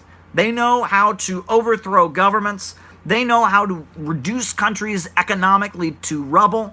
I mean, if you want to know what these people are about, I mean, this is evil, right? These are the folks that brought us Ayn Rand. They brought us Milton Friedman. These are the folks that believe that compassion is weakness, right? That if you care about other people, that's... The people who tried to kidnap this governor, they're just not getting charged with anything. And I was like, what in the world is going on? And what you just said, really, really speaks to that. And it's well, I'll give you a personal experience, and I don't mind talking about it. I came forward, and a year ago now, I got a message from a Twitter attorney. Ernst & Young is one of the Twitter attorneys, who said, "We're informing you, we went to court to try to even be able to tell you this, but all of your social media and your Twitter account has been under sealed subpoenas by the U.S. government, by the NSA. So anyway, by the FBI, and they even filed a case, and there was a whole case, but everything was under sealed. So when my attorney called to say, okay, you took her information under sealed search warrants, but she didn't know it, and now we're being told by Twitter this happened. So this might have happened with Google, with everything, all my, and they wouldn't give her any information and said it's a sealed warrant. And to this day, I don't know. There's a case in Northern California, and they were examining all my information. For whatever reason, it's still going on. Coincidentally, this happened right after Joe Biden became president. So I don't know, but that's where we are. I'm just a regular citizen. I'm not anyone that important or special. So it was really stunning for me to know that I was under that level of scrutiny, that there was actually a case with a grand jury impaneled where I was involved somehow, but didn't know it and wasn't being told. And my attorney couldn't get any information about it. And I was threatened with being charged with espionage and everything else. And I just said, basically through my attorney, I said, I will not be silent about Joe Biden. So you can intimidate me, you can try to jail me, you can do whatever, but it won't change what's going to happen. And so nothing's happened. I haven't been arrested, and nothing's happened. And I'm not a dissident. And, I mean, I am a dissident, I guess, in their eyes, but I'm not, foreign agent or anything like that. I grew up on a farm in Wisconsin. So. Anyway, Caleb's been through stuff too, I'm sure. yeah, which is why I'm really excited to have you both on at the same time, because I mean, Caleb, both of you are journalists. I highly recommend Tara's her most recent article about the Italian model that you wrote about, and the what she experienced with an American soldier. And yeah, it was brilliant. So thank you for covering that. Because there's a I'm not a journalist. I'm a writer. I don't consider myself a journalist. I have a law degree, and I've studied political science. But Caleb, I would defer to Caleb. He is truly a really good journalist. And so thank you. Well, thank you very much. Well, I love the work that you do, Tara, as well, and I've learned a lot from it. And I'm really glad that you are continuing to be relentless and speak up and not just kind of go away, which is what the mainstream media would like. I mean, the fact that Me Too was started against Trump and then stopped when Biden was selected. And one thing that I would be curious to ask you about, is in my book on Kamala Harris, I talked about how when Kamala Harris, was running against Joe Biden in the Democratic primary, she said that she believed the accusers of Joe Biden, and she never has retracted that. And now you'll notice that in her acceptance speech at the Democratic National Convention, she said, I know a predator when I see one.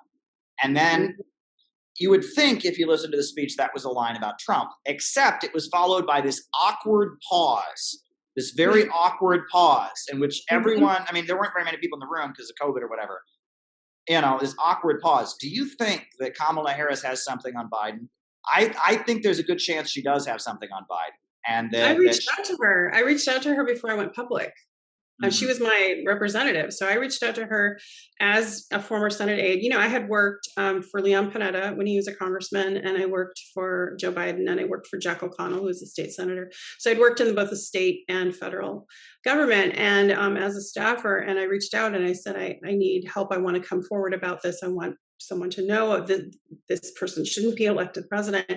You know, I had gone through being silent during his VP years, and she never responded. Never said a word. And she, to this day, she hasn't responded, but she didn't, you're right, Caleb, though, she did not discredit me. Like, for instance, there were several politicians like Nancy Pelosi, Dianne Feinstein, that basically came out and said affirmatively they didn't believe me without talking to me, used my name and said, I don't believe Charlie.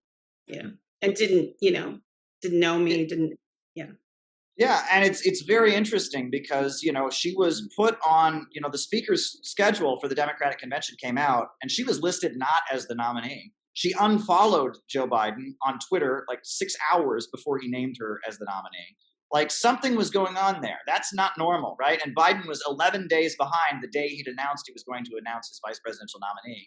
And it was almost like they were scraping the barrel to find any way out of picking Kamala Harris. They elevated, Karen Bass is very obscure. No one had ever heard of Karen Bass, but out of the blue, all of a sudden, well, maybe we can do Karen Bass. I said it would be a woman of color. She's a woman of color. We can do. And then out of the blue, somehow we all found out that because Karen Bass had been to Cuba like 40 years ago, she went to Cuba, but somehow that just magically got into the press. I mean, who might keep track of who goes to Cuba? I mean, we don't know, right, of course, but somehow, oh no, she's a communist, can't be Karen Bass, and then all of a sudden Kamala is the nominee, and Kamala is the nominee despite unfollowing Joe Biden, despite not being on the schedule as the nominee. It looked to me like Biden was trying to not pick her as the nominee for some reason. And then, if you put that in the context of her never retracting her statement, she believed Biden's accusers. And then if you put that in the context of this, I know a predator when I see one line in her speech, followed by this awkward pause, something's going on there. And that makes me wonder what's going to happen. I mean, will Joe Biden complete his term, or will he step down and hand power over to Kamala Harris? I mean, because there's no way she'll win an election. That's clear. She's less popular than Joe Biden is, and Joe Biden's not popular, so. Yeah. And do you feel like, I mean, I know my opinion, so I want to hear your opinion. Do you feel like they're purposely making her look bad or kind of diminishing her in this administration? Well, it's been revealed that Biden's staff hates her staff. And that's part of the reason people are quitting is they don't want to be known as Harris people, because Harris people are hated by everyone else. So there's something going on there. Right. The other thing, though, is that I think it's pretty clear that Kamala Harris is in with the people that ran the Hillary Clinton State Department. There was that meeting. There was that meeting in Long Island, New York, where the donors to Hillary Clinton. Hillary Clinton was talking about running again. They decided no, Hillary Clinton won't run again, and they all put their money behind Kamala Harris. And that that's who she represents, and that Obama, he had Hillary Clinton as his Secretary of State. And then the Arab Spring happened, first there was the Honduran coup, then the Arab Spring, so much fallout. And then it was almost like after she was replaced with John Kerry, Obama almost spent the second half of his term trying to pick up the pieces from what the Hillary Clinton State Department had done. That was basically, it was negotiating the Iran deal. While he was droning. Sure. And that, that there was a difference there, and that, there have been other revelations that have come out. The New Yorker revealed that Obama basically wanted to fire Jared Andrew Cohen, because he was using Twitter to maneuver in Iran's politics without asking the president, and then Hillary Clinton protected Jared Andrew Cohen. And there is some kind of Silicon Valley faction that the Arab Spring was like their dream come true. They'd been working on it for years, and Obama may not have even been in on the conversations about it, right? And they used the Hillary Clinton State Department to foment all kinds of chaos around the world, and that's who Kamala Harris is in with. And I think that within the Democratic Party, within the Republican Party, there are a lot of people that are very terrified of having that faction back in power, because so much damage. And the world is still reeling 10 years later from what happened in 2011. I mean, the refugee crisis. She's talking about ISIS. running again. She's talking about she's putting, as you know, they're putting it out there hard to have her run again. And I just don't understand. Like, that it won't, it's almost like they're setting up to lose, because no one will vote for her. It's not going to happen. Yeah. And they were floating the, what was the other ticket? Biden and Cheney. Oh, I saw that. Like, that was Dream Team foreign policy, right? Oh my gosh. Remember when they were all like, oh, if you support Tulsi, she's a Republican, and they were like, now they're like, Biden and Cheney. It's like, what the hell are you talking about? Glenn Greenwald has been talking a lot about, and he makes a good point, a lot about how the media now, especially in the last few years, is all former. If you look at MSNBC, if you look at CNN, they're all former, NSA people and CIA, ex-CIA, and so all these intelligence, and then MSNBC is kind of filled with those plants, and they send them off to foreign countries, and they try to do their thing, and it's like, and so I don't know if citizens are paying enough attention to how the media is being weaponized against our own citizens and against, really the whole world. And the idea is to break us down into atomized individuals. I mean, the target, during the Cold War, the target was supposedly communism. But at this point, the target is any collectivism, anything that binds people together, whether it be their nationality, their religion, their identity as a social class, the labor movement. They want everyone to be an atomized individual, not identifying as part of a group, not identifying as part of a family, just you against the world, right? You, your own social media, your own Twitter, you're the atomized individual, so that you can be very easily rolled over. Any of these illiberal institutions that bring people together, that get people working for a collective interest, that get people seeing a common interest, they are a threat to liberalism. And that's really what Silicon Valley is all about. It's about liberalism. It's this belief in individualism above all else. And then, of course, that enables, if you're just an atomized individual, those with the wealth and power can rule without any limits. I mean, on the walls of the Justice Department, I remember seeing this in DC, and it made me think. On the walls of the Justice Department, you never hear this quoted. There's a phrase. It says, "Where law stops, tyranny begins." I saw that phrase, and I thought for a minute, and I thought that's actually true, right? Without law, it becomes de facto the law of the jungle, right? And the strong just rule over the weak without any check or balance on their power. And in our society, your strength is how much money you have. So if you get, that's what we're kind of facing. And when Congress passes a bill to restore reproductive freedom, as President of the United States, I will proudly sign it into law. Isn't it crazy how important abortion is to the Democrat Party at this point? I mean, abortion is like their central issue. I mean, I'm pro-choice. I don't think it should be illegal. But how long did she talk about abortion? How much crazy scaremongering was there about abortion? Communities and places of worship. The freedom to love who you love openly and with pride. The freedom to breathe clean air and drink clean water and live free from the pollution that fuels the climate crisis. And the freedom that unlocks all the others, the freedom to vote. With this election, we finally have the opportunity to pass the John Lewis Voting Rights Act and the Freedom to Vote Act.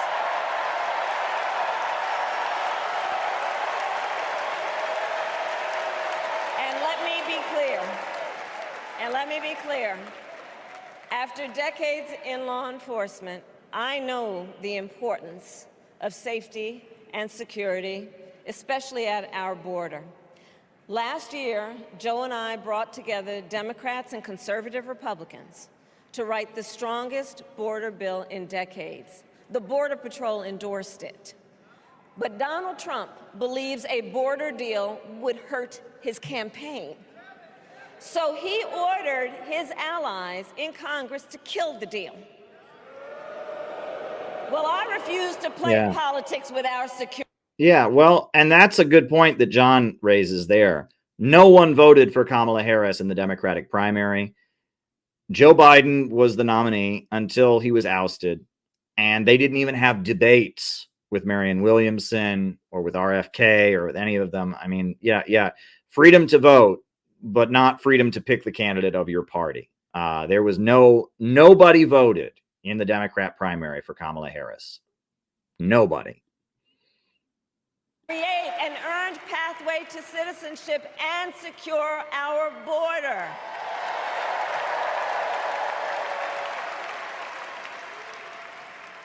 And America, we must also be steadfast in advancing our security and values abroad. Here we go.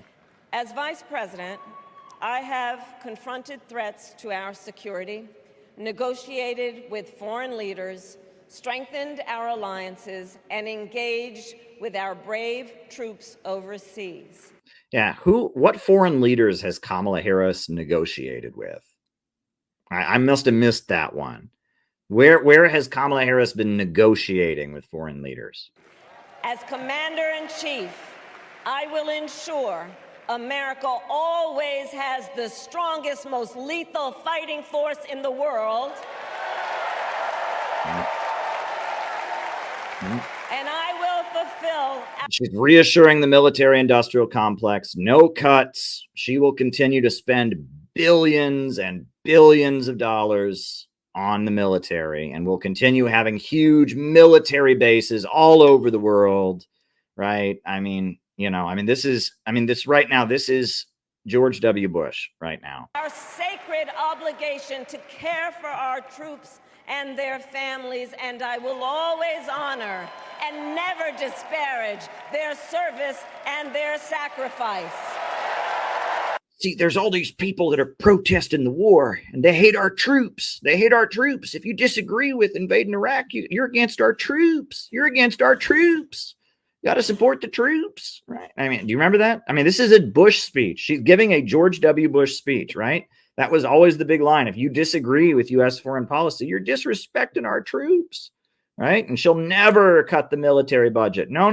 We're going to have the biggest, most lethal, huge military in the world.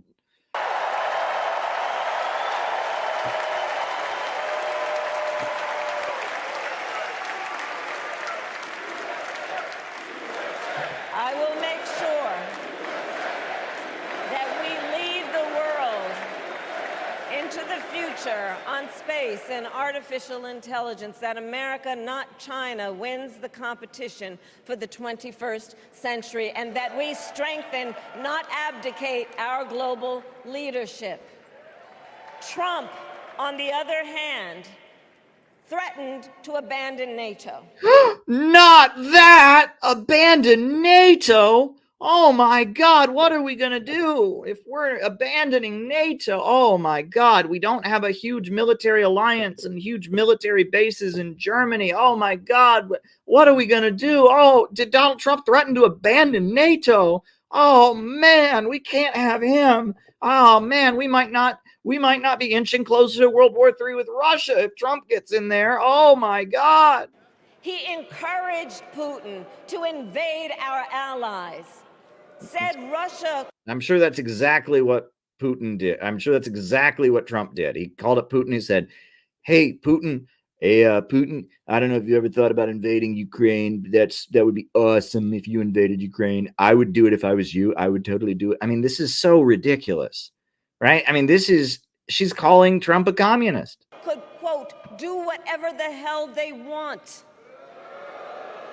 5 days before Russia attacked Ukraine, I met with President Zelensky to warn him about Russia's plan to invade. Yeah, and 10 years beforehand, the United States overthrew the Ukrainian government and started piling weapons into there. And the people of of Donbass got bombed and killed for 8 years straight. I mean, it's like, this is ridiculous. This is just completely ridiculous. Oh yeah, I mean, Zelensky had no idea that anything was going on, and then Kamala Harris called him up and said, "I'm going to warn you. I just found out." I mean, it's like, this is so ridiculous. I helped mobilize a global response over 50 countries to defend against Putin's aggression. Yeah, you were part of an administration that engaged in years of provocations and did everything they could to force Russia into a situation where they felt that they had to go in. And then you've been prolonging this war by piling more and more and more and more weapons in there, and more of our tax money to line the pockets of Ukrainian oligarchs. And as president, I will stand strong with Ukraine and our NATO allies. That's right? While America's falling apart and our bridges are crumbling and everything's falling apart, you're going to keep giving billions and billions of dollars to Ukraine. I mean, she is declaring a loyalty to a global financial system and not the American people.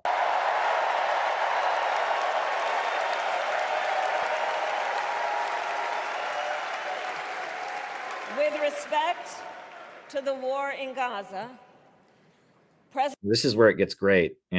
Remember, we have to vote for her because Donald Trump is so pro-Israel. So continue. I mean, this is, Muslims, Palestinians, anybody, everybody in America who supports Palestine has to support this woman who's literally married to her AIPAC handler. President Biden and I are working around the clock because now is the time to get a hostage deal and a ceasefire deal done. It's funny, you've had since October 7th. At any point, you could just cut off the funding to Israel or just tell Israel no. And let me be clear, I will always stand up for Israel's right to defend itself. Is that what Israel's doing right now? Defending itself?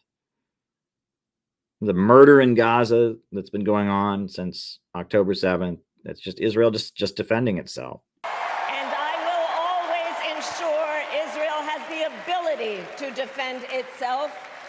Code, you'll keep spending billions of our taxpayer money to arm Israel and enable Israel to continue to carry out its atrocities. I mean, but we have to vote for her, right? That's what we're being told. Oh my God, Caleb, if you don't want her to win the election, you're a Zionist. No, I'm not. Because the people of Israel must never again face the horror. Never again. Did you hear the word never again? She basically used the slogan of the JDL. Never again, right? The Jewish Defense League, the terrorist group that murdered all kinds of Arab Americans, that threatened and assassinated Soviet diplomats, the JDL. They must never again. That was the slogan they used. Never again. Basically, Israel can do whatever it wants because of the Holocaust. She said, never again. She's using the slogan of Meir Kahane and the Jewish Defense League. A terrorist organization. That's weakness. That's something we need to breed out of us, right? We all need to be compassionless, hateful creatures.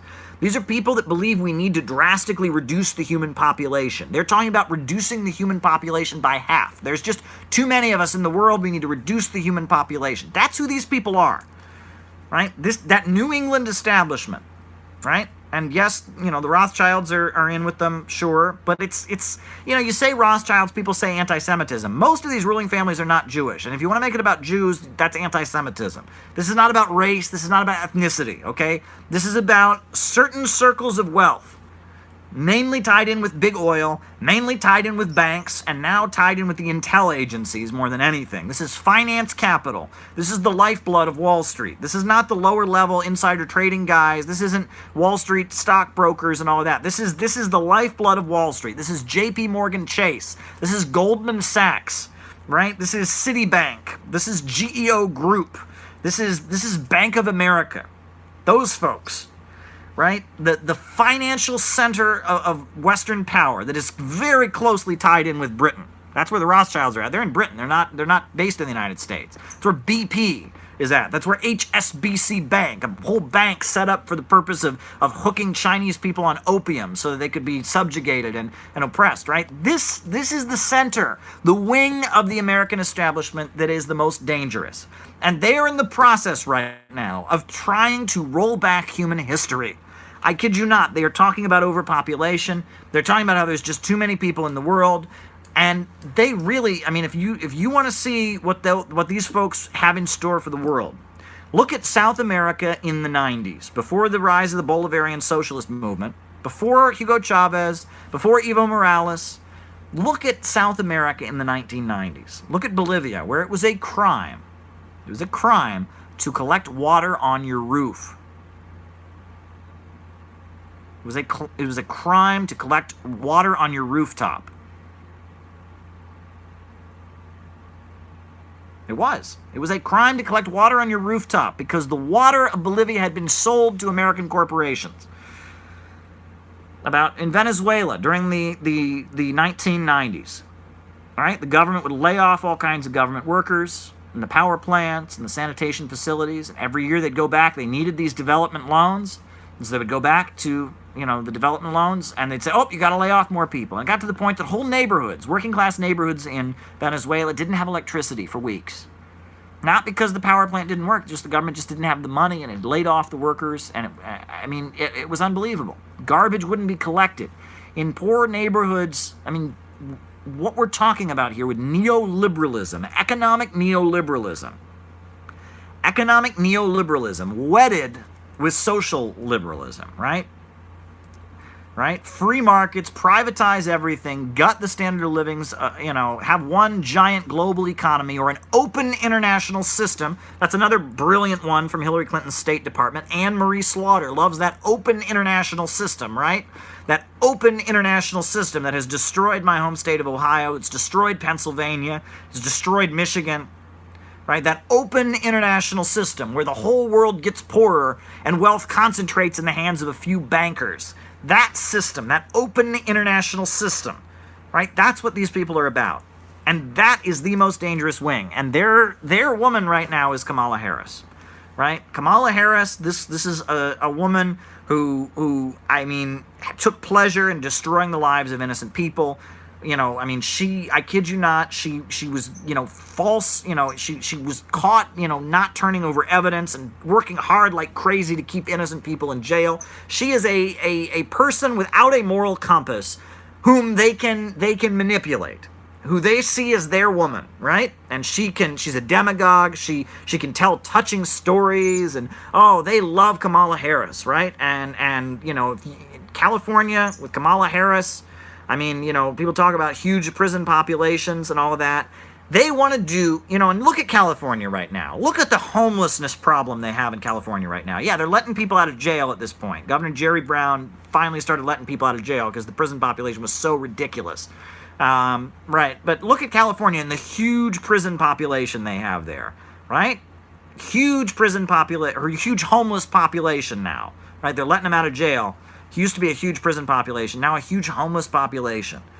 All kinds of poverty, but dressed up in talk of white privilege and, gender oppression and all the liberal buzzwords and identity politics while we build a giant prison and we start taking people's jobs away and wages go down and people are ground into poverty and homeless people are out on the street begging and we've got a prison state, but that prison state uses the correct pronouns and it's sympathetic and what are they starting to do now, folks? What are they starting to do now? They're starting to introduce the idea that if you think outside the establishment, you're mentally ill. I kid you not. They're starting that now, right? That was something they always accused the Soviet Union of doing, right? Of using the mental health system to silence dissidents. Well, now we're starting to see that, right? That if you question, the fact that capitalism is the best system in the world, you start looking at the articles. Start reading the articles, right? Read the articles. Shout out to Ramiro, who's joining us. Long time. Read the articles, right? Read what they're doing now. The increasing mental health culture, right? Where, the amount of people that are taking medications is through the roof.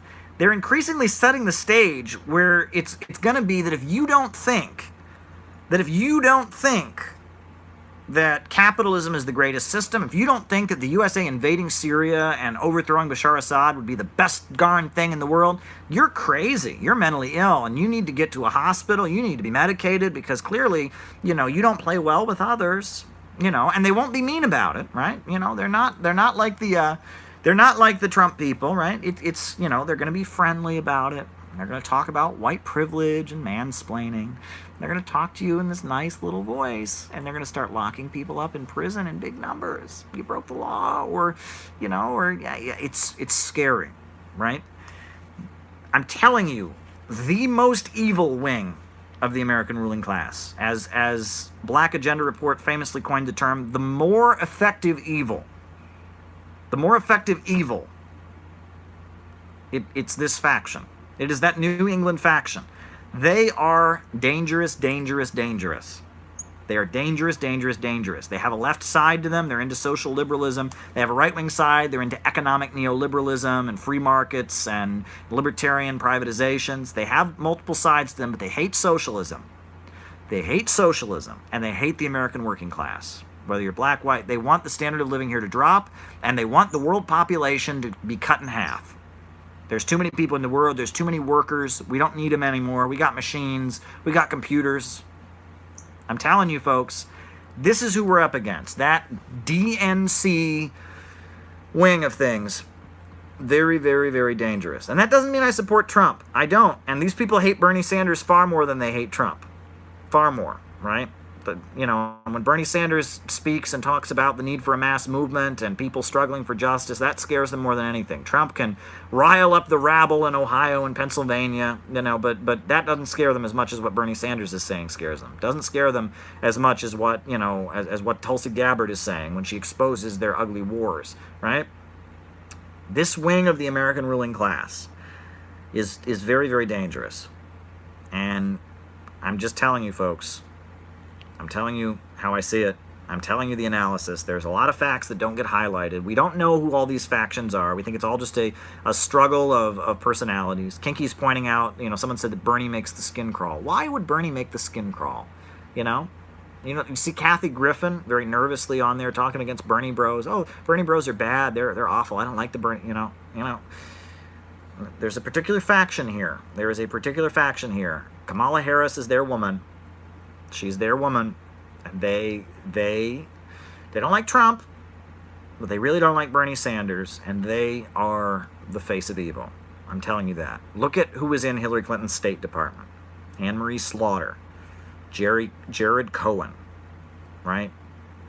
Samantha Power, the genocide chick. She jokingly calls herself the genocide chick.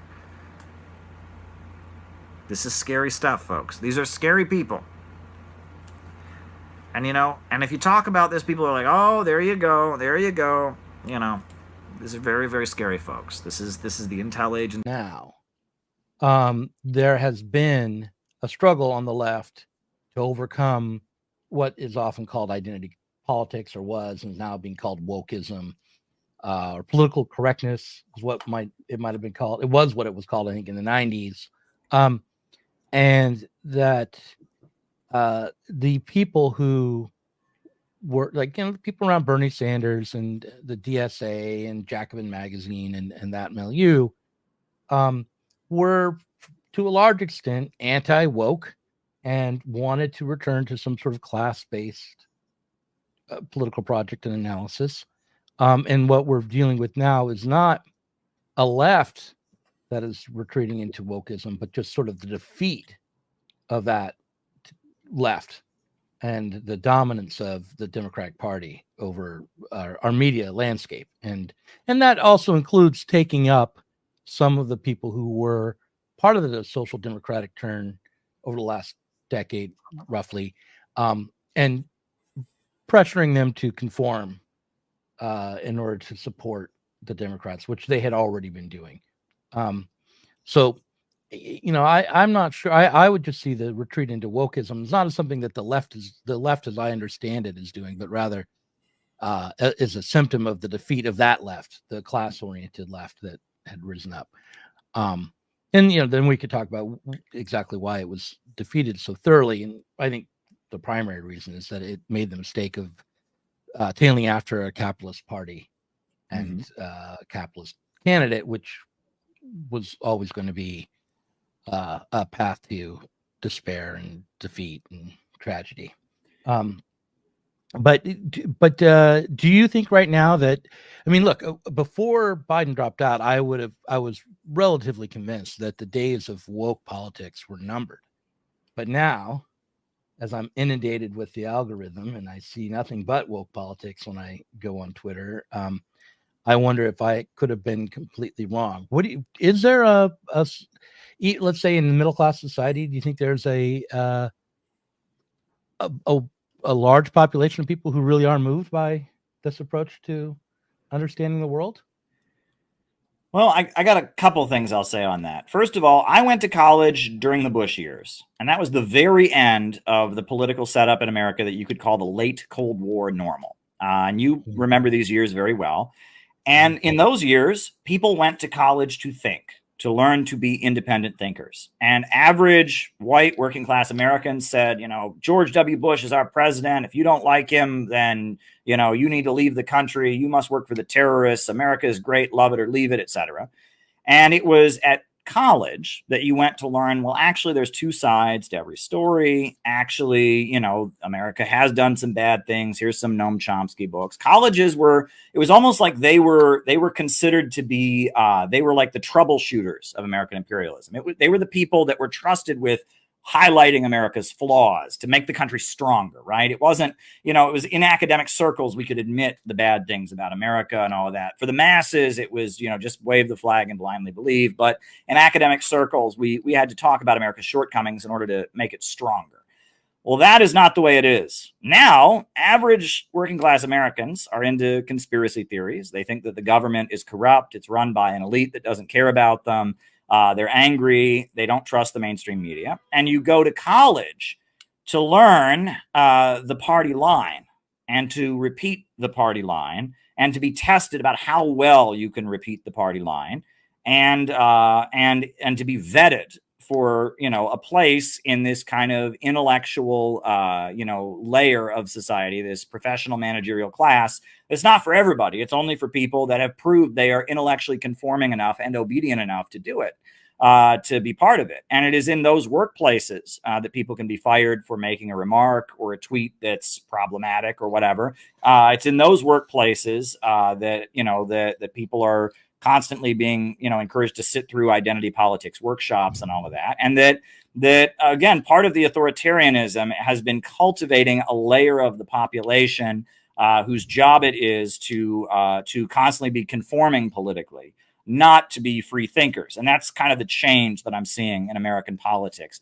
The other thing I want to say, and I think this in regards to Jacobin and everything, look, it's funny because my social media is like exploding right now because of this Kamala Harris book, but I'm trying not to enjoy it too much because I have been through so much. I have been canceled so many times. Social media is rigged and social media is fake. Okay. And I don't want to go into too much detail about it, but social media is rigged. Social media is fake. And the future, we have to build a real organization among working people. We need to recruit people to this kind of politics who would never go looking for it. Who are just working people in their communities who are struggling or looking for answers. People should join an anti-imperialist or a communist organization for the same reason they might join a Pentecostal church, or for the same reason they might join the Rotary Club or something, because they're looking for a community, they're looking for a group to do something with, and we have to get out of being an internet niche. And that this is something that I'm realizing. And I got to tell you, you mentioned Jacobin and all of that, and I'm glad that they were critical of identity politics, but Peter Coffin and I have been put through hell. I put forward the notion that I was a patriotic American, which I am, and that socialism would make a better country, and that imperialism, the global system of monopoly capital, is not good for American working people.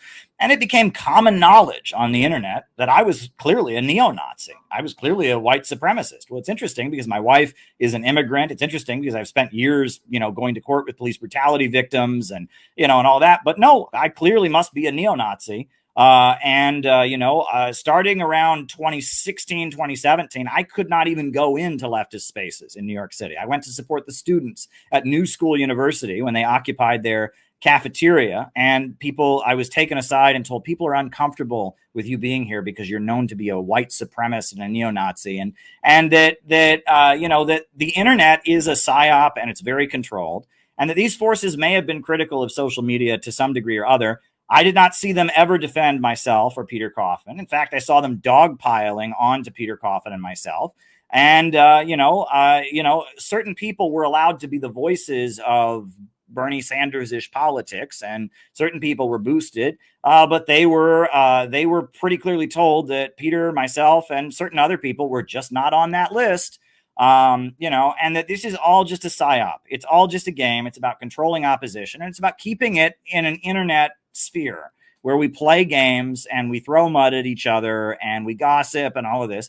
It's not what we need. And honestly, I look forward to the day that the Center for Political Innovation is big enough. I don't even have a Twitter. I don't even have a YouTube. I'm connecting with people that are in the group that, I broadcast for people that are in the group. I don't want to be out there publicly. Right now, I have to be for a number of reasons. But I'm looking forward to the day that I'm not on social media. I'm at the center of a real organization that is meeting real people, helping them live a better life, providing real services in their community while teaching them a real ideology to save our country from this nightmare. That's what I'm looking forward to.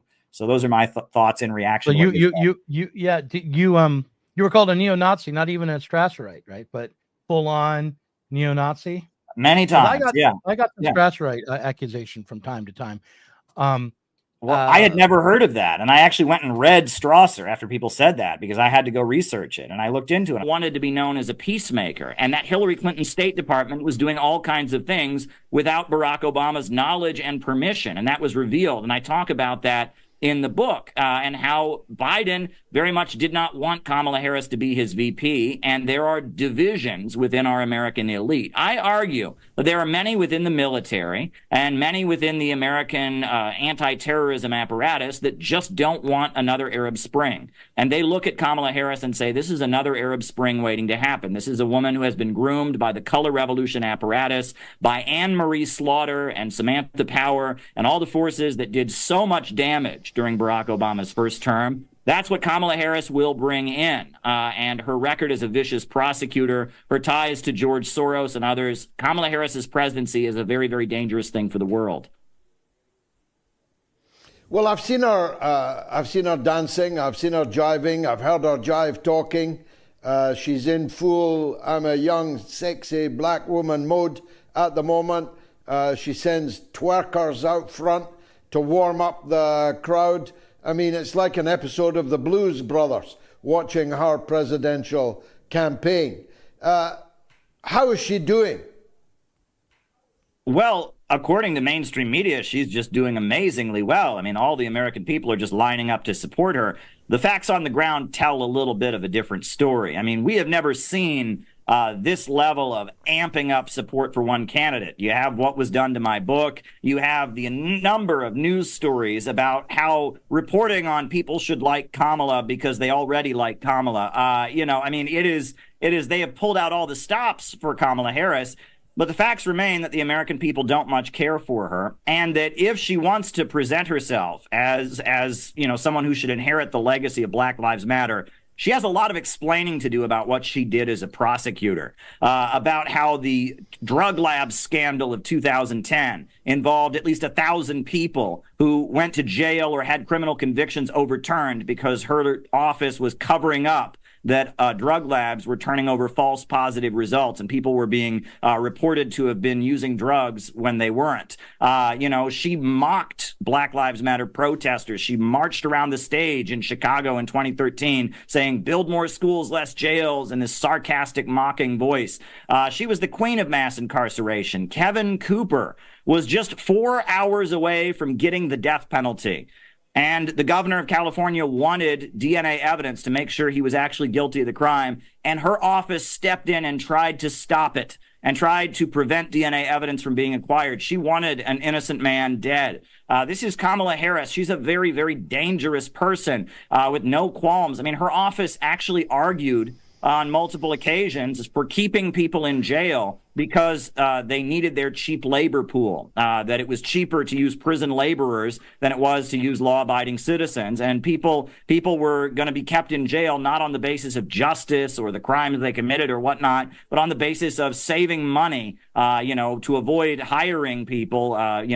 This is outrageous. I mean, this is a person who doesn't really care about other people and how her actions affect them. And my book gets into a lot about where Kamala Harris came from, in particular, the Marxist father who has denounced her that no one wants to talk about. Her 85-year-old father who lives in Jamaica and has denounced her campaign, and that whole story, the baggage that she's got around that. There's so much that no one is talking about. When Barack Obama ran for president, we knew everything about him. We knew his mother. We knew his father. We knew the school he went to in Indonesia. We knew who his pastor was. We know nothing about Kamala Harris except she's funny sometimes, and she has a laugh that is catchy. A lot of people think it's a little bit demented, but it's supposed to be a catchy laugh, and we're supposed to vote for her on that basis. The more you dig into who she really is, you realize this is a frightening case of somebody brought in by a very frightening wing of our American deep state.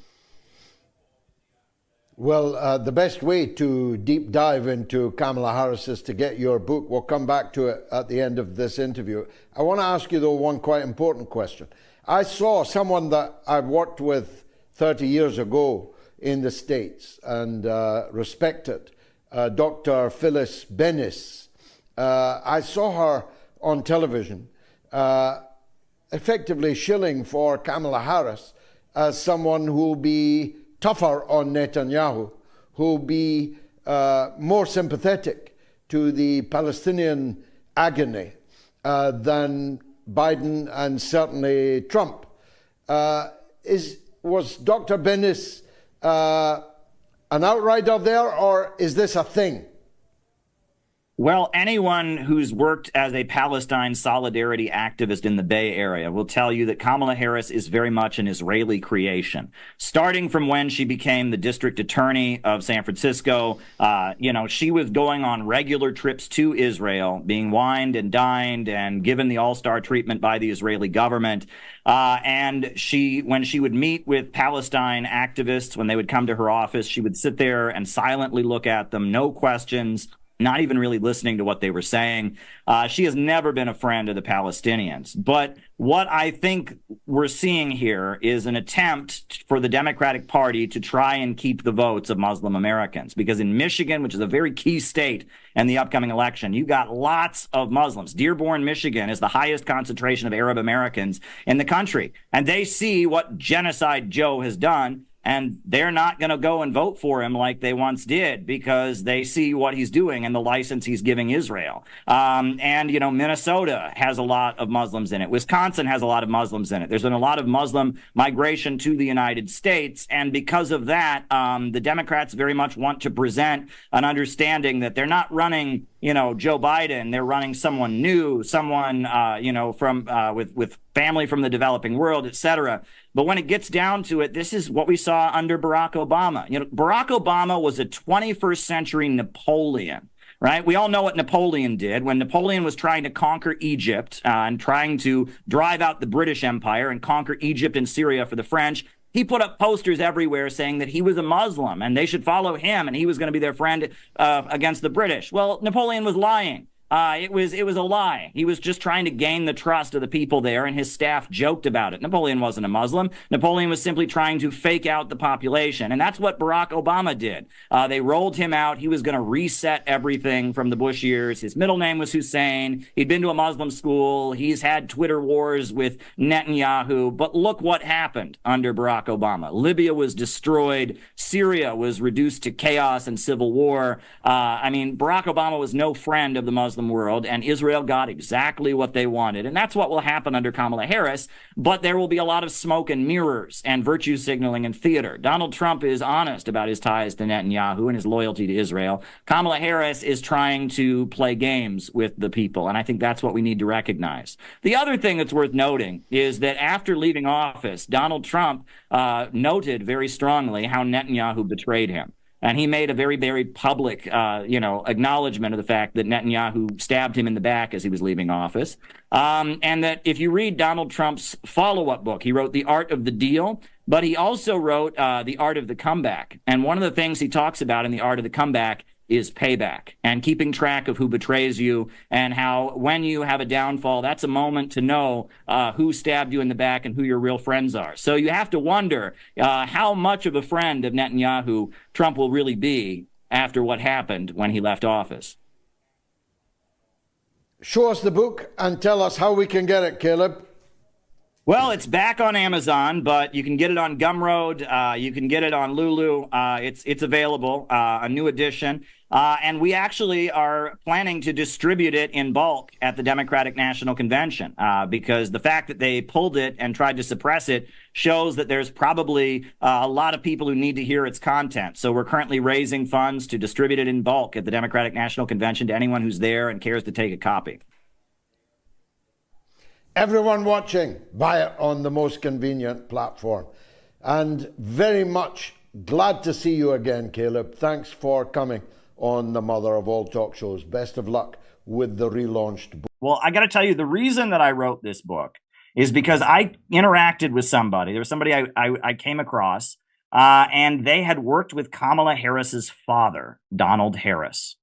And they told me about that. And so I started doing research because, you remember when Barack Obama was running for president? We learned everything there was to know about, his mother, Ann Dunham, his father from Kenya, his grandparents, and everything, Jeremiah Wright, and the school in Indonesia. But no one knows anything about Kamala Harris. Nothing. I mean, we know nothing. We know that she was in Congress. She gave some great speeches, and now she's potentially the next president. We know nothing about her. Well, her father is Donald Harris, who is a Marxist economist who taught at Stanford University. He was an advisor to the government of Michael Manley, the kind of socialist president of Jamaica, kind of a Bernie Sanders president of Jamaica for a long time. And he and her are not on speaking terms. He denounced her presidential campaign in 2020. And there's a story there. There's a lot there. And no one wants to talk about it. I dug into it and did the research. And why did he? Now, it had something to do with her disparaging Jamaicans as pot-smoking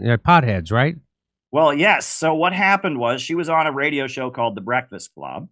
And she was asked if she'd ever smoked marijuana. I don't know if you remember this. And she said, oh, yeah, that she smoked weed when she was in college. And then they asked her what music she listened to when she smoked weed. And she said Snoop Dogg. And that was interesting because Snoop Dogg had not yet released an album at the point when she was in college. So that's interesting. But regardless, she then said, half my family's from Jamaica. What do you think? And Donald Harris heard about this, and he didn't particularly care for it. And he published an essay called Reflections of a Jamaican Father.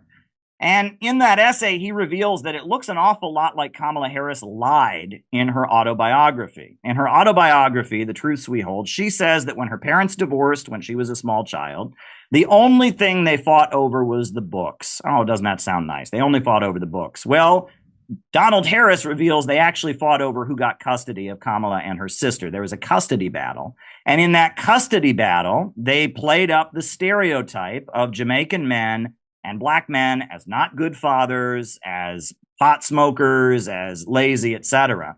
And that stereotype that she invoked of Jamaicans as, joy-seeking, I forget the language he exactly used, but, that was used to deprive him of the ability to see his daughters. So he particularly took issue from it. He denounced her presidential campaign. He called it a travesty of identity politics. And he said he speaks for her entire Jamaican family. He did not attend her inauguration as vice president. Her mother is deceased, and Kamala Harris talks about her mother endlessly. Her mother is like a saint. But her father, nobody talks about the fact that she has this father who taught Marxist economics at Stanford University, etc. And there's a lot there if you dig into it. That is particularly surprising. If Barack Obama had a Marxist father, we would have heard about it endlessly. But nobody wants to talk about Kamala Harris and her estrangement from her father in Jamaica. The thing is, we talked about this yesterday or the other day. It would be a mistake for Trump to come at her as being some kind of far left Marxist radical, because she's not. She's not. She is a very much an authoritarian enemy of black people, lock them up cop, and a tool of the military-industrial complex and Wall Street, along with Big Pharma. So she is a corporate puppet. She's all the bad things you would think of. Oh, I used to equate with being right wing, but now things are flipping around. So I don't know, those terms don't mean anything anymore. So, but yeah, she's not a far leftist. Would you consider her a far left? You wrote the book. No, not at all. I mean, what is interesting, though, is that, her parents certainly were on the far left when they met each other. Right. They met each other at the free speech movement in Berkeley. They were part of, left-wing protests. They were most likely in some kind of communist organization at that time. We don't know exactly, but her father was a Marxist economist. They were both attending protests. But what's interesting, and I talk about this in the first chapter of the book, is that, Berkeley in the early 60s was not only the center of, protest movements for civil rights, the free speech movement at UC Berkeley. It was also the center of all kinds of CIA programs intended to manipulate left-wing politics. Starting with the downfall of McCarthy in the late 50s and early 60s, the U.S. government started covertly funding various leftist and communist groups while manipulating and crafting their politics to serve a different agenda. The Bay Area was the center of Project MK Ultra, where the CIA was distributing LSD, throughout civilian areas, just handing acid to people, etc. And there was all kinds of manipulation of the politics of the Bay Area. And her parents were heavily involved in that. And that is particularly interesting when you look into it. Kamala Harris talks about how when she grew up in the Bay Area, she attended a cultural center called Rainbow Sign. And it was a cultural center connected with James Baldwin and I believe Ralph Ellison and some other black intellectuals who were being promoted by the CIA as an alternative to the communist wing of black liberation. This was the time when you had the Black Panthers that were rising, Huey Newton in Oakland and others. And so this was a cultural center that was being funded and promoted to kind of push black radicals in a direction that was less dangerous to the establishment. And that's particularly interesting when you look into it. There's a lot there if you look into Kamala Harris and her background. And the fact that no one wants to talk about her father. And when it really gets down to it, the fact that the most epic political knockout was delivered in 2020 by Tulsi Gabbard. Do you remember that? Yes, of course. Yeah. We played why on. did I was there when that happened. Yeah, it was amazing. I've never seen, she just used her very limited time on the debate stage to just go over Kamala's record as a vicious prosecutor. From rival to running mate, Joe Biden is hoping that Kamala Harris will be a powerful weapon in his arsenal as he selected her as vice president, as he prepares to go to battle with Donald Trump for the White House. I decided that Kamala Harris is the best person to help me take this fight to Donald Trump and Mike Pence and then lead this nation starting in January 2021. I need someone who understands that we're in a battle for the soul of this nation and that if we're going to get through these crises, we need to come together and unite for a better America. Kamala gets that. But unity, it seems, is not the word on every Democrat's lips. Biden going with the strategically brilliant move of picking somebody for VP who is despised by both the right and the left. We're in the midst of the largest protest movement in American history, the subject of which is excessive policing, and the Democratic Party chose a top cop and the author of the Joe Biden crime bill to save us from Trump. The contempt for the base is wow. Apparently, the answer to a movement for Black lives is someone who helped perpetuate a lock-them-up regime while letting the powerful in Silicon Valley and Wall Streeters like Steve Mnuchin loot with impunity. Happy 2020. Let's not forget that for the past few months, the United States has been gripped by a wave of protests against police brutality, sparked by the killing of George Floyd.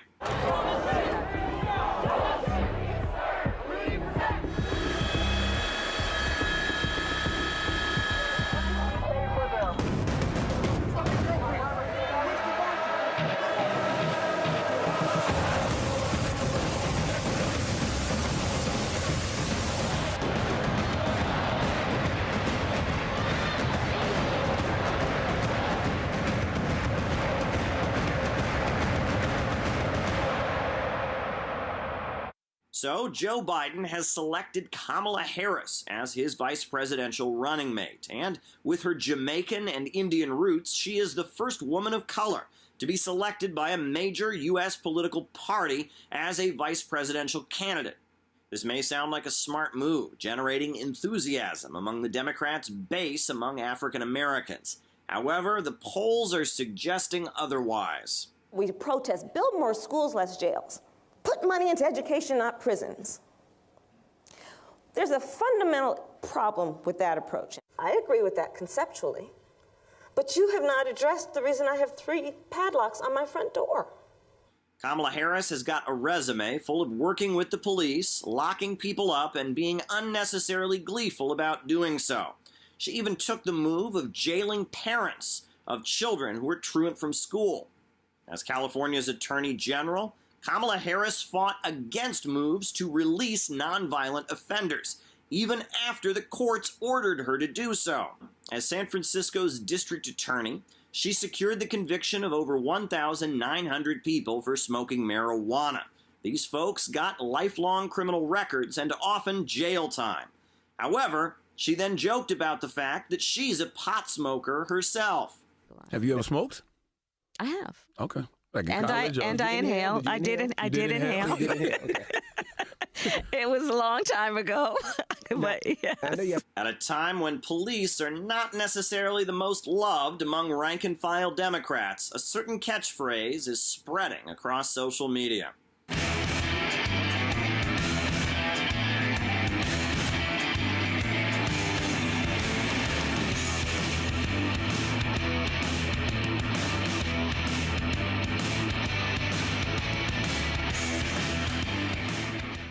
Kamala Harris has done a lot in recent months to try and clean up her image. She's gone to police brutality protests to shake hands and take photos. She's published an autobiography that presents herself and her career as a prosecutor as if she was fighting against racism on behalf of the downtrodden. But some people just aren't buying it. I watched her poll numbers go boom, boom, boom, down to almost nothing. Donald Trump has indicated that he is not too worried about Kamala Harris, as she is not polling very well around the country. However, many are jubilant about the fact that a woman of color has finally joined a major presidential ticket in the United States. But many of the people expected to vote for Kamala Harris in November have got pretty big questions. Caleb Maupin, RT, New York.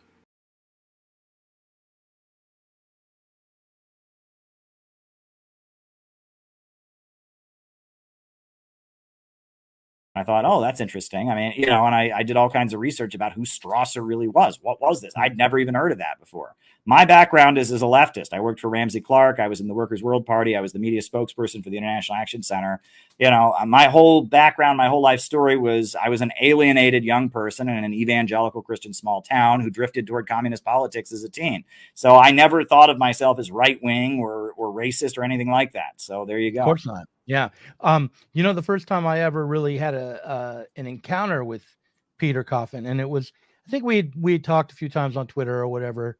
But it was when I created a video, it was years ago, back around 2018, I think 2019, maybe, called Intersectionalism is Not Enough.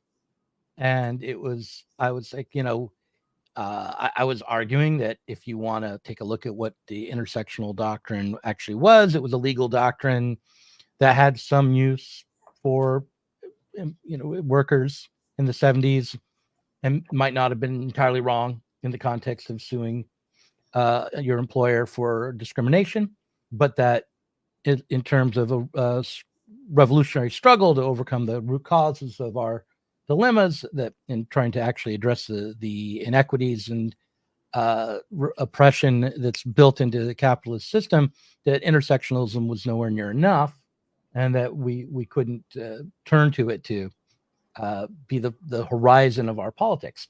And Peter Coffin came after me on Twitter, like you wouldn't believe. He was like, why don't you just say what you really mean, you racist, and things like that. And then we met in person in Idaho at a conference where it was like a left-wing conference to critique but also takes seriously the ideas of Jordan Peterson. Hmm. And we had a conversation in a panel discussion, and I sort of think I won him over a little bit. And then a few years later, I'm hearing that he's a patriotic socialist and he's being completely canceled. And I was like, oh dear, did I make him go full right wing? Did he take me wrong?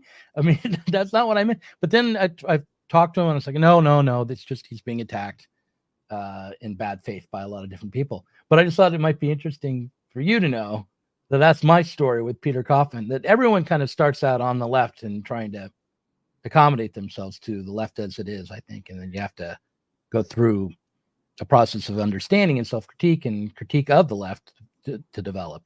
Well, people learn. I've evolved over the years. I feel like my core beliefs remain the same, but I've certainly changed my perspective on a lot of things. And, Peter's work is amazing. I have learned so much. I've got Woke Ouroboros behind me, a brilliant book that he wrote. Yeah. And his work regarding fandoms is very, very good. The Marx for Sale documentary and such. I mean, where he talks about how fandoms are very toxic. They become less and less political over time. They're designed to be niche and exclusive. And I mean, he's done great things regarding that. And, but I can tell a similar story to what you just told about a guy named Rainer Shea. Rainer Shea is a young activist in California. For years, I would hear about Rainer Shea being hostile to me. Rainer Shea was always posting negative things, and he was into Maoist, third worldist or whatever stuff. But then he realized that the main danger is World War III. And so he said that, look, this Rage Against the War Machine rally is bringing together Republicans and others who oppose World War III. And that's a good development.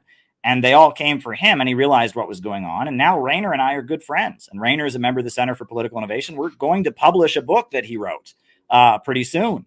And it shows that people can change, right? And that's the point. And that, growth is a big thing. And that's what, that's the whole, you read the Christian Gospels, the prodigal son. And I am all for forgiveness, right? If somebody who's dissed me on the internet comes to me and says, hey, I wasn't right, I don't go, oh, get away from. No, I have reconciled with many people over the years who've been particularly unfriendly.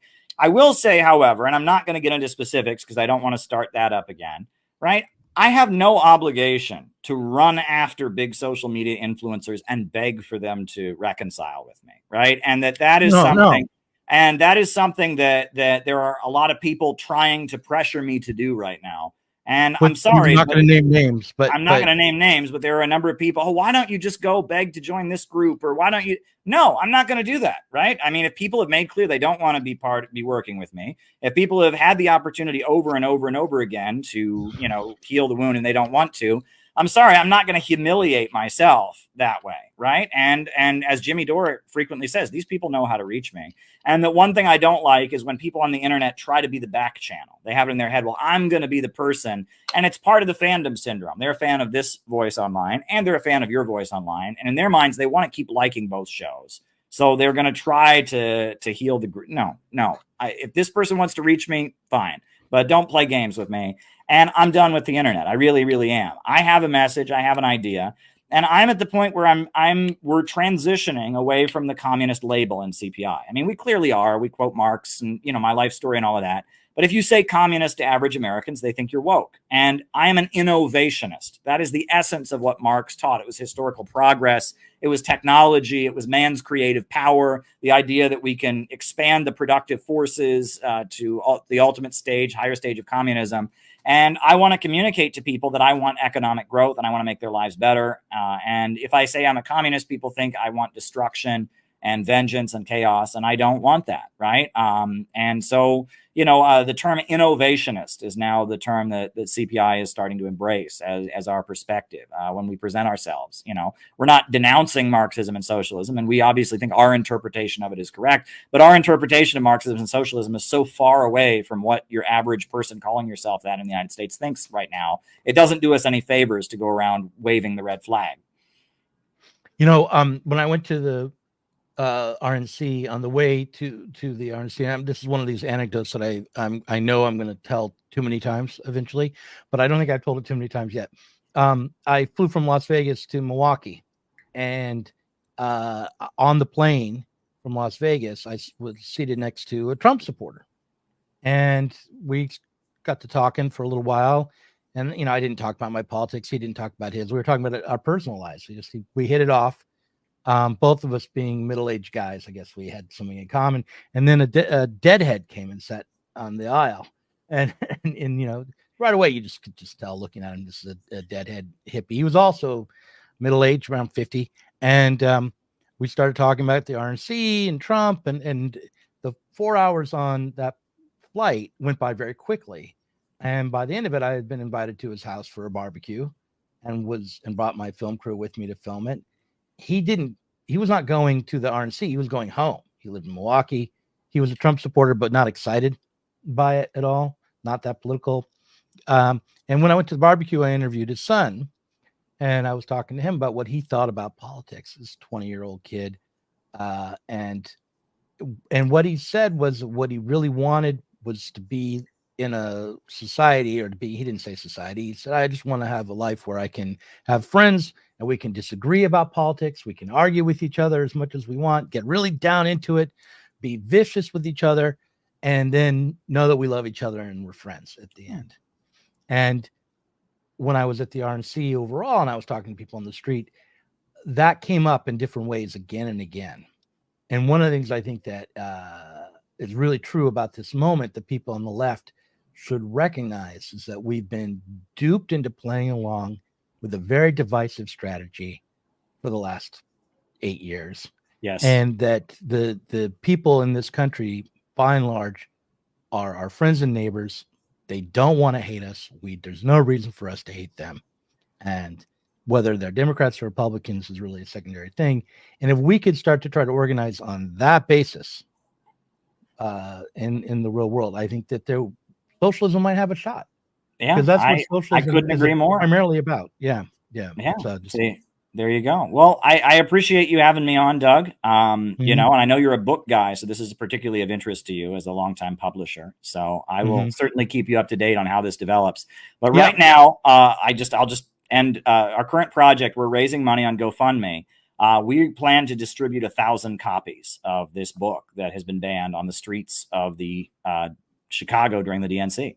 That's the plan. And we have a GoFundMe set up. I've got the link. I sent you the link. And we figure if they took this book down and they don't want this out there, it needs to get out there. So we wrote a new introduction. Peter designed a beautiful cover for the new book, the new edition of the book. And so if people want to help us out with that, that would be great, because obviously there's something in this book that needs to be said. That's why they banned it. Yep. And I will put a link to it in the description. Thanks for coming on, and I hope to talk to you again, Caleb.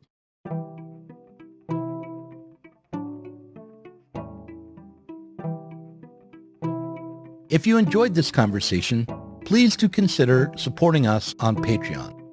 Our patrons help to make sure that Sublation Media can continue to provide interviews, videos, books, and articles that are critical of the left from the left.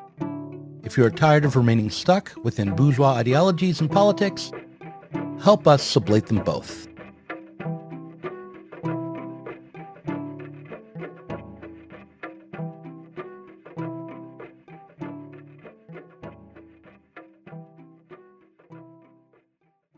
When Roger Stone had a guest, a guy from Epoch Times named Trevor Loudon, and Trevor Loudon made this comment on his podcast. And I will just play you what he said, because I heard about this and I couldn't even believe what he said. But this was, just to remind you, in case you didn't see it, this is what Trevor Loudon said on Roger Stone's podcast. There to promote Russian and North Korean foreign policies. She may not understand that, but she's being used by people like Dennis Kucinich and others to do that.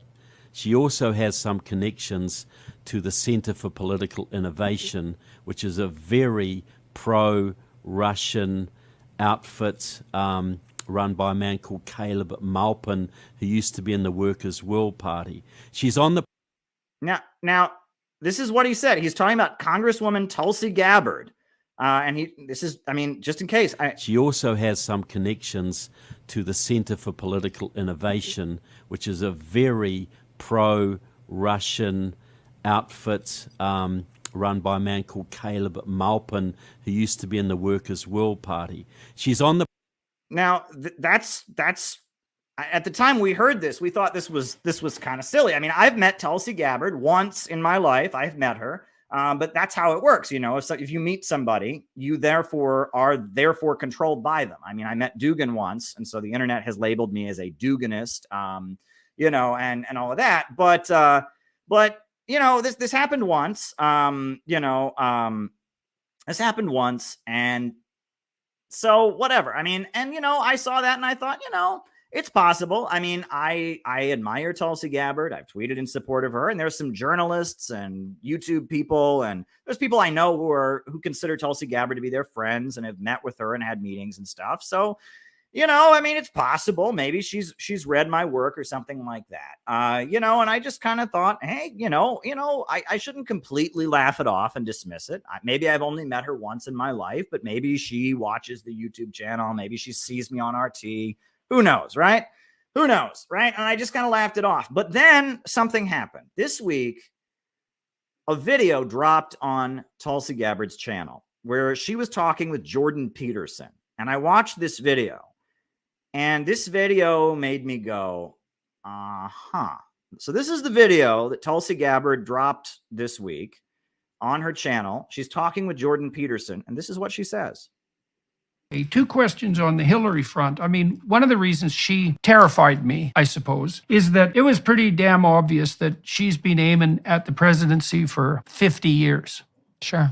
And that's a long time. And you've got to ask yourself, what is driving someone who's that committed to that goal? Like, and the goal is clearly the presidency. It's not what could be done with the presidency. And it's not like she was dragged in kicking and screaming by people who were overwhelmingly impressed by her prowess and who, you know, enjoined upon her for moral reasons to consider a career in government. It's like, no. She's been laser focused on being the first female president of the United States for God only knows how long. And so that's concerning to me. But then that doesn't answer the next or address the next mystery, which is given that she's a Democrat and given that the Democrats should in principle be somewhat skeptical, let's say, of fascist collusion between corporation and government and a little bit skeptical on the military industrial Starts out with them talking about Hillary Clinton, but it takes an interesting turn. side. Why do you think that her record indicates that she's such a hawk on the military front? Like, is that a compensation? Is she attempting this is a cheap, you know, psychological interpretation. Could easily be wrong. Is she trying to look tough on the foreign policy front to, you know, to mitigate against any criticism of the fact that she might not be capable of that? Or what's going on? Why is she doing that? I don't think that's such a cheap analysis or assumption to make, because that is a reality, and that is one of my fears, not only about her, but also about some others who have been in those types of position. Like who? Like who, Tulsi? You look at someone like Kamala Harris, for example. She's a breath away from the presidency, and I have lost track of how many feeble breath, conversations. unfortunately. Yes. Interesting. Let's see where this goes. Exactly, which is incredibly concerning. I have lost track of how many American service members I have spoken with who are absolutely terrified about the prospect of a President Harris for that reason. She's You mean facing off against someone like Vladimir Putin, for example? Wouldn't that be lovely? Kamala Harris versus Vladimir Putin. Oh yeah. Or anyone, but somebody like her who is weak, who lacks understanding in foreign policy, who feels the need to prove herself, to prove her strength, to stand up with the big boys and look tough and somehow. Interesting. Kamala Harris has a need to prove herself and look tough and stand up with the big boys. I think I've heard this somewhere before. Believe that, well, hey, the best way to do that is to go drop some bombs somewhere and start a war. And that she might have some trauma in her past, and she might have a pattern of disregarding other people's needs and a desire to carry out vengeance, and that she seems to kind of talk about her own trauma a lot, and that motivates her to be more hawkish and militaristic. I've heard this somewhere. This is a terrifying prospect for someone, and you see this, yes, with some women who feel like they have to go and look tough, but that only happens if they're not actually strong, internally strong. That she's weak internally and that she sees herself as a victim. I've heard this somewhere before. Individuals themselves, but we also see this with some of the male leaders in this country. We saw how how people react, again, like in the media and in media and politics, how they react when we go to war. We saw how Nancy Pelosi and Brian Williams and others declared Donald Trump. This is the first time he seems presidential, when he decided to go and launch some rockets and missiles against Syria. People who hated him, people who could not stand him and were obsessed with trying to destroy President Trump, all of a sudden he goes and launches some bombs, and they're all over the television saying, well, finally, he's acting like a president. Give me a break. Right. This is the problem with the lack of leadership that we have, and how you started this question asking about how is it that the Democratic Party, that should be the party that is at a minimum skeptical and cynical about the military-industrial complex and going out and starting new wars and regime change and all of this stuff. Well, they have become party to it, part and parcel of it, and have become that machine that benefits from all of this. And so they can't. It would be self-defeating. Yeah. Wow, folks. Wow. Now, if you're a regular from this audience, you know what that was. You know what we just saw there. But if you're not a regular, if you're not as familiar with what we do here, I will just let you know what we just found out, right? I think this is smoking gun confirmation that Tulsi Gabbard read this book. This is the book that I put out in September of 2020. Kamala Harris and the Future of America. I wrote this book. It was the second book that the Center for Political Innovation published, maybe the third. It was one of our earliest books. I think it was the second book we published. We published the Green Book, and then I published this book.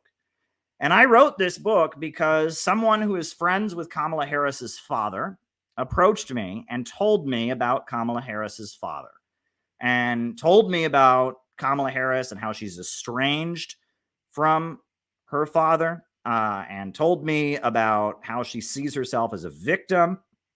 And I was presented with information about that. Plus, I was presented with information about how Joe Biden's staff didn't want to pick her as the running mate. And so I did a lot of research, and I mean, it was pandemic time. I was in lockdown. I couldn't go any place or really do much. So I just spent, and I wrote a very short book. This is like 120 pages long, Kamala Harris and the Future of America. It is a psychoanalysis of Kamala Harris, and it is an explanation of the divisions within the deep state that led to her becoming the nominee as a last minute decision. You remember how, there's so many details I could go over, but I think what we just saw in that video shows that Tulsi Gabbard has read this book. I think there's no way that Tulsi Gabbard has not read this book. And you know what? Honestly, I think I'll just be real with you all. I don't want Tulsi Gabbard to come out and wave my book around. And I don't want Tulsi Gabbard to come out and be like, I like Caleb, because that wouldn't help Tulsi Gabbard. I personally would like it if Tulsi Gabbard became the next president of the United States. And the last thing she needs to do, if she wants to become president of the United States, is to say, yes, I get all my ideas from this red-haired guy in Brooklyn who works for RT and once met with Alexander Dugin and blah, blah, blah, and the whole cancel culture thing against me. Tulsi, if you're watching this, don't embrace me, right? Do not give me credit. I do not want credit. I don't. It'll hurt you more than help you to give credit. But I think my audience here, our community, knows that you are reading our stuff. It is undisputed. It is undisputed at this point that you're reading our stuff. Good for you. And the fact that the Center for Political Innovation, the fact that this has been picked up on already, that, this guy who writes for Epoch Times is already baiting her over our relationship. I've met you once in your life. I was a reporter at an event where you spoke, but now we know you're reading my stuff, and now we also know that your enemies are out there accusing you of working with Caleb Maupin of the Center for Political Innovation and the Workers' World Party.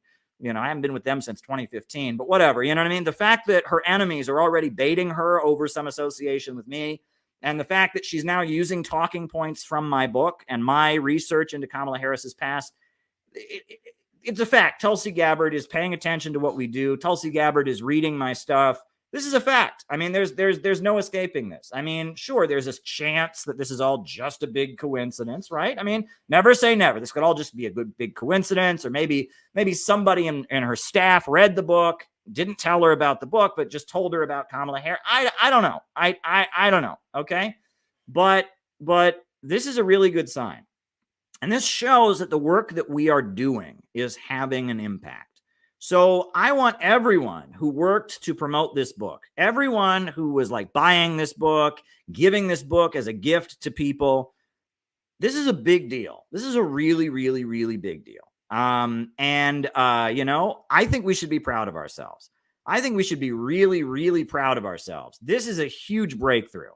You know, I mean, to think that we're not having an impact is a huge, huge understatement, right? I mean, this is a really big deal. And when I saw that video, I almost had tears in my eyes. I was like, holy shit, she read the book. She read the book. And I was just like, this is huge. This is huge. This is huge. This is huge. I was watching this. I was just like, holy shit, it's huge. So, you know, do not underestimate the work that we do. The whole world watches these streams. You know, there's about 200 of us watching right now. But after every stream I do, there's at least 2,000 people who watch this. There's all kinds of people who watch these streams and don't leave comments, don't say anything. There's a lot of lurkers, you know, and we have an impact with the work that we do. We have an impact with the work that we do. Do not doubt it. Holy shit. Holy shit. Holy shit. You know what I mean? Do not doubt that the work that we do is really, really, really important. But I have to, there's also a bad side to this. All right. There's also a bad side to this. And I'll be honest with you about this too. Right. And I just, you know, I've said this before. I also know for a fact that there's somebody else who knows about this book, and her face is on the screen right now. Maybe she personally doesn't know about it. She's the vice president, but her staff knows about it. And I know that because there's somebody who I know who has a relative who used to work in her office. And I know through the grapevine that there is a copy of this book somewhere in the offices of Kamala Harris's staff. They know this book exists, and that's not good. You know, and I'm sure they don't like it. I'm sure they're not thrilled about the book, you know, and they know about this book. You know, I've done interviews, extensive interviews about this book on Sputnik Radio and on international television. And the deep state also knows about this book, right? If that, you know, and I know that too. And that's not good. And honestly, you know, for all I know, some of the attacks that have been leveled against me in the last year may have something to do with this book. They might. I mean, we don't know for a fact, but some of the stuff, some of the attacks leveled against me have been deeply psychological. Did you notice that? They seem to, just like in my book, I got into Kamala Harris's psyche. I got into why she's motivated, the trauma that she has, the rage she has. You know, and I got into that and what motivates her and her history and all of that. And, you know, I think that's completely fair game. At the time I was writing the book, I actually said to a few people I know, I said, should I do this? Should I do this? And they said to me, Caleb, she's running for president. She could have her finger on a nuclear button. So she's fair game. And that's true. When someone's running for president, they're fair game. They're fair game at that point, right? I mean, we have a right to investigate where they came from. We have a right to know about their family issues and their background because she's, you know, she's running for president. And I thought, do I really want to do this? And I thought, you know what? I have a responsibility to do it. She could be president of the United States, right? She's got vicious sadism and cruelty within her soul. She wants to kill. There was an innocent man who was on death row. She tried to block DNA evidence to get him executed. All right. She sent thousands of people to jail for smoking marijuana. And then when they asked her if she smoked marijuana, she's just like, ha, ha, ha, half my family's from Jamaica. What do you think? She bragged about locking up the parents of low-income children because their children skipped school. So because of that, you know, when someone that dangerous and that sadistic and that demented, and someone who's that damaged psychologically, someone who loathes their father so much and has so much trauma that she obsesses with her own childhood. She literally has t-shirts made with her face as a 10-year-old child on them. You know, she screams in the middle of a campaign when she's calling out Joe Biden. She screams, "That girl was me." And she's having like a flashback, like a trauma childhood flashback in the middle of her campaign. You know, you have a responsibility. It's okay. It's okay to talk about it. And so I did. And I thought, you know, if she was like my neighbor, I wouldn't talk about it. If she was like somebody that I knew, I wouldn't talk about it. But God damn it, she's running for president of the United States. She's the vice presidential nominee. I ought to talk about what I know. And the fact that someone who knew her father came to me and said, "Caleb, you ought to do something with this. You ought to do something with this." There's someone that I worked with, can't say who, but he knew the father through his job, a similar line of work, and don't want to get into too much detail. And he came to me and he said, "Do something with this, Caleb. Do something with this. You got to do something with this." At that point, I felt it was necessary to publish the book. And so it's out there now, and it's gotten very good reviews from all kinds of different people. You know, there were libertarians who liked the book. There were conservatives who liked the book. There were Democrats who liked the book. There were socialists who liked the book. This book actually got reviewed in Morning Star. Did you know this? The Morning Star, which is the Communist Party of Britain, their magazine. That's not Jyoti Brar's group, the Communist Party of Britain, Marxist-Leninists, but the Morning Star, which is the mainline Communist Party of Britain, the communist daily newspaper. I'll link their review. They gave it a good review. They gave it a good review. You know, Morning Star did, right? Morning Star, and the fact that the daily socialist newspaper in Britain, way bigger than any like socialist newspaper in America, the fact that they gave it a review, that's a really, really big deal. That's a really, really big deal. And a lot of people that I know, they read this book and then they gave it to like 3 friends. I said, "Gabby, you know, let her friend borrow it." This book was a really big deal. You know, I mean, we may not have sold like, you know, it's not like breaking records in how many books it sold, but it's a really big deal. And we went after Kamala for her childhood trauma, for her narcissism and how she sees herself. And it's a really weird coincidence that a lot of the attacks that were leveled against me shortly afterwards seemed almost like revenge for this book. You know, did you notice that? It was a little bit weird. It was a little bit weird, right? You know, that a lot of the language that they used against me, it was almost like, it's like, "Caleb, you know, you revealed her trauma. You revealed her psychological issues. So we are gonna do the same thing to you." You know, I almost get that vibe from what was published against me. And that makes me wonder what in the world is going on. You know, the problem with this kind of work, let's be honest, we don't know, right? When you're dealing with the deep state and when you're dealing with divisions in the ruling class, and when you're dealing with little hints that are left with us in YouTube videos, we don't know.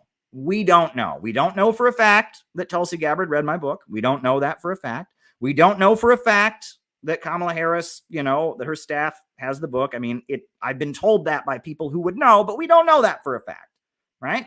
We don't know for a fact that some of what's been thrown at me is somehow like considered revenge for the book. We don't know that. Right? We're just guessing at this point, right? We're guessing. We're shadow boxing. We don't know. We don't know why. We don't know why Trevor Loudon said what he said. I'm going to put it on the screen one more time. I just love hearing it, right? I can't get over the accent and everything. We don't know why Trevor Loudon said this. We don't know. We don't know, but we don't know why this ended up on a others huge to do that. She also has some connections to the Center for Political Innovation, which is a very pro-Russian outfit run by a man called Caleb Maupin, who used to be in the Workers' World Party. We don't know why he said that. We don't know why a guy from Epoch Times, right? That's the Falun Gong newspaper. It's like a CIA anti-China cult newspaper. We don't know why he made a point of saying that. We don't know what that's based on. We have no idea. We don't know why Trevor decided to say that. I have no idea. I did not see that coming. That's weird as hell. We don't know why that happened. And we also don't know why Tulsi Gabbard said what she said recently. And we don't know why some of the attacks on me sound a lot like the attacks. We're just guessing here. We're just guessing. We're doing the best we can because at this point, you never really know. We never really know. But I wanted you all to know about this. Do not underestimate the importance of the work that we are doing. Do not underestimate the importance of the work that we are doing here. There are powerful people that are reading our stuff. There are powerful people trying to bring us down. There are powerful people trying to maneuver and manipulate what we do to serve different agendas. We are sometimes you ever see the movie The Pink Panther Strikes Again? There's a movie called The Pink Panther Strikes Again. It's one of those Inspector Clouseau movies, Peter Sellers. And in it, I forget what the situation is. Basically, Inspector Clouseau has like the nuclear codes. And so all these different governments are trying to kill Inspector Clouseau. And he's walking through like a carnival, and all these different like assassins from different governments, they're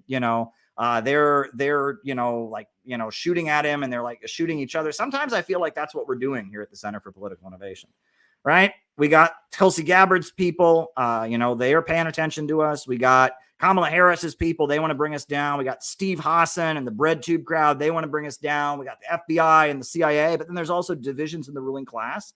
And we know that there are some people in the Pentagon and some people in the FBI that want to stop the wars. And we also know there's all kinds of stuff going on. We are in the middle of a chess game that is so vast and big,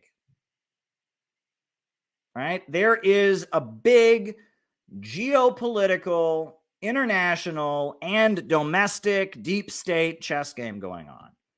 And we are in the middle of it. And we are just trying to do what we know to be right. We know what's right. We know that imperialism is a nightmare for humanity. The global financial system is grinding the world into poverty. We know that. We know that capitalism, the system where profits come before people, is doomed. We know that the answer is not degrowth. The answer is unleashing human creativity with a government of action where the banks and the factories and the major centers of economic power are organized to serve public good. We know that Russia and China have broken out of that system and are building their people up and eradicating poverty and moving ahead with fusion energy research. We know that. We know what's right and we know what's true. And now we are trying to navigate through a very confusing, diverse minefield of different forces. Some of them want to harm us. Some of them want to manipulate us. Some of them want to use us. Some of them want to align with us. And we are doing our best to walk this tightrope. And the only thing we've got to stand on is the truth. That's really all we've got. When we know something is true, someone once told me, Caleb, don't ever say anything that you don't know to be true. But if you know something's true, scream it from the heavens. That's all we can do. Right? If we don't know something's true, if we're not sure about something, there's no need to do anything about it. But when we know something is true, when we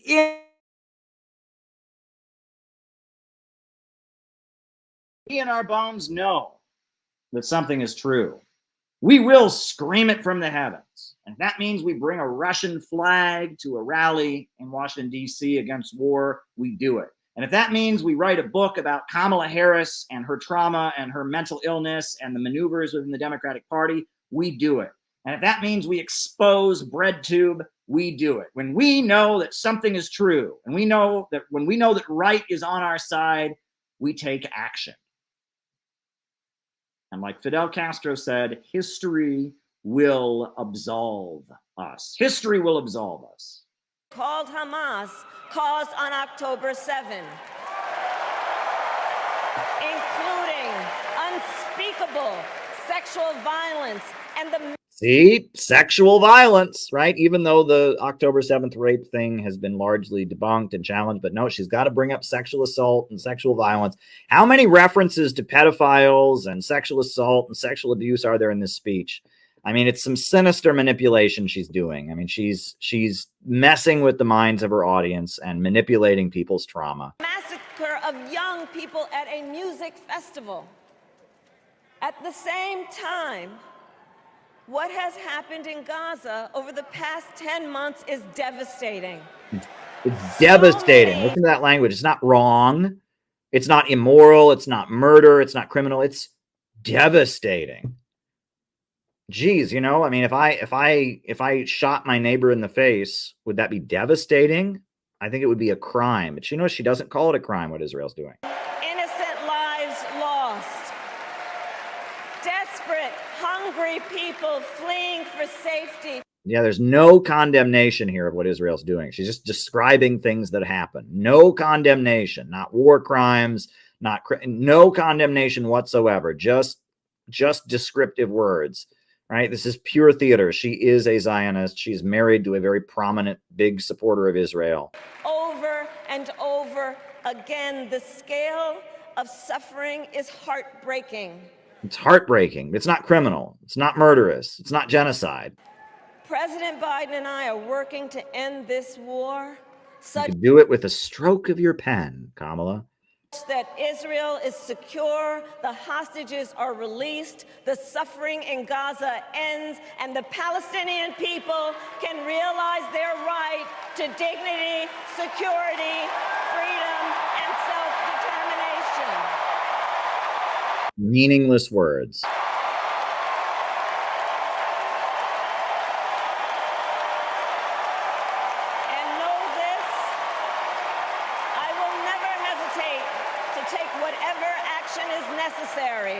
To defend our forces and our interests against Iran and Iran-backed terrorists. I will not See, there you go, right? It's all the fault of Iran-backed terrorists, the Houthis that are standing up for the Palestinian people. She's beating the podium against Iran. Somehow it's all Iran's fault that the people of the Middle East are opposing Israel. Up to tyrants and dictators like Kim Jong-un who are rooting for Trump. Right? Why was it a bad thing for Donald Trump to meet with Kim Jong-un? Why was it a bad thing to open the door to peaceful reunification of the Korean Peninsula? Right? She is attacking Donald Trump for trying to make peace on the Korean Peninsula, which is something that the South Korean government has already announced that they're for. And the U.S. government is targeting sympathizers of South Korea. Sumi Terry, who's married to Max Boot, has been prosecuted at this point. They're calling her a foreign agent. They're trying to crush the hope for peace on the Korean Peninsula. At the same time, what has happened in Gaza over the past 10 months is devastating. Freedom and self-determination.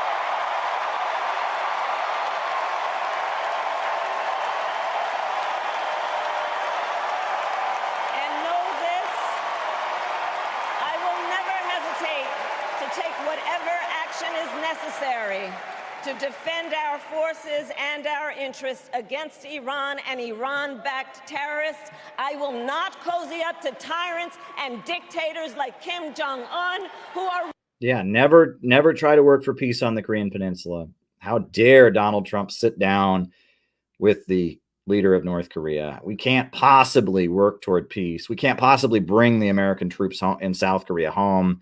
We can't possibly see a nation divided move toward reconciliation. I mean, this is disgusting here. I mean, you know, it's like she's promising to be a war president. She's promising to send weapons to Israel. She's promising to send weapons to Ukraine. She's promising to keep the Korean Peninsula divided and keep U.S. troops in the Korean Peninsula and not work for peace on the Korean Peninsula. She is basically announcing that she is opposed to peace.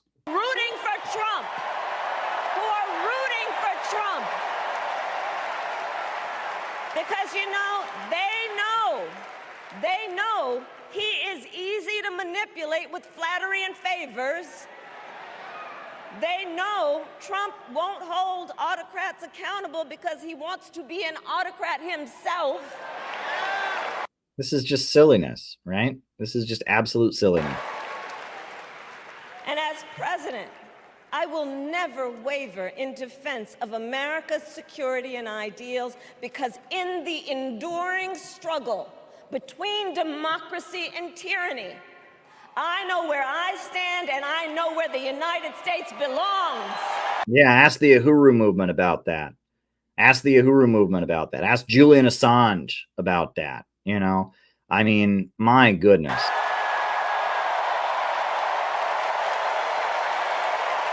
Ask the hundreds of January 6th people locked up because they strolled into the Capitol, right? I mean, there's so many examples of them taking authoritarian, anti-democratic action, right? Yeah, so much about free speech, they had to ban my book criticizing her from Amazon. Our country with all my heart. Everywhere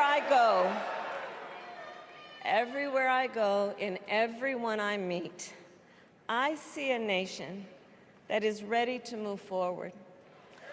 Ready. No, I thought we were going to move backwards. In the Empty platitudes. that is America.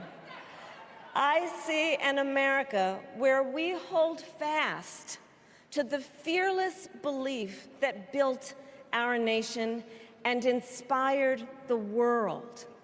That here, Empty platitudes. Empty platitudes. anything is possible. Empty platitudes. Is out of reach. An America where we care for one another, look out for one another, and recognize that we have so much more in common than what separates us. Empty platitudes. Empty platitudes. None of us has to fail for all of us to succeed. And that in unity there is strength. Meaningless platitudes. Opponents in this race are out there every day denigrating America, talking about how terrible everything is. Wow. Yeah, this is the best part, right? You know, I mean, that's what Donald Trump and all of them are. They're disrespecting the country, right? They're saying that this country is bad. Well, they should move to another country if they don't like it here, right? You know, they should just move to another country. They're disrespecting our country. They're running down our freedom. They're hippies spitting on our troops, right? I mean, this is a Bush speech. This is a Bush speech, folks. This is a George W. Bush speech. She loves NATO. She hates Iran. She loves Israel. She hates Russia. She would never talk to North Korea. And the people who disagree with her are always running down our country. They're running down. They're disagreeing. They're questioning things. They're saying America's not number one. Well, we are number one. We're the greatest country in the world. And we're going to keep building military bases. We're going to have huge military bases all over the world. And don't disagree with us. And oh, man. Well, my mother had another lesson she used to teach. Never let anyone tell you who you are. You show them who you are. All right. I mean, this is lacking in any real substance except for neoconservatism. And the world, who we are, and what we stand for. Freedom, opportunity, compassion, dignity, fairness, and endless possibilities.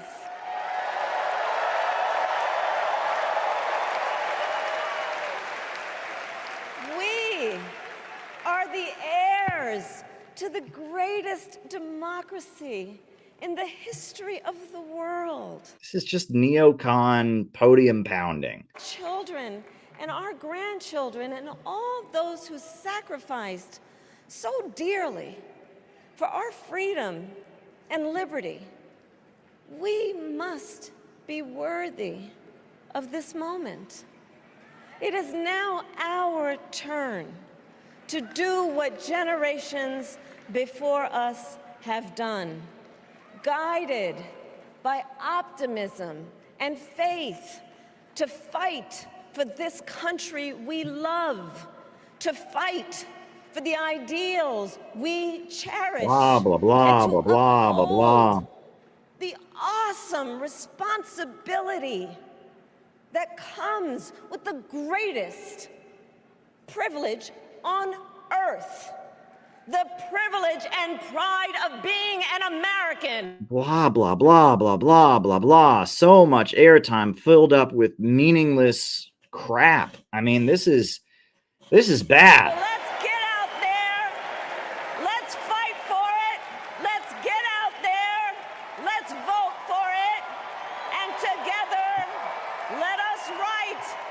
next great chapter in the most extraordinary story ever told. Thank you. God bless you, and may God bless the United States of America. So there you go, right? How many times did she mention sexual assault? The weird thing about her dad, neoconservatism. Donald Trump is a big traitor who needs to move to another country if he's denigrating our freedom. How dare he meet with North Korea? She'll keep piling weapons into Israel. She'll keep piling weapons into Ukraine. She, vote. Donald Trump might jail people who disagrees with him while she jails people who disagrees with them. Oh, while she was a prosecutor imprisoning low-income people and destroying low-income people's lives. Oh, she was really just fighting for the downtrodden the whole time. Sexual assault, rape, sexual assault. Oh my God, what the hell was that we just listened to? Anyway, I figured I owed it to you all to debunk the Kamala Harris speech. So, yeah, that was my reaction based on my unique knowledge of Kamala Harris. Our organization, we are not left and we're not right. We're correct, right? And we're optimistic and we're pushing forward the way forward. But, lately, when it comes to a lot of things, I tend to be more sympathetic with conservatives, but that's not always the case. And certainly not in economics, but, in foreign policy, they tend to be more non-interventionist. But there's a lot of awful things on the right, too. The right is blind supporters of Israel and all of that. So the big thing that's going around social media today, on this morning, is that the ADL. Do folks know what the ADL is? The Anti-Defamation League, which is an awful, awful Zionist organization that smears anyone critical of Israel. And the ADL has listed Charlie Kirk's organization, Turning Points USA, as a hate group. And of course, you can imagine that in the Trump camp, where there tends to be a lot of support for Israel, etc., there's huge anger at the Anti-Defamation League. I think that's a great development. I hate the Anti-Defamation League. They are, they go after Israel critics. They smear people. They're ADL, it's B'nai B'rith, Anti-Defamation League, awful, awful organization. So, on the right, a lot of people are just seething with anger at the Anti-Defamation League. Good. But then I saw this tweet going around and I was just like, oh shit. Like sometimes I just get angry at anti-intellectualism. Keep in mind, I hate the ADL. I'm probably on an ADL list. I think Canary Mission is a website, set up by Zionists, and I'm listed as a anti-Israel person on the website, right? Canary Mission lists me as not good. So the ADL probably hates me. We are not defending the ADL here. And I'm actually happy that people on the right are waking up to how awful the ADL is. But this tweet was going around and this made my head hurt. All right. The Zionist Anti-Defamation League says Christian identity is extremism, hate, or terrorism. Folks, Christian identity is a political movement called British Israelism. They're not saying that all Christians are terrorists and hate groups. The Christian identity movement is a movement that was created. It was originally called British Israelism, and in America they call themselves the Christian Identity Movement. And they believe that the Jews are imposters and that white Europeans and the British in particular are the actual Jews of the Bible. It's a form of white nationalism. It is a weird historical theory of white nationalism. And I don't want to defend the ADL, but I'm seeing this being posted everywhere. And all these people who know nothing about it are like, oh my God, ADL said that that having a Christian identity, identifying as a Christian makes you a Nazi. No, they didn't. And it's like, why are you putting me in a situation where I have to defend the ADL? Just do a Google search. The Christian Identity Movement, British Israelism, Armstrongism, that's a different thing. They made this post in 2017. Oh my good, the Christian idea, it just makes my head explode. Why do I have to know stuff, right? I'm the person who actually is interested in this kind of stuff, right? I go and I look up different groups, and I know about different forms of white supremacism, right? There's, esoteric Hitlerism. There's one form of white nationalism is a movement that calls itself the Christian Identity Movement, also British Israelism, also Armstrongism. That is not the same thing as saying that all Christians are Nazis. And and it's funny, I've been complaining about stuff like this from the left for a long time, right? BreadTube, this BreadTube were the worst of this on the left. BreadTube, was a political current, the YouTube, and all of their videos were calling people Nazis, reinterpreting things people said to make them bad. And the ADL is bad in a lot of ways, right? And I'm glad that the right is criticizing and breaking with the Anti-Defamation League. That's a good thing. But this post is just dishonest, right? And I saw Matt Gaetz and all kinds of people are tweeting, oh my God. Christian identity and being a Christian are not the same thing, right? Read the Wikipedia page for British Israelism, right? The Christian identity movement is a particular interpretation. It's like a weird racial theory that white Europeans and British people are the actual Jews. That's what British Israelism is. That's what Christian identity is. That's not, and I'm not here to defend the ADL, but it annoys me when people say inaccurate things. It does, right? And I actually care, I actually care about facts and information, and so I'm really annoyed seeing something going around that is not accurate. This is not accurate.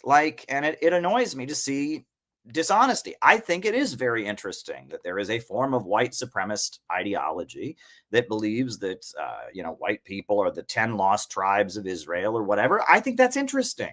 Why are people not interested? Why did somebody was literally just going through the ADL's website and they found that and they're like, aha, screenshot, gotcha. And it's like, there's no interest in learning actual facts, and it annoys me. And the left is just as guilty, if not more guilty of this. So I'm not singling out the right. I am not singling out the right on this point, but it's an example of this kind of internet brained hate culture, right? And it's like, yes, British Israelism, to call British Israelism a form of white supremacy is not the same as saying that every person who identifies as a Christian is a white supremacist. That's not what the ADL was saying in that case. Now, what they said about Turning Points USA, I understand that people are angry, and ADL is an awful, awful group in many, many ways. Like, I'm listed as on the Canary Mission. I see someone posted. I'm actually listed on their on their page as as being anti-Israel, and the ADL cancels and goes after anyone who criticizes Israel. But that post is not referring to that. And I guess I'm repeating myself because these kind of things annoy me. They annoy me, and what annoys me is the lack of curiosity, right? The lack of curiosity. There's often a very interesting story, and people that are just playing a game of political demonization aren't interested in what the story is. And there's many examples of this that I see where it's like, I'm very interested in politics. I'm very interested in world history. I actually take this seriously.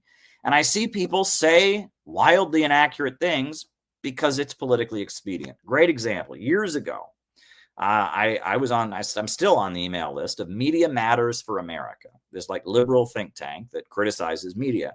And at the time, I was much more in line with them because this was the time of the early Obama administration, and they were criticizing Bush and the Iraq War. And so, I got an email that they sent out, and it was the top 10 lies of the right wing.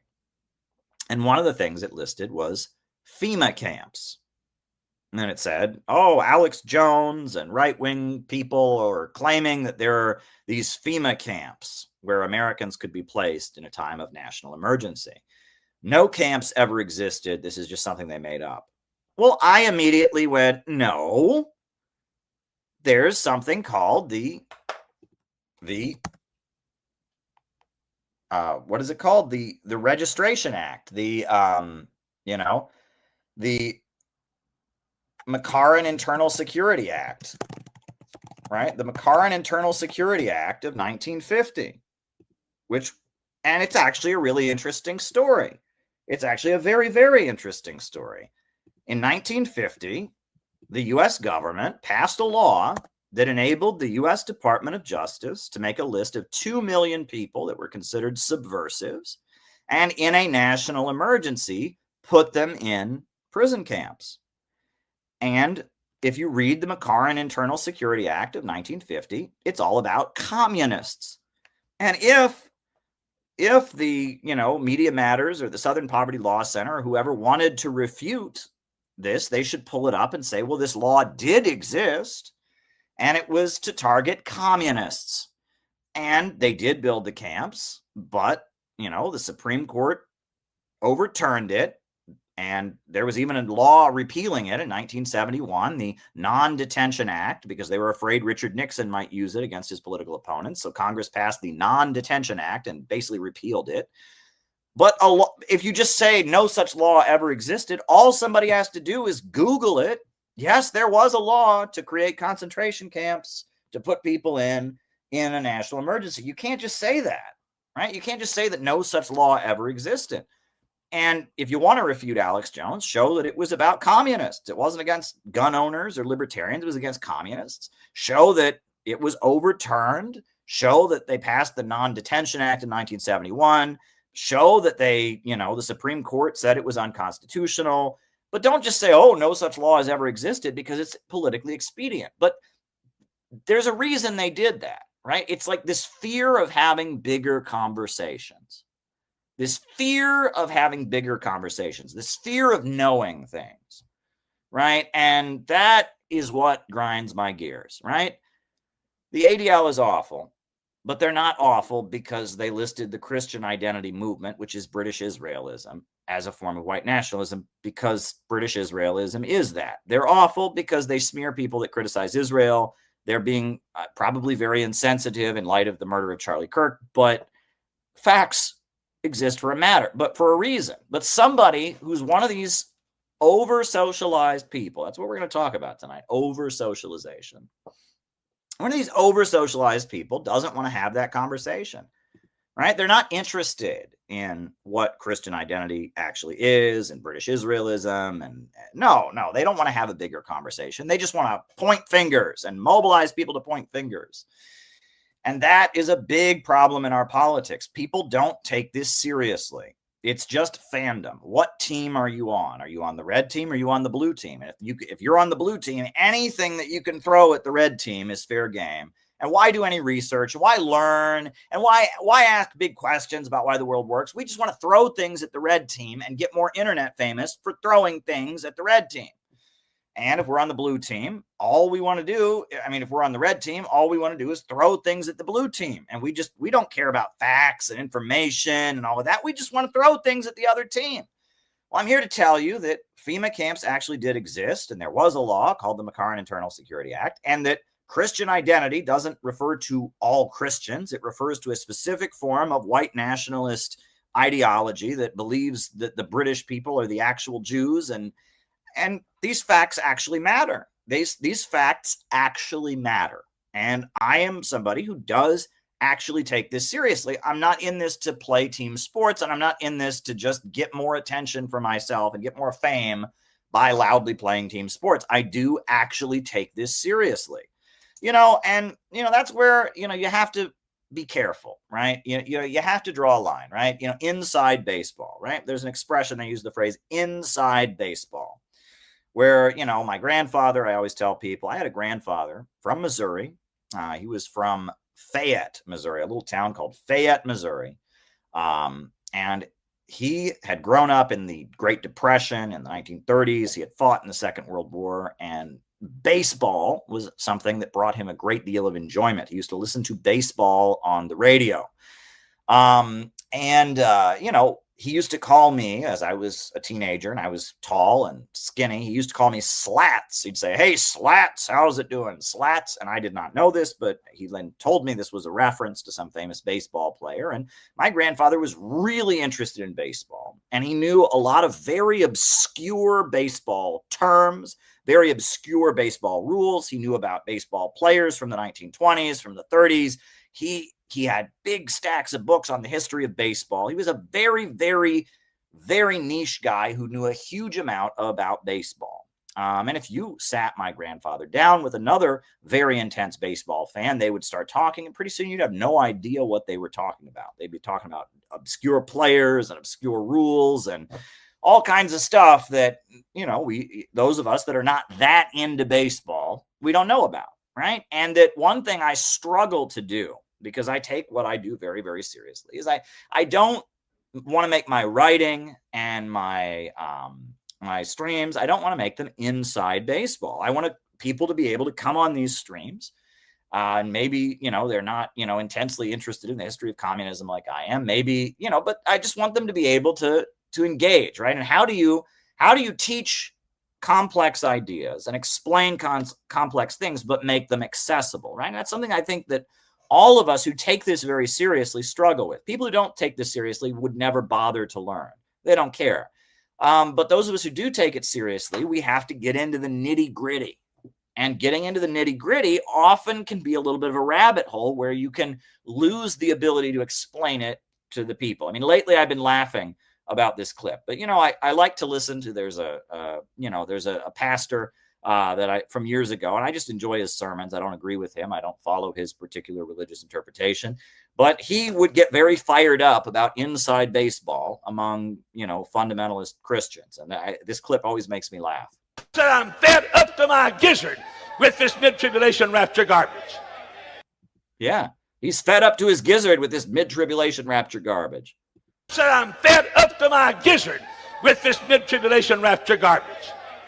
Yeah, I mean, there you go. I mean, if someone was walking down the street and they said, how are you doing today? You'd say, I'm fed up to my gizzard with this mid-tribulation rapture garbage. Well, you'd think that person was a little like mid-tribulation. What you talking about there? I have no idea what you're talking about, right? But he's quite fired up about it. I said I'm fed up to my gizzard with this mid-tribulation rapture garbage. So, I mean, you don't want to be that guy, right? You want to try to speak in an accessible way. You don't want to try to have inside baseball. But at the same time, most of society has the opposite problem in that they don't know anything and they don't want to know, right? And they just want to throw things at people. They just want to throw something, and they're not interested in learning about actual facts. And like that tweet from the conservatives going after the ADL made me very angry, honestly, because I am somebody who is interested in politics and interested in obscure politics and extremist groups and all of that. I actually know what Christian identity is. And all these people are retweeting something that is not true, that is not accurate. They're misrepresenting something. It's very, very annoying. So that's kind of the context with which I want to talk about things tonight. But we'll get back to over-socialization in a minute. So the next thing I want to talk about is Kamala Harris. Now, for those of you who are not aware, Kamala Harris, she was the vice president of the United States from 2021 to 2025. She left office in early 2025. I am somebody who has done a lot of investigation into Kamala Harris, right? During the pandemic, I wrote this book. In 2020, September of 2020, I published this book, Kamala Harris and the Future of America.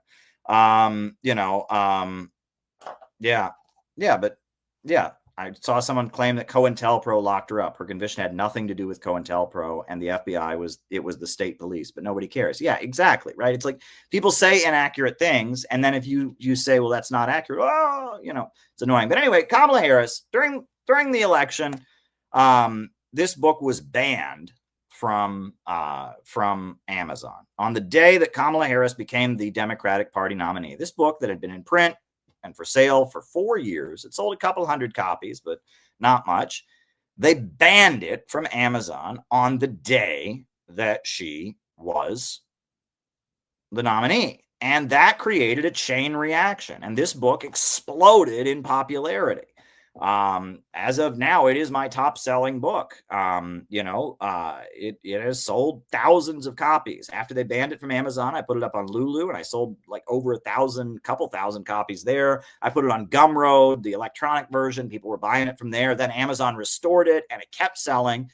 this book, it broke some records, and I'm quite proud of it. And, we used the book long before the 2020 election. We used the book in our documentary. We made a CPI film. Peter Coffin is very, very skilled at filmmaking. We made a CPI film, and we used the book as kind of the basis. And this is the clip from the film, because it's not just about Kamala Harris. It's about where Kamala Harris came from. And so this is from my the film. Peter Coffin made the film, but this is me explaining explaining the origin story of Kamala Harris. What's bizarre is she's trying to frame herself as Miss Black Lives Matter, when in reality, Kamala Harris was the queen of mass incarceration. Kevin Cooper was hours away from receiving lethal injection. Hours away from it. His lawyers asked that DNA evidence be acquired in order to make sure he was actually guilty of the crime. And Kamala Harris's office tried to prevent DNA evidence from being acquired. They wanted Kevin Cooper to be executed, but the governor of California disagreed. They acquired DNA evidence, and the execution was stopped. The New York Times tells us that she feels really bad about it, for whatever that means. And people can also recall that while she was head of the California State Attorney General's office, over 1,000 people were locked up for smoking marijuana. She presided over jailing a lot of people. And on top of that, the drug labs in the state of California that were being used by the police were turning up false positive results. And yet Kamala Harris's office did not tell the defense attorneys or the judges about this. They knew that the drug labs were turning over false positives, and people went to prison because her office concealed that their drug labs were turning up false positives. And another thing about Kamala Harris, I don't know if people saw, but there's a video of Kamala Harris where she's bragging about how she jailed the parents of children who were truant from school. I would not be standing here were it not for the education I received. And I know many of us will say the same thing. And I believe a child going without an education is tantamount to a crime. So I decided I was going to start prosecuting parents for truancy. Well, this was a little controversial in San Francisco. And frankly, my staff went bananas. They were very concerned because we didn't know at the time whether I was going to have an opponent in my re-election race. But I said, look, I'm done. This is a serious issue, and I've got a little political capital, and I'm going to spend some of it. Have you seen the clip? And she gets up there, and it's the same kind of thing. She's giggling. Yes, I had the idea that we could lock up parents who are truant from school. I wouldn't be anywhere in my life if it weren't for my education. And so not giving a child their education is a crime. And so I jailed parents, and she's giggling about it. It's just so great. And, I see so much in U.S. media. They like to trivialize incarceration. There's so many shows on Netflix and all of that where it ends towards the end where someone goes to jail, but it's part of the happy ending. It's okay.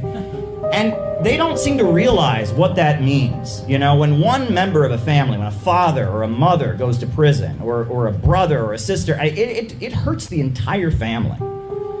And when Kamala Harris is up there giggling about, I locked up these parents because their kids weren't in school. Yeah, kids need to be in school. When kids aren't getting to school, it's a problem. But the worst thing you could do is then throw their parents in jail. That's not going to help the situation in any conceivable way. But when she's joking about it, and she's laughing about it, Kamala Harris, she says, what did she say? She said, well, I wouldn't be anywhere if it wasn't for my education. It's about her. The big line when she was calling out Joe Biden, when she was trying to contend with Joe Biden in the presidential election, what did she shout at Joe Biden? She shouted, that little girl was me! There was a little girl in California who was part of the second class to integrate her public schools.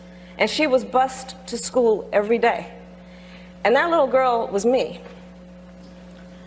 And then her campaign started churning out T-shirts with the face of 10-year-old Kamala Harris on them. Do you remember this? Yes. It's almost like she wants us to vote for her because she was once a 10-year-old child. I mean, that's what it sounds like. What's particularly interesting is, you remember when Barack Obama was running for president. We knew everything about Barack Obama. We knew all about Barack Obama's pastor. We knew about Barack Obama's father from Kenya. We knew the school he went to in Indonesia. But Kamala Harris, barely anybody knows anything about Kamala Harris. Well, Kamala Harris's mother, who's now deceased, was from India, was a cancer researcher. And Kamala Harris's father, Donald Harris, was a Marxist economist and is a Marxist economist, a professor at Stanford University. He was an advisor to the government of Michael Manley in Jamaica. And he and Kamala are estranged from one another. He did not attend Kamala's inauguration as vice president. They're not on good speaking terms. But the more you look at it, it's very clear that Kamala Harris sees herself as a victim. The way Kamala Harris speaks, the world has been unfair to her. And she blames Donald Harris for that to some degree or other. We don't know why. We also, there's rumors, we don't really know what happened when she was in Quebec. We just know she never talks about the years that she spent in Quebec. But Kamala Harris thinks that she is a victim. And she wants the whole world to know that that little girl was her. And she wants vengeance. And she wants to make people pay. And she wanted to make Kevin Cooper pay. And she wanted to make those parents pay. That's what leftism is if it's stripped of economics.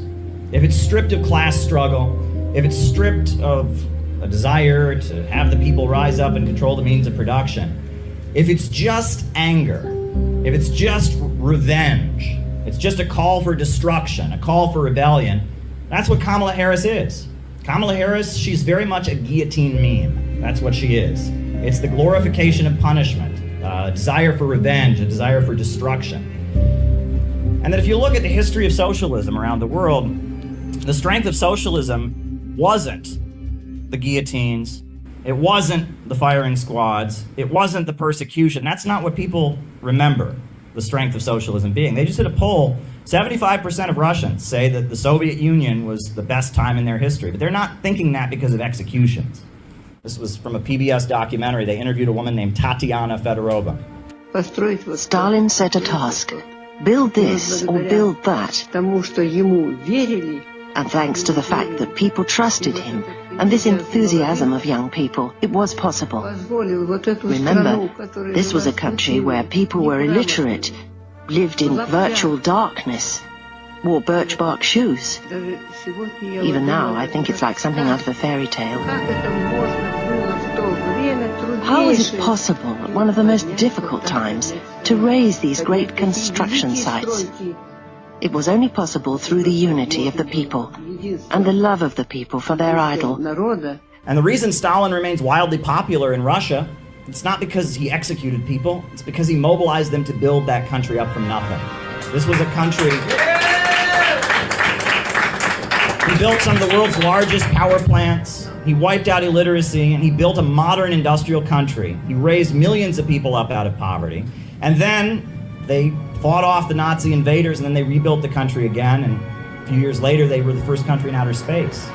And the strength of socialism was not that it punished people and that it persecuted people, but rather that it enabled people to go out and build and construct.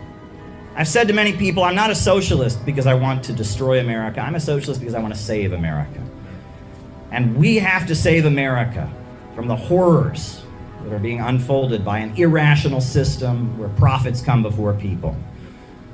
I want to save America. I want to build a better world.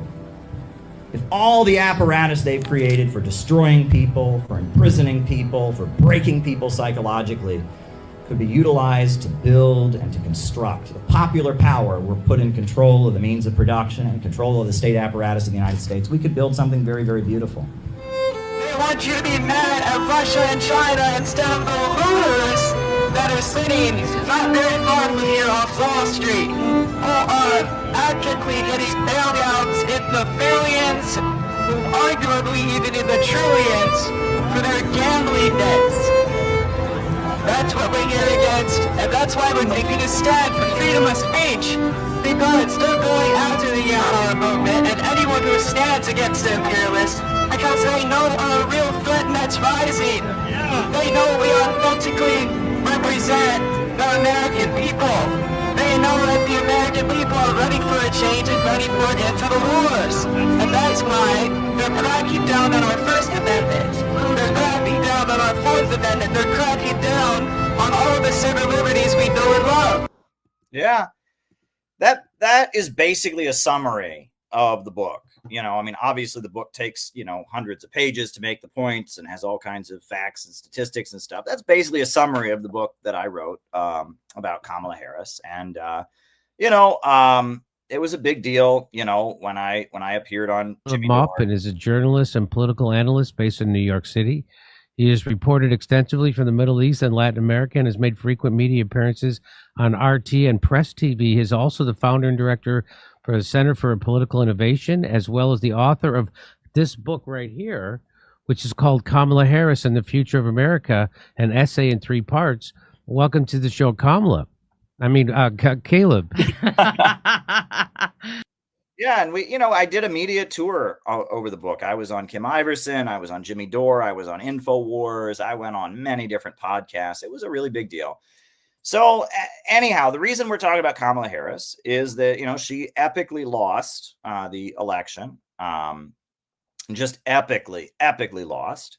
And now she has just published a book explaining that it wasn't her fault that she lost. It was the Democratic Party's fault. It was Joe Biden's fault. It was everyone but her own fault that she lost the election. And that she thinks she's going to be the next Democrat. She thinks she's still a thing in politics. And I'm going to put on the interview. She did like an hour-long interview. I'm not going to show it all, but she did a really long interview with Rachel Maddow on MSNBC. And Rachel Maddow gave like an 8-minute introduction to the interview, which we're going to totally skip because it's just a waste of time, just reading from the book, basically. And she then, had Kamala Harris on. And what I don't understand, I really, really don't understand, is why is Kamala Harris getting so many chances? I mean, I do understand it, and I'll tell you why, but this is it. Basically, it's what I said in my book. There's a reason. But anybody else, right? They talk about you have your big break or whatever. Kamala Harris, they have tried to sell her to the American people. And in the 2020 election, she went down in flames.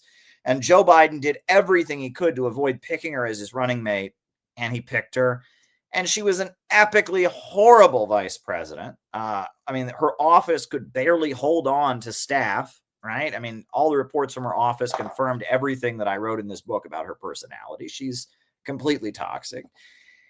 And then she ran an epically horrible campaign. And she did her Oprah interview. They gave her the Oprah interview, which was just absolutely abysmal. And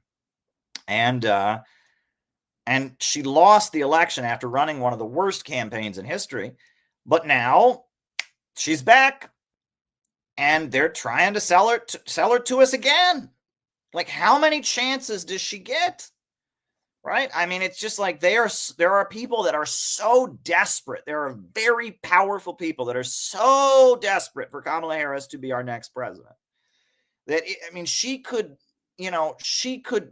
be arrested for being a child molester. And they would say, well, is there a way we can get her a pardon and maybe get her back on the ballot next time? It's like you can't be a worse politician than Kamala Harris. This is epically, but they just keep bringing her back. So based on that, we're going to watch some of the Kamala Harris interview, but I'm going to tell you more. I've obviously got more to say and all of that. But anyway, this is Kamala Harris on MSNBC, right?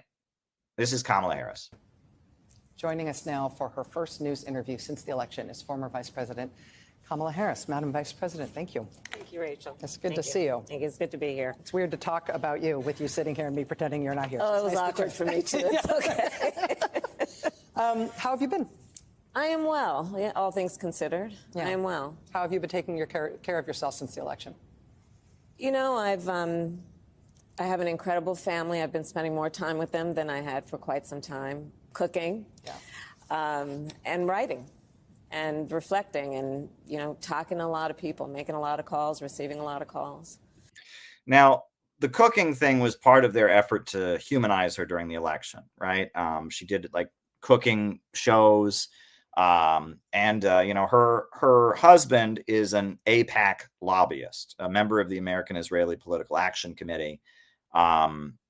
So just keep that in mind. She's been cooking. She's been spending time with her family.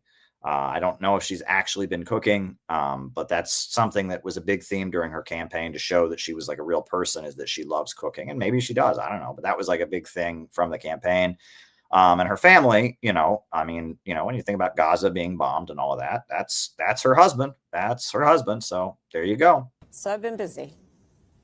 Let me talk to you about this capitulation thing. Yep. This really landed with me. I feel like we're all in the middle of it, but you articulating it in the way that you do, you've become the patron saint of "I told you so." In terms. No, she has not. No, she has not. She has not become the patron saint of anything. Everyone's trying to forget about her because her campaign was absolutely abysmal. No. Cooking greens in the bathtub.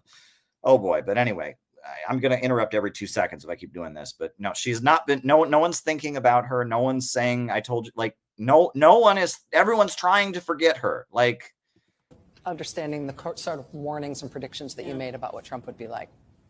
But you say, I predicted all of that. I warned of it. What I didn't predict was the capitulation. The billionaires lining up to grovel, the big media companies, universities. Here we go. So many major law firms, I will note, including your husband's. Yeah, and he spoke out about it. He's been very vocal in criticizing it. You said they've all been bending to blackmail and outrageous demands. Yeah. Why did you not predict the capitulation? And what do you make of the effort to try to put some steel in the spine of those institutions? So, as you know, I am a lifelong public servant. And but I've worked closely with the private sector over many years. And I always believed that if push came to shove, those titans of industry, this is great, would be guardrails for our democracy, for the importance of sustaining democratic institutions. And one. So this is memorizable. This is word salad she's memorized, but let her get to the point that she's trying to make, right? She's trying to speak like a law professor and she memorized some word salad, but the point that she's actually trying to make very badly here is a really scary one. One by one. They have been silent. They have been, yes, I use the word feckless. It's not like they're going to lose their yacht or their house in the Hamptons. And here's the thing. Democracy sustains capitalism. Capitalism thrives in a democracy. And right now we are dealing with, as I called him at my speech on the ellipse, a tyrant. We used to compare the strength of our democracy to communist dictators. That's what we're dealing with right now in Donald Trump. And these titans of industry are not speaking up. And perhaps it is because his threats and the way he has used the weight of the federal government to take out vengeance on his critics is something that they fear, and I get that. I understand why they do. We've seen the demonstration of it. Perhaps it is because they want to please him and nominate him for a Nobel Prize. Perhaps it's because they want a merger approved or they want to avoid an investigation. But at some point, they've got to stand up for the sake of the people who rely on all of these institutions to have integrity and to, at some point, be the guardrails against a tyrant who is using the federal government to execute his whim and fancy because of a fragile ego. She's calling for big business to overthrow the president. That's what she said, right? Trump is forcing big corporations to do what he wants. No, the rich people are supposed to run the government, not the other way around. Duh. I mean, the corporations aren't obeying Trump. They can't be doing that. Trump is supposed to obey the corporations. Come on, that's how this works. The corporations protect our democracy from guardrails, right? They're guardrails of democracy. The big corporations and the big lobbyists and the big monopolies and Wall Street and the law firms, they're the ones that make sure we never have a strong government that can stand up to them. I mean, it's blatant. Did you hear that? Did you hear the point that she just made? She's mad that Wall Street is cooperating with the elected government and not removing him. She wants big corporations and big monopolies to remove Donald Trump, right? She wants a business plot against the communist president. I mean, it's really blatant. She's really mad that the big corporations are not conspiring to overthrow the president. She's really mad that Trump is asserting control over corporations. She's making Trump sound awesome right now. And Trump hasn't done that great of a job, honestly. I mean, I've been very, very disappointed by the Trump presidency, but she wants Wall Street to overthrow him because he's telling him what to do, and Wall Street needs to, exactly. That's her big point, right? And it's like, I mean, is there anyone listening to this? I mean, she makes it so obvious. Is there anyone listening to this? All the people with Trump derangement syndrome, you are fighting for Wall Street to control the White House. She's mad that Wall Street is not controlling the White House, and she wants Wall Street to control the White House. And if you're part of the Trump movement, the Stop Trump movement, you are fighting for Wall Street to control the White House. And she just came out there and said it. Right? Very badly. She didn't say it very articulately. She had memorized some word salad, guardrails of democracy. But that is her position. Big business must overthrow the government. Big business must stop obeying the president. Big business should be telling the president what to do, not the other way around. She just comes out with it right there. I mean, I've never heard it so blatantly stated. But let's continue. I know that your parents took you to protests in a stroller when you were a little kid, before you were literally able to be there to walk, and that you've talked about the civil rights movement. And it. Yeah, and, she doesn't speak to her father. Her father denounced her campaign. And is estranged from her. Her father's a Marxist economist who taught at Stanford University, lost custody to her as a child. And he now lives in Jamaica. He's retired to Jamaica, and he and Kamala don't get along with each other. And he denounced her presidential campaign when she made jokes about, Jamaicans smoking weed. And he completely, can't stand that she became a prosecutor. And, her parents took her to protest in a stroller. Yeah, there's a lot more to the story, which I wrote about in the book, which no one else bothers to write about, but we continue. Moral legacy being part of your moral core. Yes.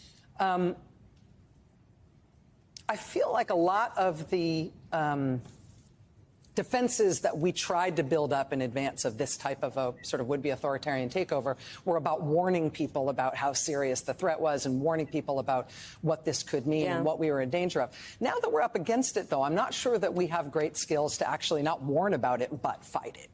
And if the problem is the system collapsing and the guardrails, as you say, collapsing, and people who have power, who ought to be titans, not acting in any sort of Titanic and standing way. together. Big corporations should be overthrowing the government. I mean, this is, big corporations shouldn't be letting the elected leaders of the country tell them what to do. No, we need titans of industry. We need big corporations. And I mean, she's calling for the corporations to overthrow the government. Because there is safety in numbers, as the saying goes. Yes. I wonder if the American people who are repulsed by what Trump is doing and who are in public opinion polling very much against what he's doing, as you note in the book, are going to be turning their ire and their protest movement and their organizational capacity against these institutions that are failing as much as they are against Donald Trump himself and the administration, if that's the way the sort of resistance is headed? So, one, back to how you opened the show, I mean, talk about the power being with the people and the people making that clear with their checkbooks as it relates to the suspension of Jimmy Kimmel.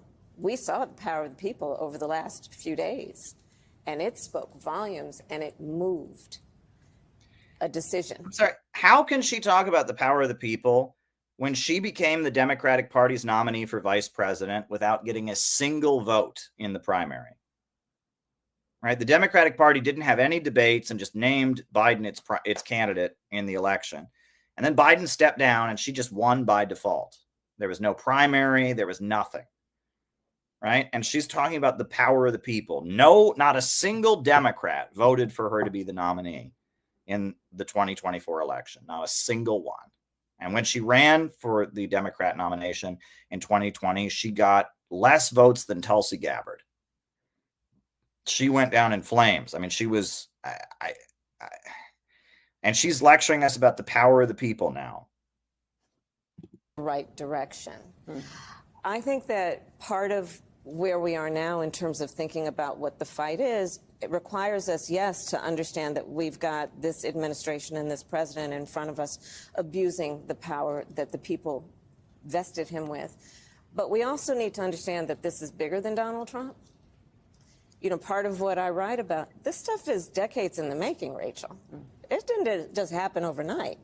You know, so much of what has indeed overwhelmed people, not to mention just scared the stuff out of people, is what we are witnessing is a high velocity event. Yeah.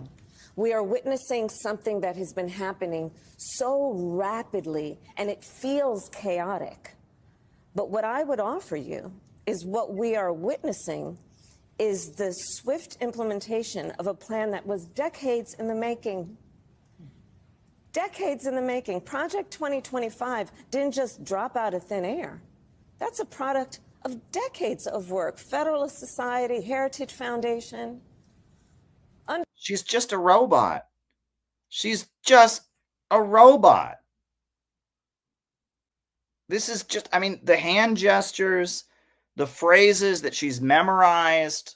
Project 2025 didn't just come down from nowhere. This is Hillary Clinton shit.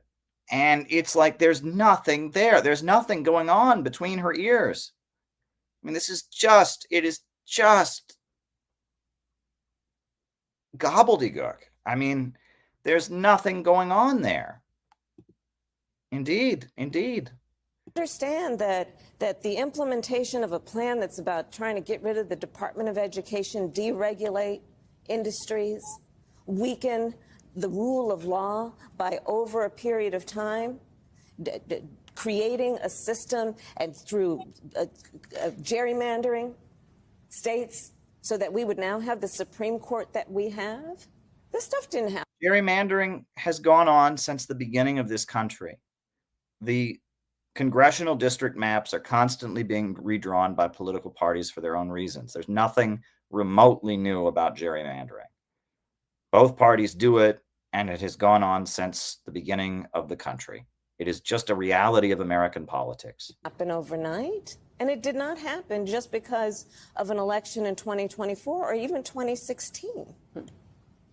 So when we talk about where the fight must go, there is the aspect of it that is about the immediate moment, such as the weight of the federal government being used to silence critics, citizens. And it must be about understanding that this did not just happen overnight, and we have to pay attention to an agenda that is not going to necessarily go away when this guy is finally termed out of office. Well, let me ask you on that gerrymandering front. The White House has been very aggressive, pushing Republican-led states to gerrymander their maps to effectively give Republicans a major edge heading into the midterms next year. That has led to related responsive Democratic efforts, including in your home state of California. Do you support Democrats' effort to kind of fight fire with fire there? Will you be involved in that California measure, for example? I absolutely support it. You mentioned Gavin earlier. By the way, Gavin has a great sense of humor, so he's going to be fine. But did you warn him about the hiking thing? You did. Yeah, okay. I've known Gavin forever. He literally has a great sense of humor. But let me say about what he is doing with redistricting, it is absolutely the right way to go. Part of what we've got to, I think, challenge ourselves to accept is that we tend to play by the rules. No, you don't. You tried to throw Donald Trump in prison to prevent him from winning the election. You sent the FBI, 300 FBI agents were involved in staging a riot, that ended Trump's term, and all kinds of Republicans went to jail. You literally made up a lie that Russia was responsible for Trump winning the election and kept it going and spent millions of dollars of taxpayer money on this lie that the intelligence agencies did an assessment and said Russia did not interfere in the election. No, you don't play by the rules. We tend to play by the rules. Excuse me? Like, on what planet do the Democrats play by the rules?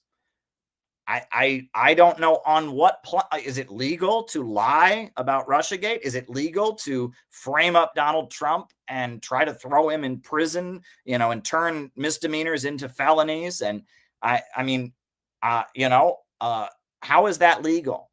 How is that legal? I don't see any legal, we play by the rules. We play by the rules. But I think this is a moment where you got to fight fire with fire.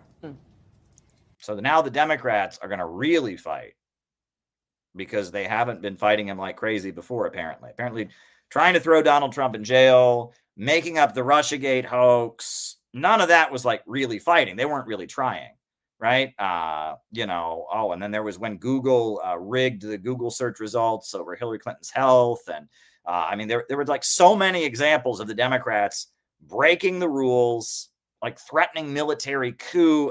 The FBI covering up the Hunter Biden laptop story. But apparently they got to fight fire. They got to start being tough now. They've just been so nice until then.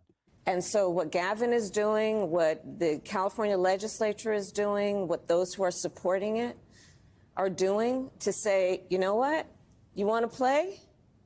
Then let's get in the field, let's get in the arena, and let's do this. And I support that. I'm not going to show you any more of that interview. You can watch it. It's on YouTube. It's on, Rachel Maddow's YouTube channel, MSNBC. You can watch it. If you really want to subject yourself to that. But, it's an interesting to me, and it confirms what I said in my book, right? Everything. I am right about so many things, right? I was right about BreadTube. I said BreadTube was an intelligence operation. That was proven to be correct, right? That, ContraPoints was working with Hillary Clinton, that Steve Hassan was advising them. I was right about BreadTube. And I was right about Luigi Mangione psyching the U.S. left up for another years of lead. That was a more recent one. And I was right about Kamala Harris. I wrote this book in 2020. And as she became vice president, all the rumors and people coming out of her office said, oh my God, the verbal abuse and the meltdowns, and she refuses to prep for her interviews and screams and yells at her staff. And, no one wants to work with Harris people in Washington, D.C. on Capitol Hill because they're all toxic. And everything I wrote in this book is totally confirmed. And it's the fact that they're still floating her out there. They're still giving her another chance. They still want to try and see if they can somehow maneuver to get her into the White House again. After everything, it confirms, again, what I said in this book. Also, this book was right about Tulsi Gabbard. I talk a lot about Tulsi Gabbard in this book.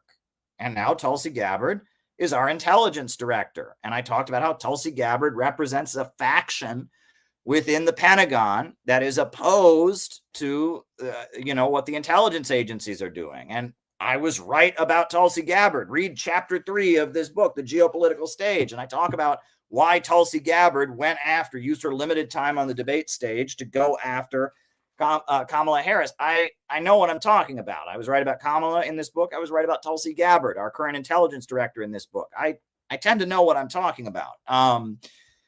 But regardless, tonight I wanted to use this whole situation, right? We talked about the internet and people not caring about facts. Then we talked about Kamala the robot and all of that. We're going to talk about over socialization. Now, this is interesting, and this is a little bit, this is going to be a little bit controversial. You know, a bad person, if that exists, right? As a Christian, I don't believe there are any good people. None of us live up to the expectation, right? All of us have committed great transgressions, and none of us are good enough. So there are no good people, right? We are all sinners. We are all flawed. And on top of that, I also don't believe that if someone does something awful, like murder, like rape or whatever, I don't believe they're eternally, if someone, is a armed robber or, whatever, I don't believe that people are irredeemable either, right? That if someone does a horrendous crime, they can still, repent. They can still see the error of their ways. That doesn't mean they should not go to jail or whatever. But I don't believe that just because someone does a horrible, horrible crime, they're a totally irredeemable person. That said, Ted Kaczynski, the Unabomber, not a good dude, right? And his manifesto that he wrote is really, really fucked up and crazy. It's a degrowth manifesto, right? The Unabomber, he was a terrorist in the 1970s, 80s, and 90s. He was a guy who sent a bunch of letter bombs to people and killed them. And the FBI eventually caught him. It took him decades to finally catch the guy. And the reason it took him so long to catch him is because he was quite smart. And it turned out he was from Chicago. He was from a Polish family in Chicago, and he was a young man from a working class background who was exceptionally intelligent, a very, very smart man. And, he went through high school at rapid speed. He was a math genius. And he went to Harvard as a young man because he had done so well in school. And back then, that's how they did it. If you graduated early, they would let you go to Harvard. And he went to Harvard, and at Harvard, they subjected him to psychological torture. It's actually a very tragic story. You read the details of it. I'm not going to go into a huge amount of detail, but basically they did psychological, MK Ultra experiments on him that were very traumatic and awful. And he was a math genius, and he was somebody who was, when someone's that intelligent, right? When someone is that brilliant at mathematics as he was, sometimes they can be a little bit off in other ways, right? So, he was somebody who was a mathematical genius. He was somebody who was subjected to some pretty intense psychological torture. I'm not going to go into the details about it for MK Ultra. And he cracked, and he became a mass murderer, and he did it in opposition to industrialization. He basically said we should get rid of industry. And he basically said we don't need industry, and we need to go back to nature. And he became an anti-human kind of person. He became a Malthusian, an ultra Malthusian, and he believes that economic growth is the problem. He believes he basically turned against the human race, and he made all his bombs up in a cabin in the mountains, very far away from everybody. And he basically declared opposition to the human race. And he was basically what you might call an anarcho-primitivist. He wanted to go back to nature. He wanted to get rid of technology. He thought technology was the problem. Technology threw us out of balance with Mother Nature. And he was just an antisocial person. Part of his terrorist bombing is, he demanded that the New York Times and the Washington Post publish his manifesto. And his manifesto was horrible. It's just a horrendous degrowth screed about economic growth is bad, and you need to, technology is bad and all of this. But in his manifesto, he critiqued conservatism, he critiqued the left, and he gave a criticism of leftists and liberals that was a little bit brilliant. And he argued that leftist politics, and this is back in the 80s, he wrote this, leftist politics was becoming an expression of what he called over-socialization. Very interesting. Very, very, very interesting. So I'm going to put on the screen what this murderer, this deranged person, wrote in his manifesto about leftist politics. And we're going to discuss whether in his deranged insanity, he may have actually hit on a fair criticism of where our society is going, right? He was obviously a very antisocial person. He was also a very exceptionally intelligent person, and he was driven mad to some degree or other by our society. And this is what he wrote. Psychologists use the term socialization to designate the process by which children are trained to think and act as society demands. A person is said to be well socialized if he believes in and obeys the moral code of the society and fits in well as a functioning part of the society. The moral code of our society is so demanding that no one can think, feel, and act in a completely moral way. For example, we are not supposed to hate anyone, yet almost everyone hates somebody at some time or other, whether he admits it to himself or not. Some people are so highly socialized that the attempt to think, feel, and act morally imposes a severe burden on them. In order to avoid feelings of guilt, they continually have to deceive themselves about their own motives and find moral explanations for feelings and actions that in reality have no non-moral origin. We use the term over-socialized to describe such people. So basically, he's arguing that there are people who are so desperate to follow the rules and so desperate to conform that they drive themselves crazy. That the moral code, the virtue signaling of our society is so intense that certain people go into a really cracked psychological place because they're so scared that they will break the rules. He goes on. Over-socialization can lead to low self-esteem, a sense of powerlessness, defeatism, guilt, etc. One of the most important means by which our society socializes children is by making them feel ashamed of behavior or speech that is contrary to society's expectations. All right, and that's actually very interesting, right? It used to be that, children were controlled with physical violence. Now it's very much a game of like, we're gonna reward you for doing good, and we're gonna make you full of shame for doing bad. And, we're going to play psychological games, with young children in order to, good people think this way, bad people think this way, right? And is that really healthier, right? Is it really healthier if we're messing with our kids' minds that much, right? If we're, but anyway, he continues, right? Right? The majority of people engage in a significant amount of naughty behavior. They lie, they commit petty thefts, they break traffic laws, they goof off at work, they hate someone, they say spiteful things, or they use some underhanded trick to get ahead of the other guy. The over-socialized person cannot do these things, or if he does them, he generates in himself a sense of shame and self-hatred. The over-socialized person cannot even experience without guilt thoughts or feelings that are contrary to the accepted morality. He cannot think unclean thoughts. And socialization is not just a matter of morality.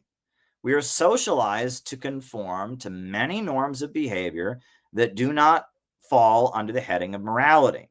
Thus, the over-socialized person is kept on a psychological leash and spends his life running on rails that society has laid down for him.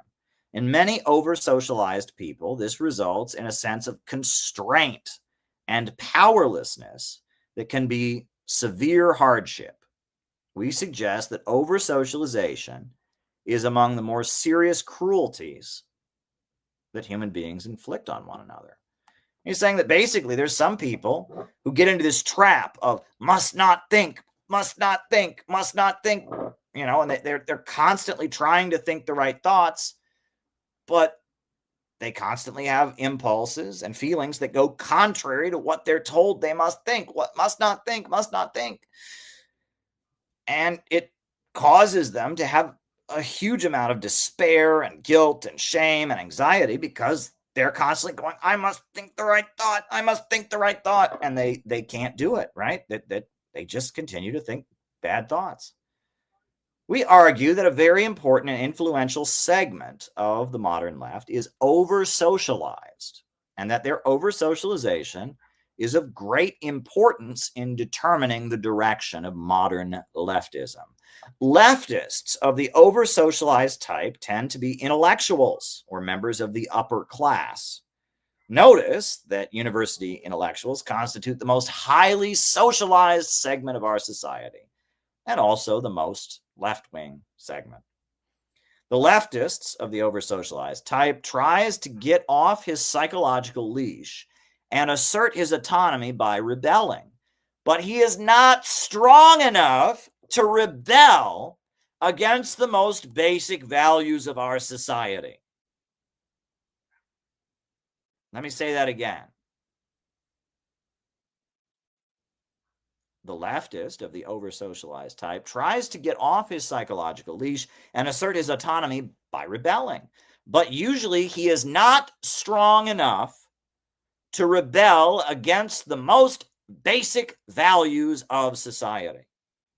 Generally speaking, the goal of today's leftists are not in conflict with the accepted moral principle or the accepted morality.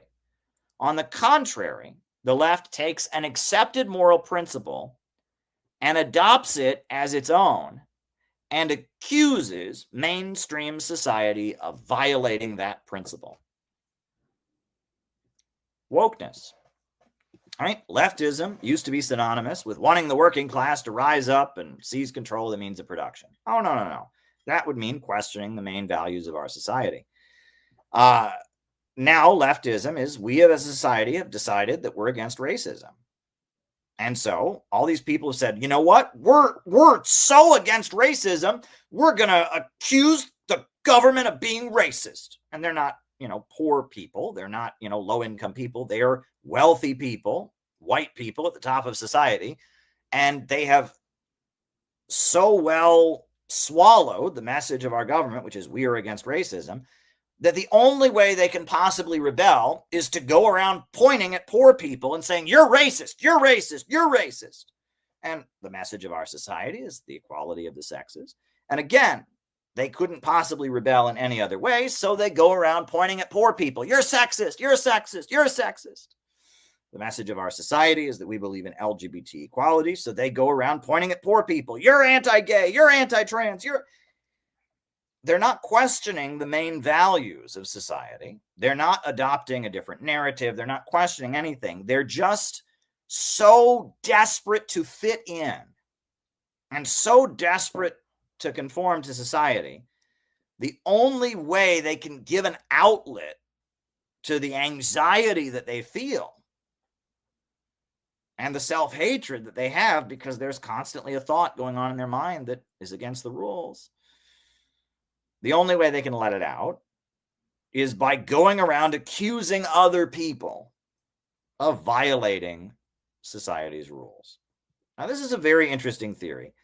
I'm not saying it's fully correct, but I feel like Ted Kaczynski's perspective, as fucked up as it was, he was coming at this as a highly intelligent person, and he was very angry at the conformity of people. And he's trying to understand why it is that these people think they're revolutionaries when they're just repeating the platitudes and the principles of the society they live in. And I think that he's kind of on to something, because I have said over and over again, I watched the communist groups all be taken over by wokeness. and that I have thought about it many times. Like, what was happening? How did that happen? Right? Communism for me was the workers rising up against the capitalists. It was people that said the Vietnamese were right and the US imperialism was wrong in Vietnam. It was people who were against the FBI and COINTELPRO. And what happened? And I have often talked about a certain personality that suddenly became very present in leftist spaces. It's the kindergarten teacher. The kindergarten teacher. Sir, we're not comfortable with you like knowing facts and having information about what we're talking about. We're only interested in hearing from marginalized voices in these spaces. We're not really interested in like the history and the economics. We're interested in fighting Trump's racism and sexism. That's what we're interested in. These very dumb, anti-intellectual women, right? And there are plenty of men that went along with this, but it was a particular type of female personality. And they were afraid of thinking. It's the kindergarten teacher who really wants to make everyone draw inside the lines. And they're really mad at the kid who draws outside the lines because he's not following the rules. Johnny, we draw inside the lines here, okay? And they're really threatened by anyone actually knowing anything. They are the opposite of anyone who's at all intellectually curious. It's kind of like what I was ranting about at the beginning of the stream. They don't want to know. They're not interested in learning anything. They're interested in following the rules. And for them, being a leftist is just a way to follow the rules. So have they ever done any research on Stalin? Have they ever done any research on economics? No, because they might come across a fact or a piece of information that would cause them to break the rules. And for them, being a leftist is just about following the rules and showing everyone how much they're following the rules and looking for people who are breaking those rules and they can call them out, right? And it's a particularly toxic personality. It's a particularly toxic personality. But pretty much every communist group in America is run by these people. And if you don't believe me, I've brought actual video evidence. I've sat on this for a while. When this video came out, I probably overreacted. It wasn't the worst thing I've ever done. I've made mistakes before, but looking back on it, when this video came out, it somehow got to, it came up in my feed or whatever, and I watched it and I just seethed with anger. I just was so angry. And the reason I was angry is because I've dealt with these people and I've spent my life studying Marxism and studying Marxism-Leninism and all of this. And to see this big socialist group, this was the Party for Socialism and Liberation. This was their response to Lenin's 100th birthday, or the 100th anniversary of Lenin's death. They decided to put out this video on the 100th anniversary of Lenin's death. And it was three people who have never read Lenin, or if they have, they have never thought about it or seriously engaged with any of these ideas. And at the time, I left comments under the video that are still there, and PSL gave me their response. Shut up, white man. You're white. Oh, right. Oh, Caleb can't stand to see women of color talking. That was all they had. They had nasty things about my personal life and, oh, you're a sex pervert, you're all of this. When, that's all they had was to come back at me. And they also then said, and you're just mad that women of color are talking. Well, no, I'm not mad that women of color are talking. I know many brilliant women of color. There are many brilliant women of color out there. These three are not. But these are the people. And what bothered me, right? I guess, right, is I already hate PSL. We all know that I can't stand PSL. But what bothered me was that PSL is a very large socialist group. They've got a few hundred members. That's big for a communist group in America. Kind of sad, isn't it? But they got a few hundred members. And this video is still one of the latest videos on their feed. right? It's been well over a year since it came out. They don't have that many videos on their YouTube channel. And of all the people in their organization they could have had come together and make this video, of all the people, this is the 3 people they picked. Right? This is who PSL thinks are the great thinkers of our time. This is what PSL thinks is a brilliant, and you read the comments, PSL members thought it was amazing. PSL members were like, wow, this is the best thing ever. So I've cut it down, and I'm just going to show you, like, this is why I cannot stand the left anymore. Like, I don't know what the hell this is, but, you know, and if anyone is watching this and you're really serious about anti-imperialism, you're really serious about stopping World War III, fighting for working families, if you're really thinking about joining the PSL, keep in mind, this is who PSL thinks should be in charge. This is who PSL thinks should be doing their socialist education. This is who PSL thinks should be their leaders. This is who PSL wants in charge. This is who you will be scared of if you join PSL. This is who will be in charge of you. Hey everybody, my name is Rachel. I'm a member and organizer with the Party for Socialism and Liberation in Boston. I'm here today with 2 fellow organizers in the PSL, Gabby from Philly. Give it up for Philly. Philly. Mia from New York City. And, you know, this week we are honoring Lenin in what is 100 years after his passing in 1924. And we just really want to have a conversation about Lenin, about Leninism, right? Because, you know, as we're in the streets right now for Palestine, as more and more young people are turning to socialism as the answer to some of these crises that we are experiencing under capitalism in the United States and across the world, it is so important that even 100 years plus after Lenin's passing, that we need to understand how important his contributions were to the movement. Let's get into it a little bit. Every issue, no matter what it was, I'm like, oh, look who it is emceeing, who's calling this demo, who's speaking on the mic and speaking the most facts. It was members of the PSL. It was just a consistent thread. And also, I think it's interesting because when I was on campus, maybe y'all might have experienced this, there's always those little socialism tables, and it's like white dudes. And I'm like, this has nothing to do with me. Yeah, so first of all, right there, the reason that she joined PSL, because they were like always on the mic talking about stuff. And then there were those socialism tables, and they're like white dudes. And so she wasn't interested in that. Yeah, right there, right. So, you know, I mean, is it possible that like somebody who have a white skin complexion might have a book that's like of interest to you? You know, I mean, right there, right? You know, Lenin was a white dude, you know, but it's like she's such a, I don't even know what do you want to call her? I don't know what to call her. I'm not going to call her any names, but she couldn't look at a socialist table because the guy working at it was white. It was because if white men have a literature table about something, it is therefore not good. But PSL, they were just amazing because they were on the bullhorns talking about liberal shit at rallies, right? Literally all PSL does is have rallies around liberal stuff. So they were not interested in any of those like books and facts and information because that's like white dude. But PSL, they were like on the bullhorn at rallies.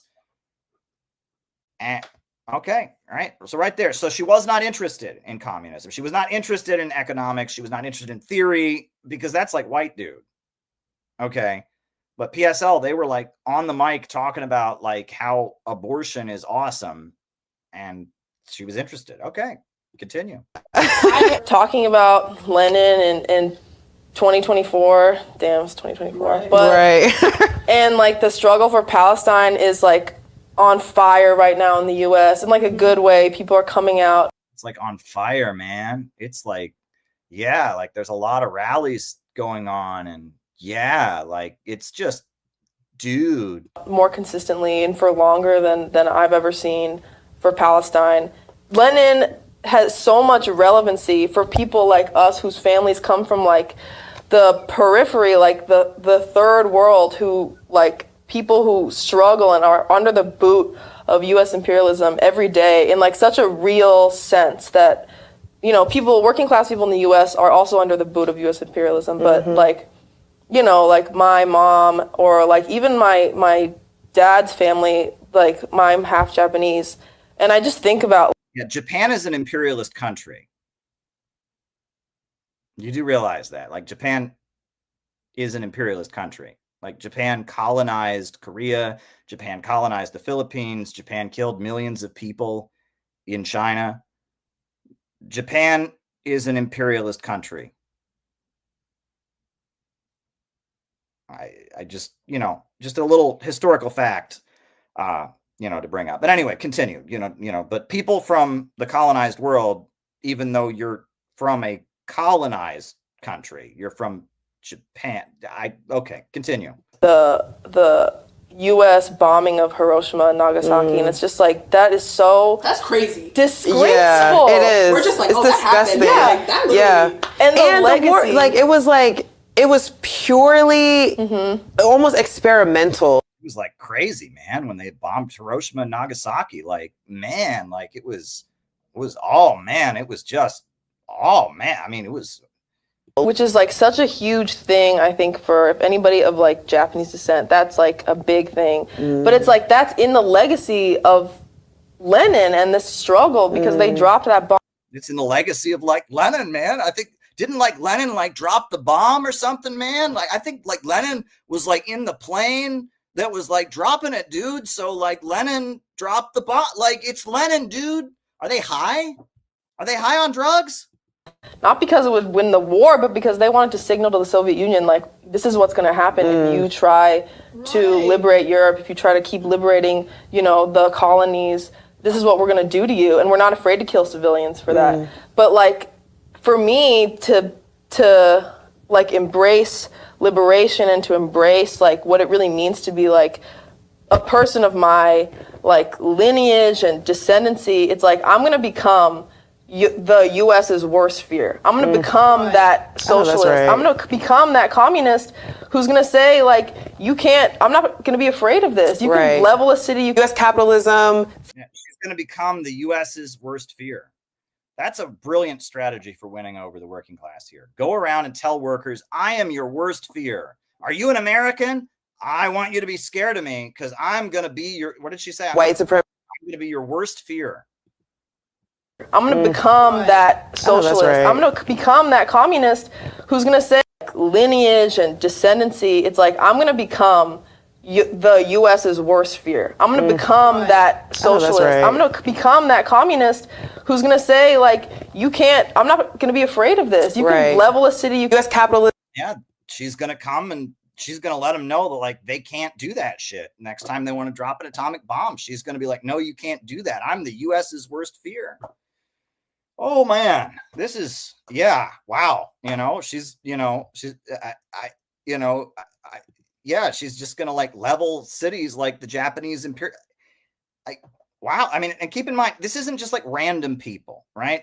Please don't misunderstand me. I'm not saying that it's wrong to have people that are, you know, new to things or whatever. This is who they picked, right? You know, of all the hundreds of people in their group, they're from 3 different cities. They bust them in. They got a camera crew. This is who they want to teach Lenin to the workers, right? This is who the American working class needs to be educated about communism by, right? Not anyone who knows anything. This is who they picked. And if you disagree, you must be racist.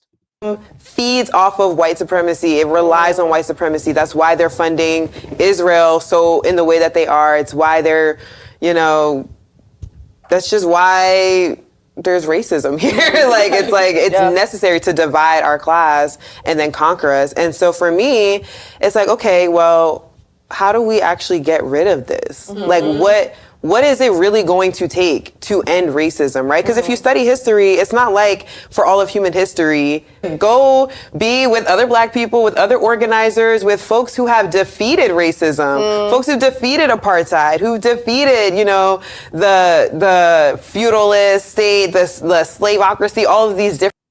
Is that what has PSL defeated feudalism? Tell me about that. Did PSL go back in time to like France and they're like, no, serfs, rise up? Right? PSL defeated feudalism, apparently, right? You got to join PSL because they've like defeated feudalism and shit, man. They actually did it. You know, I mean, this is manifestations of class society. And so again, Leninism, like the USSR, that's the first example of the workers actually taking power over their society and being able to actually, you know, improve literacy rates, like improve life expectancy, like have women's suffrage, like equality of women in the government, you know, all these different things. So yeah, Leninism and the party, I'm like, yeah, as a black. Have they ever talked to a conservative before? I mean, it's like, you just say that, right? And that's the first time the workers have ever taken power. You do realize, like, most people in America believe that the Soviet Union killed millions of people and did nothing but, you know, starve the whole time. Like, you don't need any facts or anything. You don't need any like real evidence of what you're saying. You don't need to debunk all the anti-communist lies. No, that's that racist white guy shit that she was seeing. That's probably those like racist like socialism tables probably had facts about that. They don't want any of that, right? I mean, we don't need information and, you know, knowledge and, no, we don't need that, right? And it's like, on planet in America, like real people in this country think that the Soviet Union was hell on earth, that Stalin killed more people than Hitler. And your counter argument is like, they like raised literacy and stuff, man. Like it was like really neat and shit.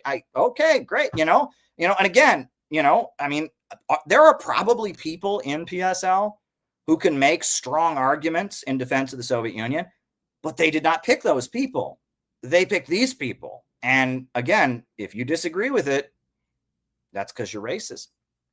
Woman, if you're really serious about doing something to like improve our lives, in my own experience as a young organizer, similarly, I'm like, Black liberation, liberation. I was all about it in a very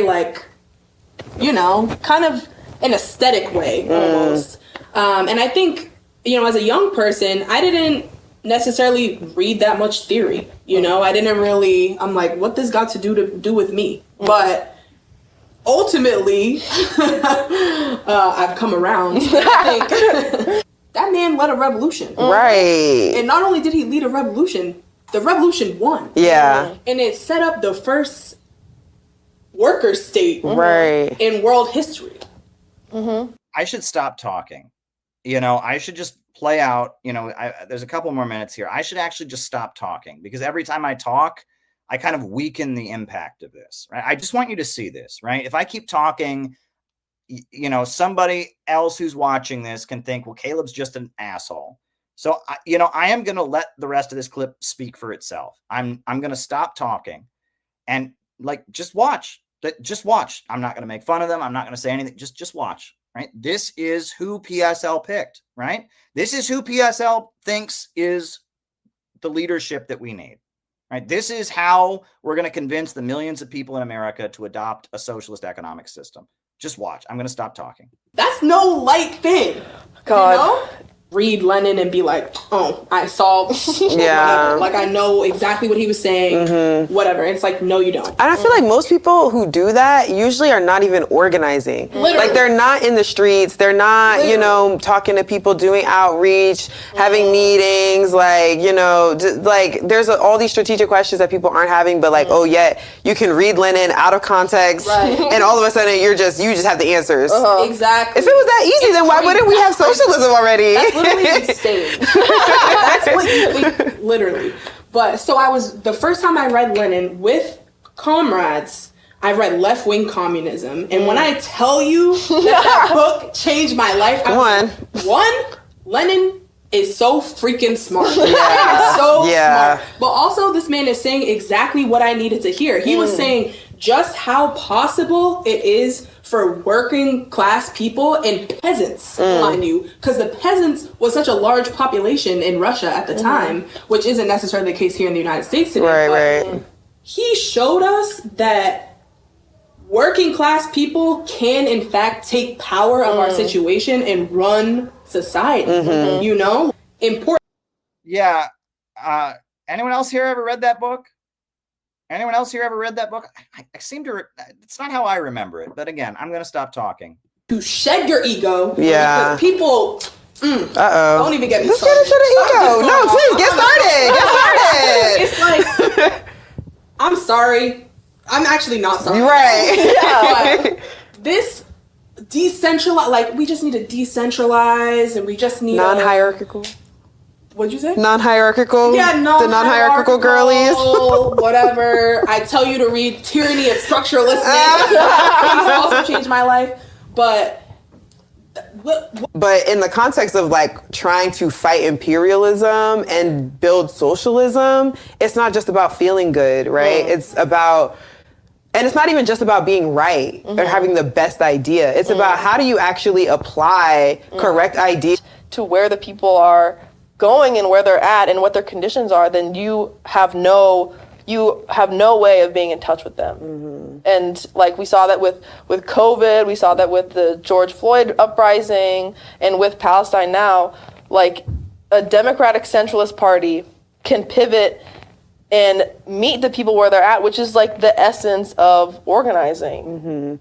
Yeah, I feel like democratic centralism for me is like, first of all, it strengthens the organizing so much because for me, it breeds trust. I feel like democratic centralism for me has been foundational to the trust that I have in my comrades and in the party. Because it's like, I know if I have feelings about something, if I don't like the way something is happening, I'm gonna just tell people like, why were you late for this? Like, why, why are we doing X, Y, why are we, setting up this event in this way instead of this way? Why are we having these speakers? Like, where's the visuals? What's going on with X, Y? Like, where's the communication? You said you're gonna be here at this time with these materials and you didn't do that. What happened? And I can raise those questions.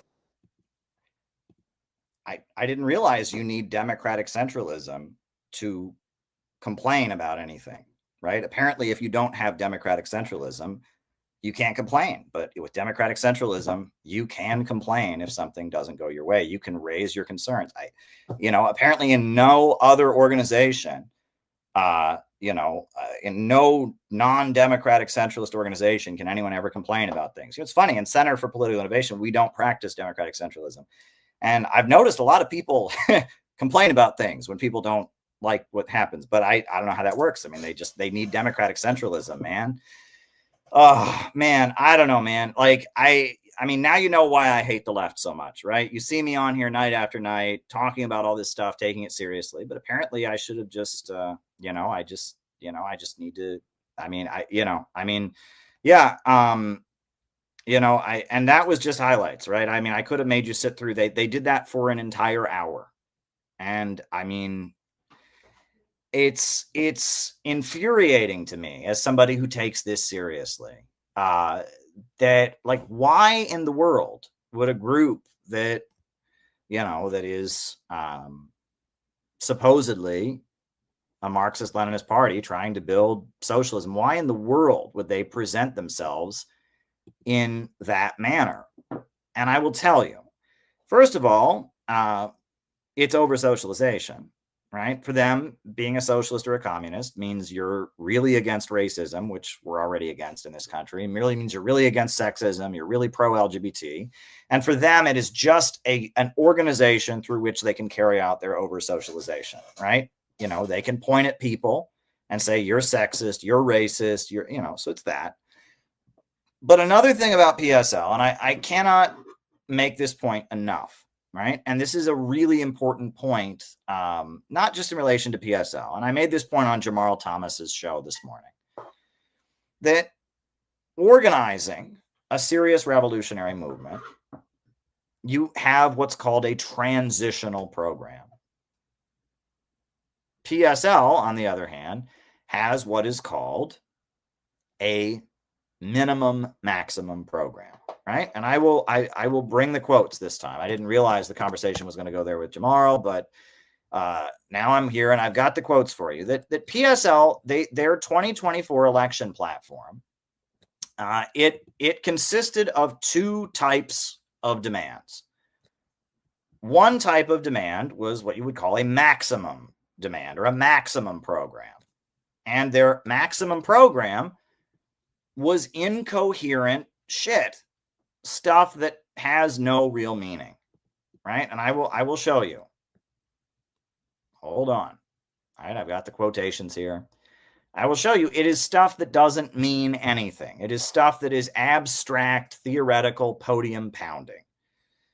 And that was what they included as their maximum in their election campaign. Their election platform, it consisted of, right, total reorganization of the economy in a way that guarantees everyone in society will have their basic needs met. What does that mean? That sounds nice. I would like that. Have everyone have their means, but total reorganization of the economy. So what are you going to reorganize? No, it's just podium pounding, right? Their platform included, we want to turn the social order upside down and topple those who have all the money and power but do none of the work. Okay, that sounds good, but what does that mean? It doesn't mean anything. It's just podium pounding, right? It consisted of the new socialist system of government would be based on direct exercise of power by the workers. Now, what does that mean? What does that actually mean? I don't know. No, I even have one of their longer books over here.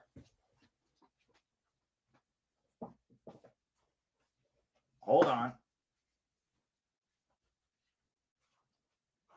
I got one of their bigger books over here, right? Right? This is Socialist Reconstruction. And you read this book, all right? And it's about what socialism will be like in America. We will abolish landlordism. What does that mean? Right? How are you going to abolish landlordism? Right? We will uproot and eradicate racism. How are you going to do that? How are you going to uproot and eradicate racism? It's like they have a magic wand and they're going to go around after the revolution and they're going to make things disappear. You know, racism, bing, gone. Landlordism, bing, gone. Inequality, bing, gone. It's nonsense. It doesn't mean anything. It is a maximum program that has no real application. And that's half of what their election platform was. It was just podium pounding. We hate rich people. We're going to build a new society. We're going to abolish racism. Bing. Abolish sexism. Bing. Abolish landlords. Bing. Okay. So then after that, in addition to their maximum program, they have the minimum program. What is the minimum program? The minimum program is things that Joe Biden is already doing.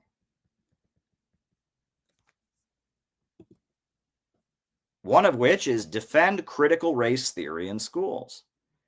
Now, folks, critical race theory is not Marxism. Critical race theory is directly contrary to what W.E.B. Du Bois and Fred Hampton and the Black Panthers taught. Critical race theory rejects the understanding that the abolition of slavery benefited all working people in America. Critical race theory presents that white workers in the South benefited from slavery, when in reality they did not. They were competing with people who worked for free. They had horrendously low conditions. Critical race theory presents the labor movement as inherently bad because of the racism in the labor movement. Critical race theory is not Marxism, but defend critical race theory is part of their platform. Another part of their platform, the part of their platform that grinded my gears the most, was this. This is a direct quote. Fossil fuel corporations should immediately be taken over by the public and repurposed to generate renewable energy. Now, you'll notice there's a key phrase there. Immediately. Fossil fuel corporations should immediately be taken over by the public and repurposed to generate renewable energy. Also, they oppose nuclear power. So nuclear power is not an option. Now, if you immediately took every coal power plant in America, every oil burning power plant, every fossil fuel power plant in America, and immediately, not gradually over time, but immediately made it a windmill or a solar panel, we would be lucky if we had 50% of the electrification in America.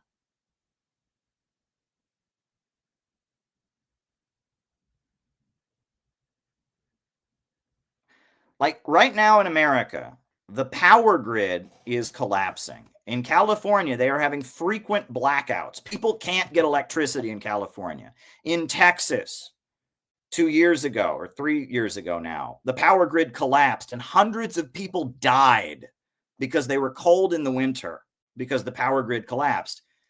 And PSL is against nuclear power, and they want to immediately take every coal power plant in America and every oil power plant in America and immediately make it a windmill or a solar panel, not a nuclear plant, because they're against that. That's like big scary man stuff, nuclear power. And I mean, that's called the Green New Deal, right? That's what AOC wants to do. That's what Bernie Sanders wants to do. It's called the Green New Deal. And it would be an absolute nightmare. Working people in America need electricity. Our power plants are falling apart because our government is spending so much money on wars and tanks and bombs. And PSL wants to further take apart the power grid. Like, think about this. They want to take apart our power grid. And have they read anything about the history of communism? Did Stalin build power plants all over the USSR? He built the world's largest power plant, the Dnieper Dam. China has the biggest power plant in the world, the Three Gorges Dam. I mean, Gaddafi built the great man-made river, the world's largest irrigation system. But these people, they want to take apart. What would that mean for the working class to not have electricity? To not have electricity because Gabby or whatever her name is, thinks that electricity is racist. I mean, that's insane. And that was their platform. I just read to you. They want to take away electricity from working people. It's not enough that people died in Texas. It's not because the power grid collapsed. It's not enough that they're having blackouts all over California. No, it needs to be total. Get rid of all of the fossil fuels in America. And I mean, that right there, I mean, that's a genocidal policy. I mean, people died when the power grid collapsed in Texas. Imagine they just got rid of it. They didn't die for a couple days. They just got rid of it. That's how much PSL cares about working people. But why? Over socialization. Over socialization. We're all going to die from climate change. We're all going to die from climate change, Caleb. And they don't have the courage to stand up and say, you know what? Climate change shouldn't be an excuse for Malthusianism. Climate change is not the problem. And we working people shouldn't have to pay for a problem created by their system. They don't have the courage to actually question the narrative that we're all going to die from climate change and we all need to be poorer because of climate change. No. All they can do is they've swallowed the Greta Thunberg narrative. They've swallowed it. And all they can do is point at other people for not swallowing it enough. Right? The people of the world want economic development and growth. They don't. Right? They don't. And I mean, that right there, I mean, and you read it and I mean, they want to raise the minimum wage. I'm not against that, but Joe Biden's for that. That's fine. But it's like you go through it. It's just the Democratic Party's platform mixed in with a bunch of podium pounding, abolish racism, abolish landlords, abolish sexism, democratic society where the people rule. They're just building an activist club for the Democrat Party.